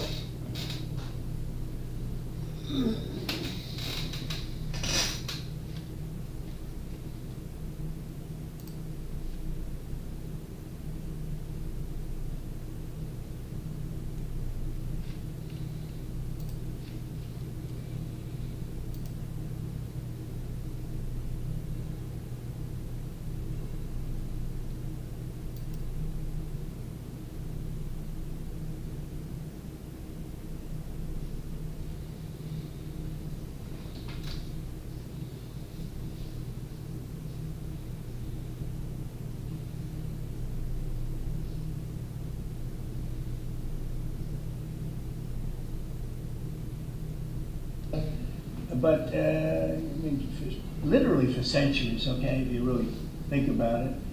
But we're going to have a Gaza deal, I'm pretty sure, yeah.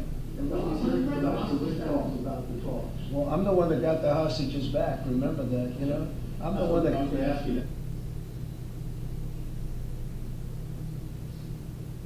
that. Yeah, I got them back. Israeli citizens are celebrating what you've accomplished in this deal.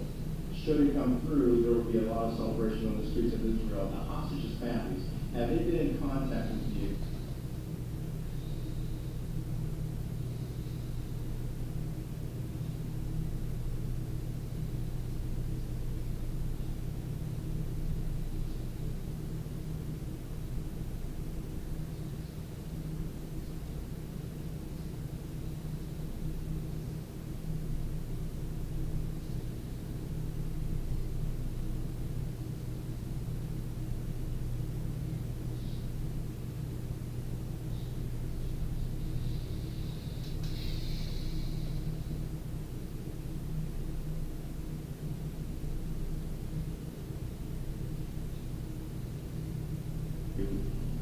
With regard to this deal that could happen? They're so happy about it. It's like, they can't breathe. One said, I can't breathe.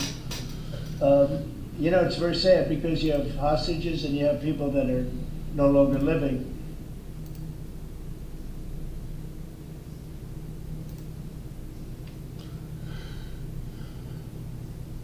But the parents, and I've said this to you many times, the parents want the bodies of their boy back, the bodies of, you know, their loved one back. In most cases, they're young men, and they're dead.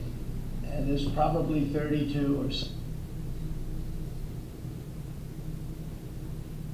About that number. Nobody knows exactly what the number is. They want that body back as much as if their son were alive. I've been with them. You know, many have come to the White House, to the Oval Office. I've been with many of the people that I got released. We have a fantastic group working on it. Steve Witkoff has been amazing. Jared, I have Jared. I took Jared out because Jared's a very, you don't find anybody more capable, and we have the A+ team working on it. I think we've made tremendous progress. And yeah, the people of Israel wanted to happen, but the people related to hostages, I mean, you see in Israel tens of thousands of people. They really want the hostages back, and they really want things to end. And I think Hamas now has been, all I can say is they've been fine. They've been fine. I hope it's going to continue that way. I think it will. I really think we're going to have a deal. We have a really good chance of making a deal, and it'll be a lasting deal. We want to have peace. This is beyond Gaza. Gaza's a big deal, but this is really peace in the Middle East. And the amazing thing is we have every Arab country, every Muslim country, we have every country surrounding. They all want. I spoke with President Erdogan of Turkey. He's fantastic. He's been pushing very hard. He's a very powerful guy. And he's been pushing very, very hard to get this deal done. And Hamas has a lot of respect for him. They have a lot of respect for Qatar. They have a lot of respect for UAE and Saudi Arabia.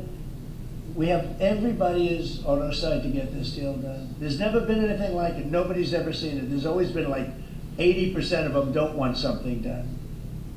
I think virtually, we even had a signal, a very strong signal, as you know, from Iran. They'd like to see this done.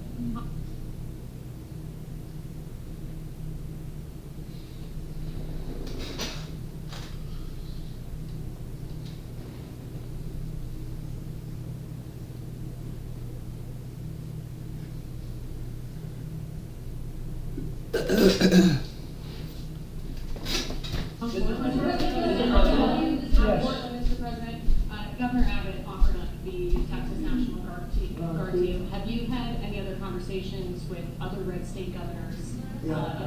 They're willing to, every one of them is willing. Yes.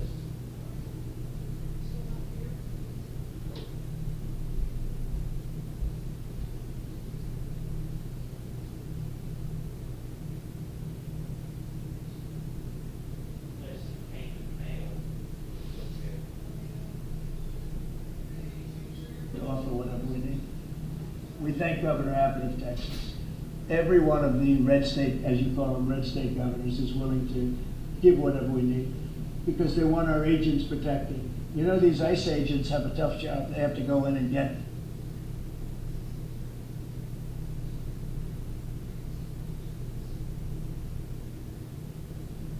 in many cases, stone cold criminals, hardened criminals, long-time criminals, and every essentially Republican governor has offered up whatever we need, and some Democratic governors also. Daniel? Yeah.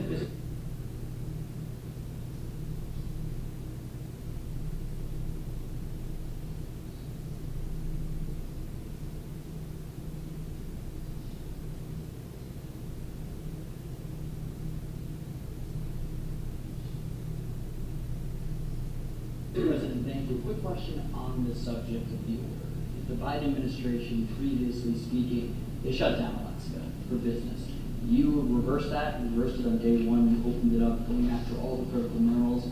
This mission of yours. Said it was supposed to be delivered from 3:30 to 5:30.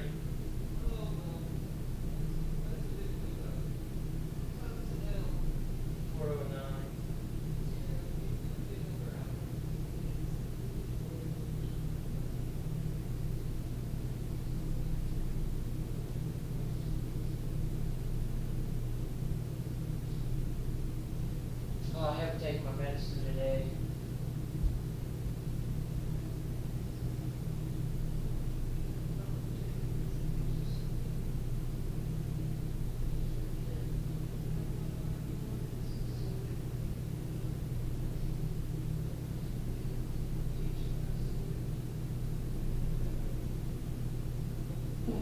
Secretary Burgum, Secretary Light, to boost our own independent production of critical minerals, rare Well, it's earths. necessary, You just talked right? about Just wait.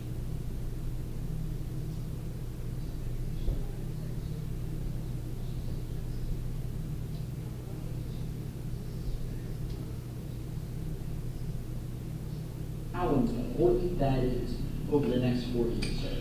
Well, it's very necessary. You know, in the past, we were able to go to other countries, buy whatever we want, but all of a sudden, if those countries are hostile, and by the way, China hasn't been. We've made deals with China. You know, they approved the TikTok deal. Everyone said you'd never get the TikTok deal approved. They approved it, and we have great people buying it. American big.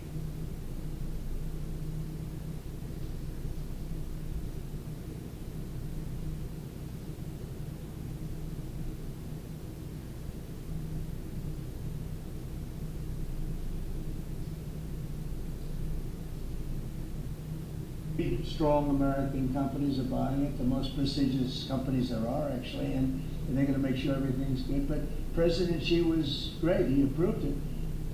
So I'm not saying hostile, but it's good to have our own minerals. And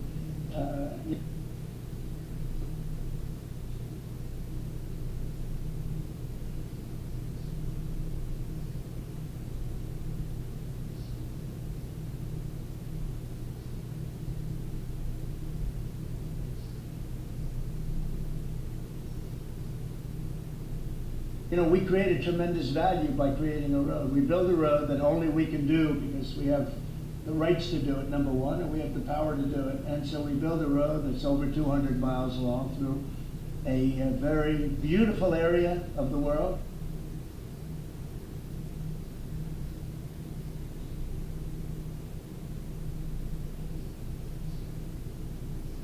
Actually, it's incredible. When you look at it, it's incredible. But a rough area from the standpoint of building. So we get a road done, and with that we unleash billions and billions of dollars of wealth. It's pretty amazing when you think of it. And it's wealth that we need.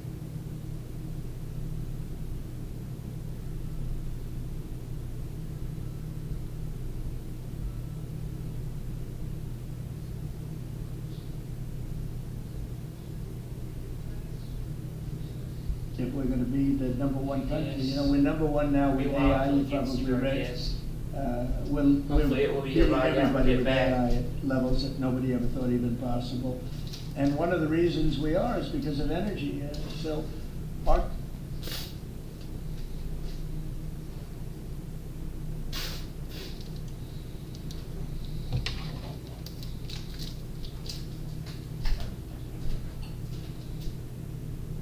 grid is old and tired, like most grids are. They get old with time. You know, the older you are, the older the grid gets, right? But I've allowed the people building AI or other plants, other types of plants, but AI in particular because they need so much electricity.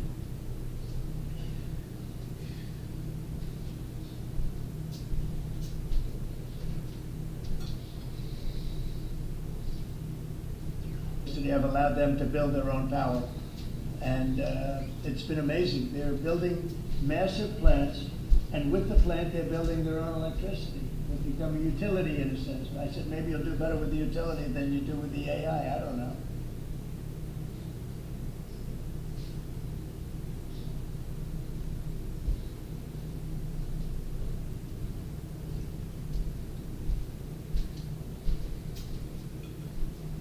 But we're letting them build their own electricity. So we don't have to worry about the grid, we don't have to worry about anything. And they're going to build it in such a way that if they have excess capacity, they're going to put it back into the grid. It's pretty amazing. So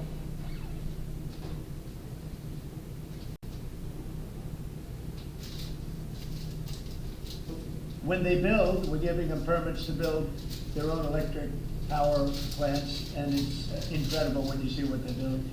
And because of that and other things that we're doing, we're leading every country. Nobody's even close to us with AI. And AI seems to be the big thing. I don't know, I can't tell you that. There are a lot of people building, and a lot of people have high stock prices because of AI. So a lot of people think it's great stuff.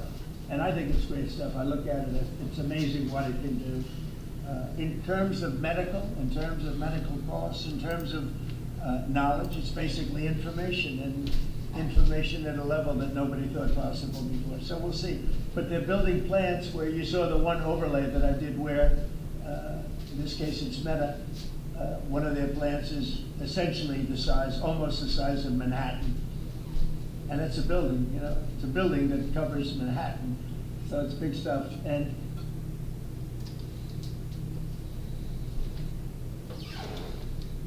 nobody's even close to us. We're leading AI by so much. Yeah, God bless.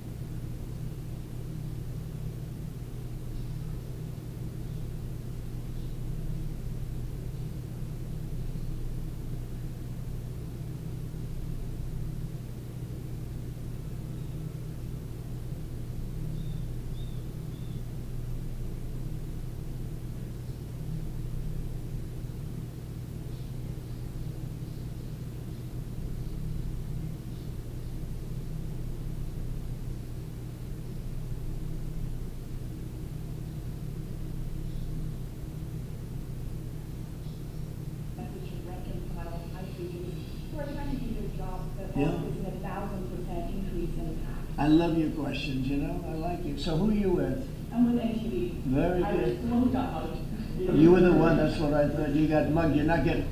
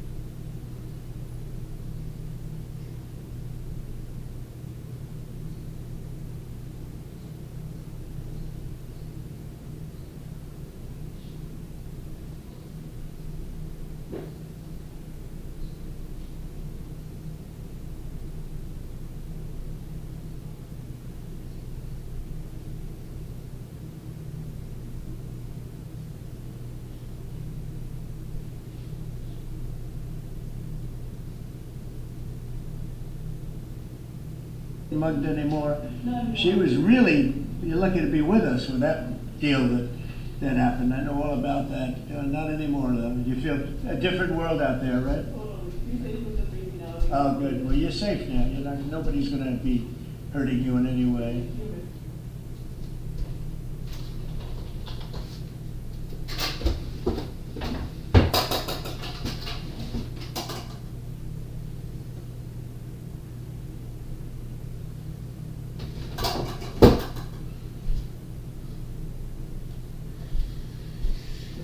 Thank you very much. Thank you. So the bottom line on your question, we're just going to make things real safe. We're going to have a country that you can be proud of, not a country that you read about every day where somebody gets mugged from behind or hit.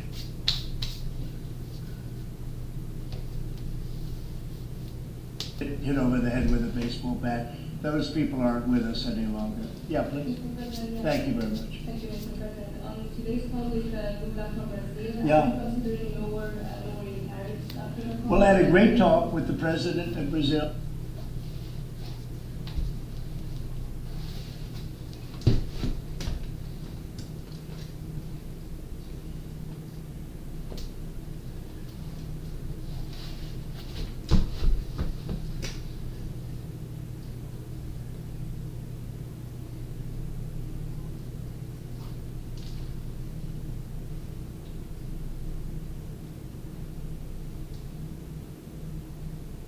He was a good man. I met him actually at the United Nations. I was going up to make a speech and I didn't have a teleprompter. And I was walking up to my teleprompter. I said, you know, I don't have a teleprompter. But just before that, I met with President Lula and I found him to be very good. I mean, we had a very good talk for about, 2 minutes. And then I went up to make a speech and I was surprised to see, how would you like that one, Doug? I've got every leader in the world sitting out there. My teleprompter isn't on. You know why, Daniel? Because it was a rigged deal. But fortunately, I made a better speech than I would have if I read it off a teleprompter, which is pretty easy to do. So it was quite a day. That was a big day. But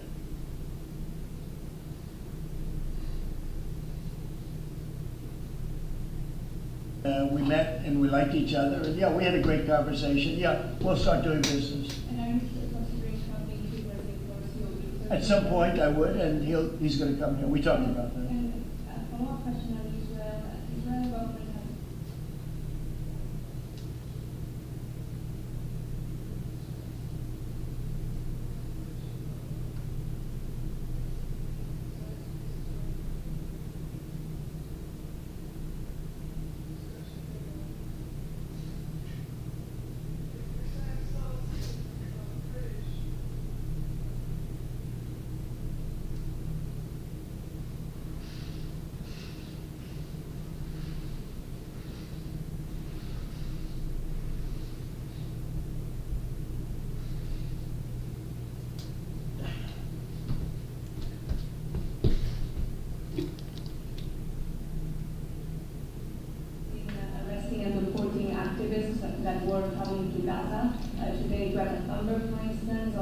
Well, she's just a troublemaker, you know, I mean, you mean she's no longer into the environment, now she's she's a troublemaker, she has an anger management problem.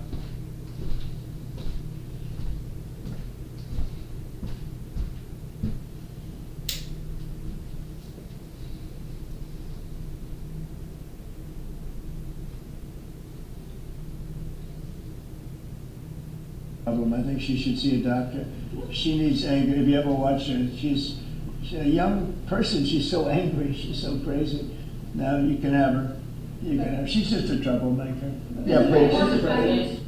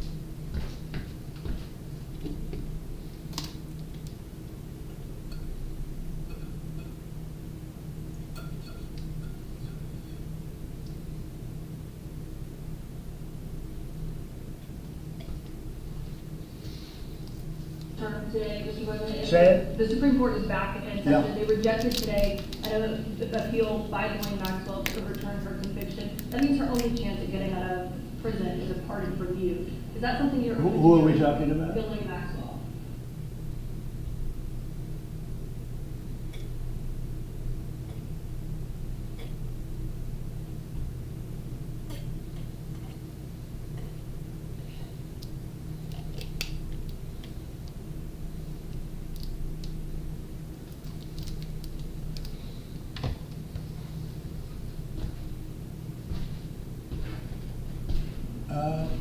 You know, I haven't heard the name in so long. I can say this, that I'd have to take a look at it. I would have to take a look. Did they reject that? She wanted to appeal her conviction. And what happened? They said that they were not going to hear her appeal. I said, well, I'll take a look at it. I will speak to the DOJ.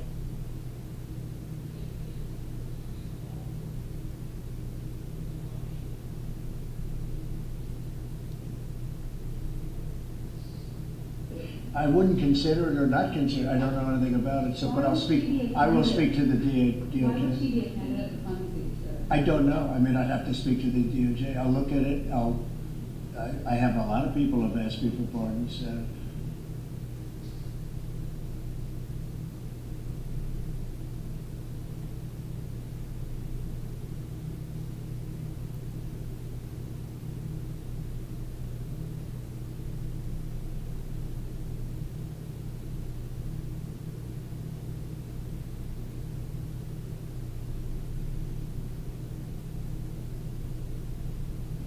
I call him Puff Daddy, has asked me for a pardon. But she was convicted of child sex trafficking. Yeah, I mean, I'm gonna have to take a look at it. I'd have to ask DOJ. I didn't know they rejected it. I didn't know she was even asking for it, frankly. Steve? You made a decision on whether to support.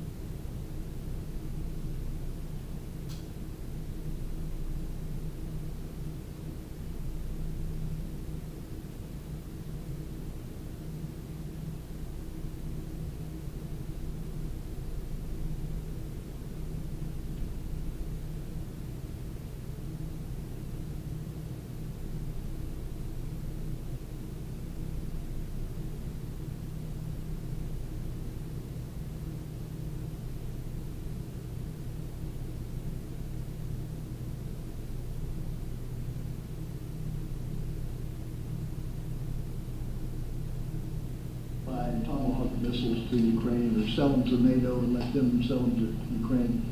Yeah, I sort of made a decision, pretty much, if you consider, yeah, I think I want to find out what they're doing with them.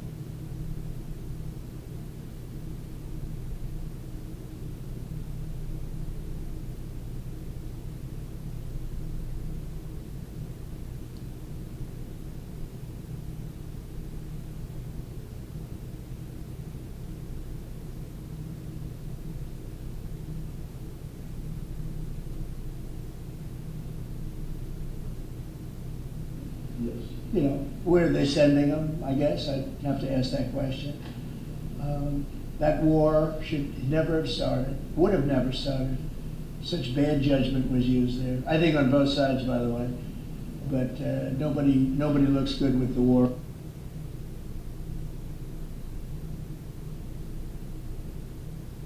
With Russia and Ukraine, nobody. That's been a horrible. This week they lost over 7,000 soldiers between the two of them. This is every week they're losing 7,000, 8,000, 5,000. They have a range of like 1,500 miles or something, so they'll be able to. No, I would ask some questions. I want to see what's.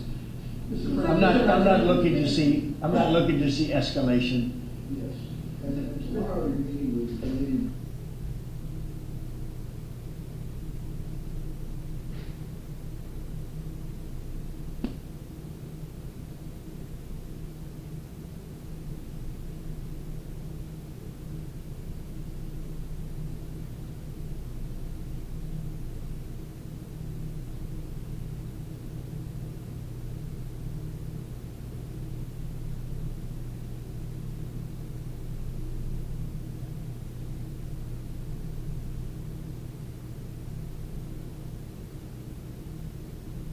Prime Minister, what's on the agenda for that?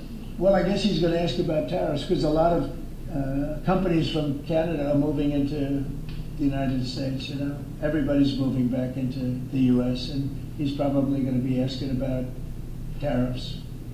They're losing a lot of companies in Canada. They're coming into They left here. They left here 20 years ago when presidents that sat right at this desk weren't doing their job properly. They were probably good politicians, but they weren't good at business, and they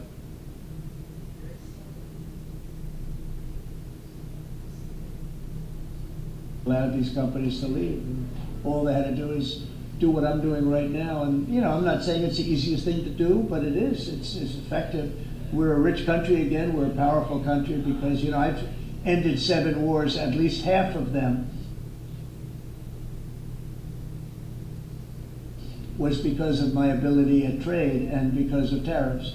If I didn't have tariffs to throw around a little bit, you would have at least 4 wars raging right now with thousands of people a day being killed that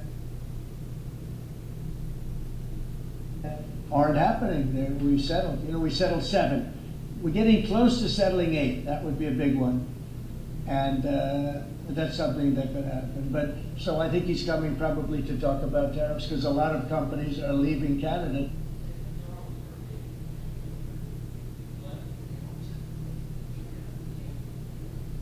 To come into the U.S. And they're leaving Mexico. And by the way, they're leaving China. They're leaving all over the world to come into the U.S. Nobody's actually seen anything like it. Would you shift your position? I really would like to finish watching this speech, but I keep having internet problems. I moved the dinghy. I moved the router thing to the other side of the room. Yeah, to the other side. By the wall next to the computer, and still didn't. Well, yeah, because that's farther away from the router, so that's not gonna work. I mean, you might get lucky by putting it in here in the bathroom or something, because that's closer to the router, okay? But trying to move it farther away from the router is just gonna make things worse. So,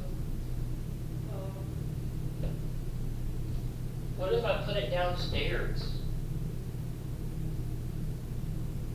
it might not be close enough to the bedroom.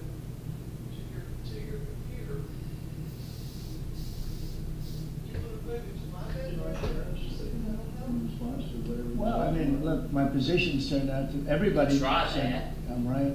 They find billions of dollars that they didn't even know they had. Recently, they said they found billions of dollars, and they couldn't understand. I said,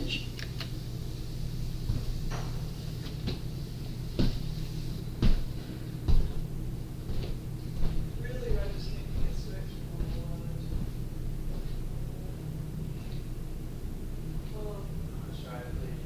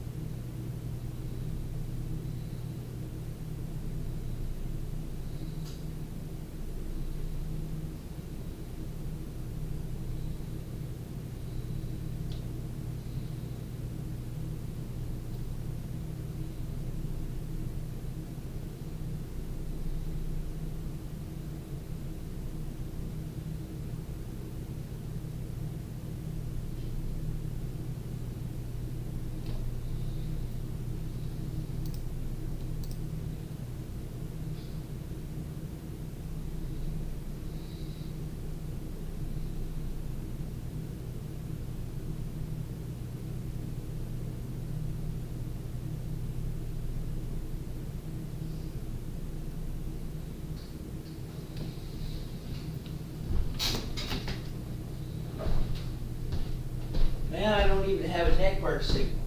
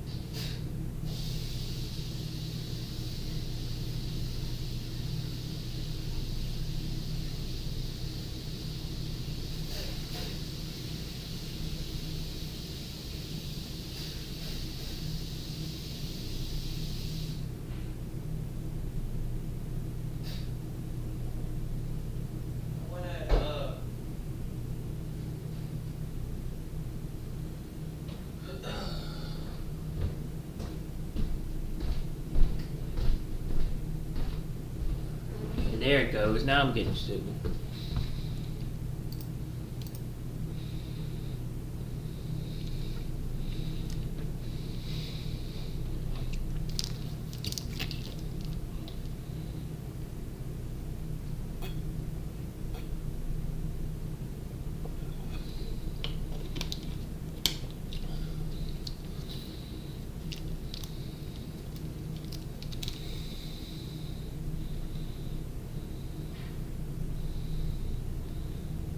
Not really. Something's going on with that.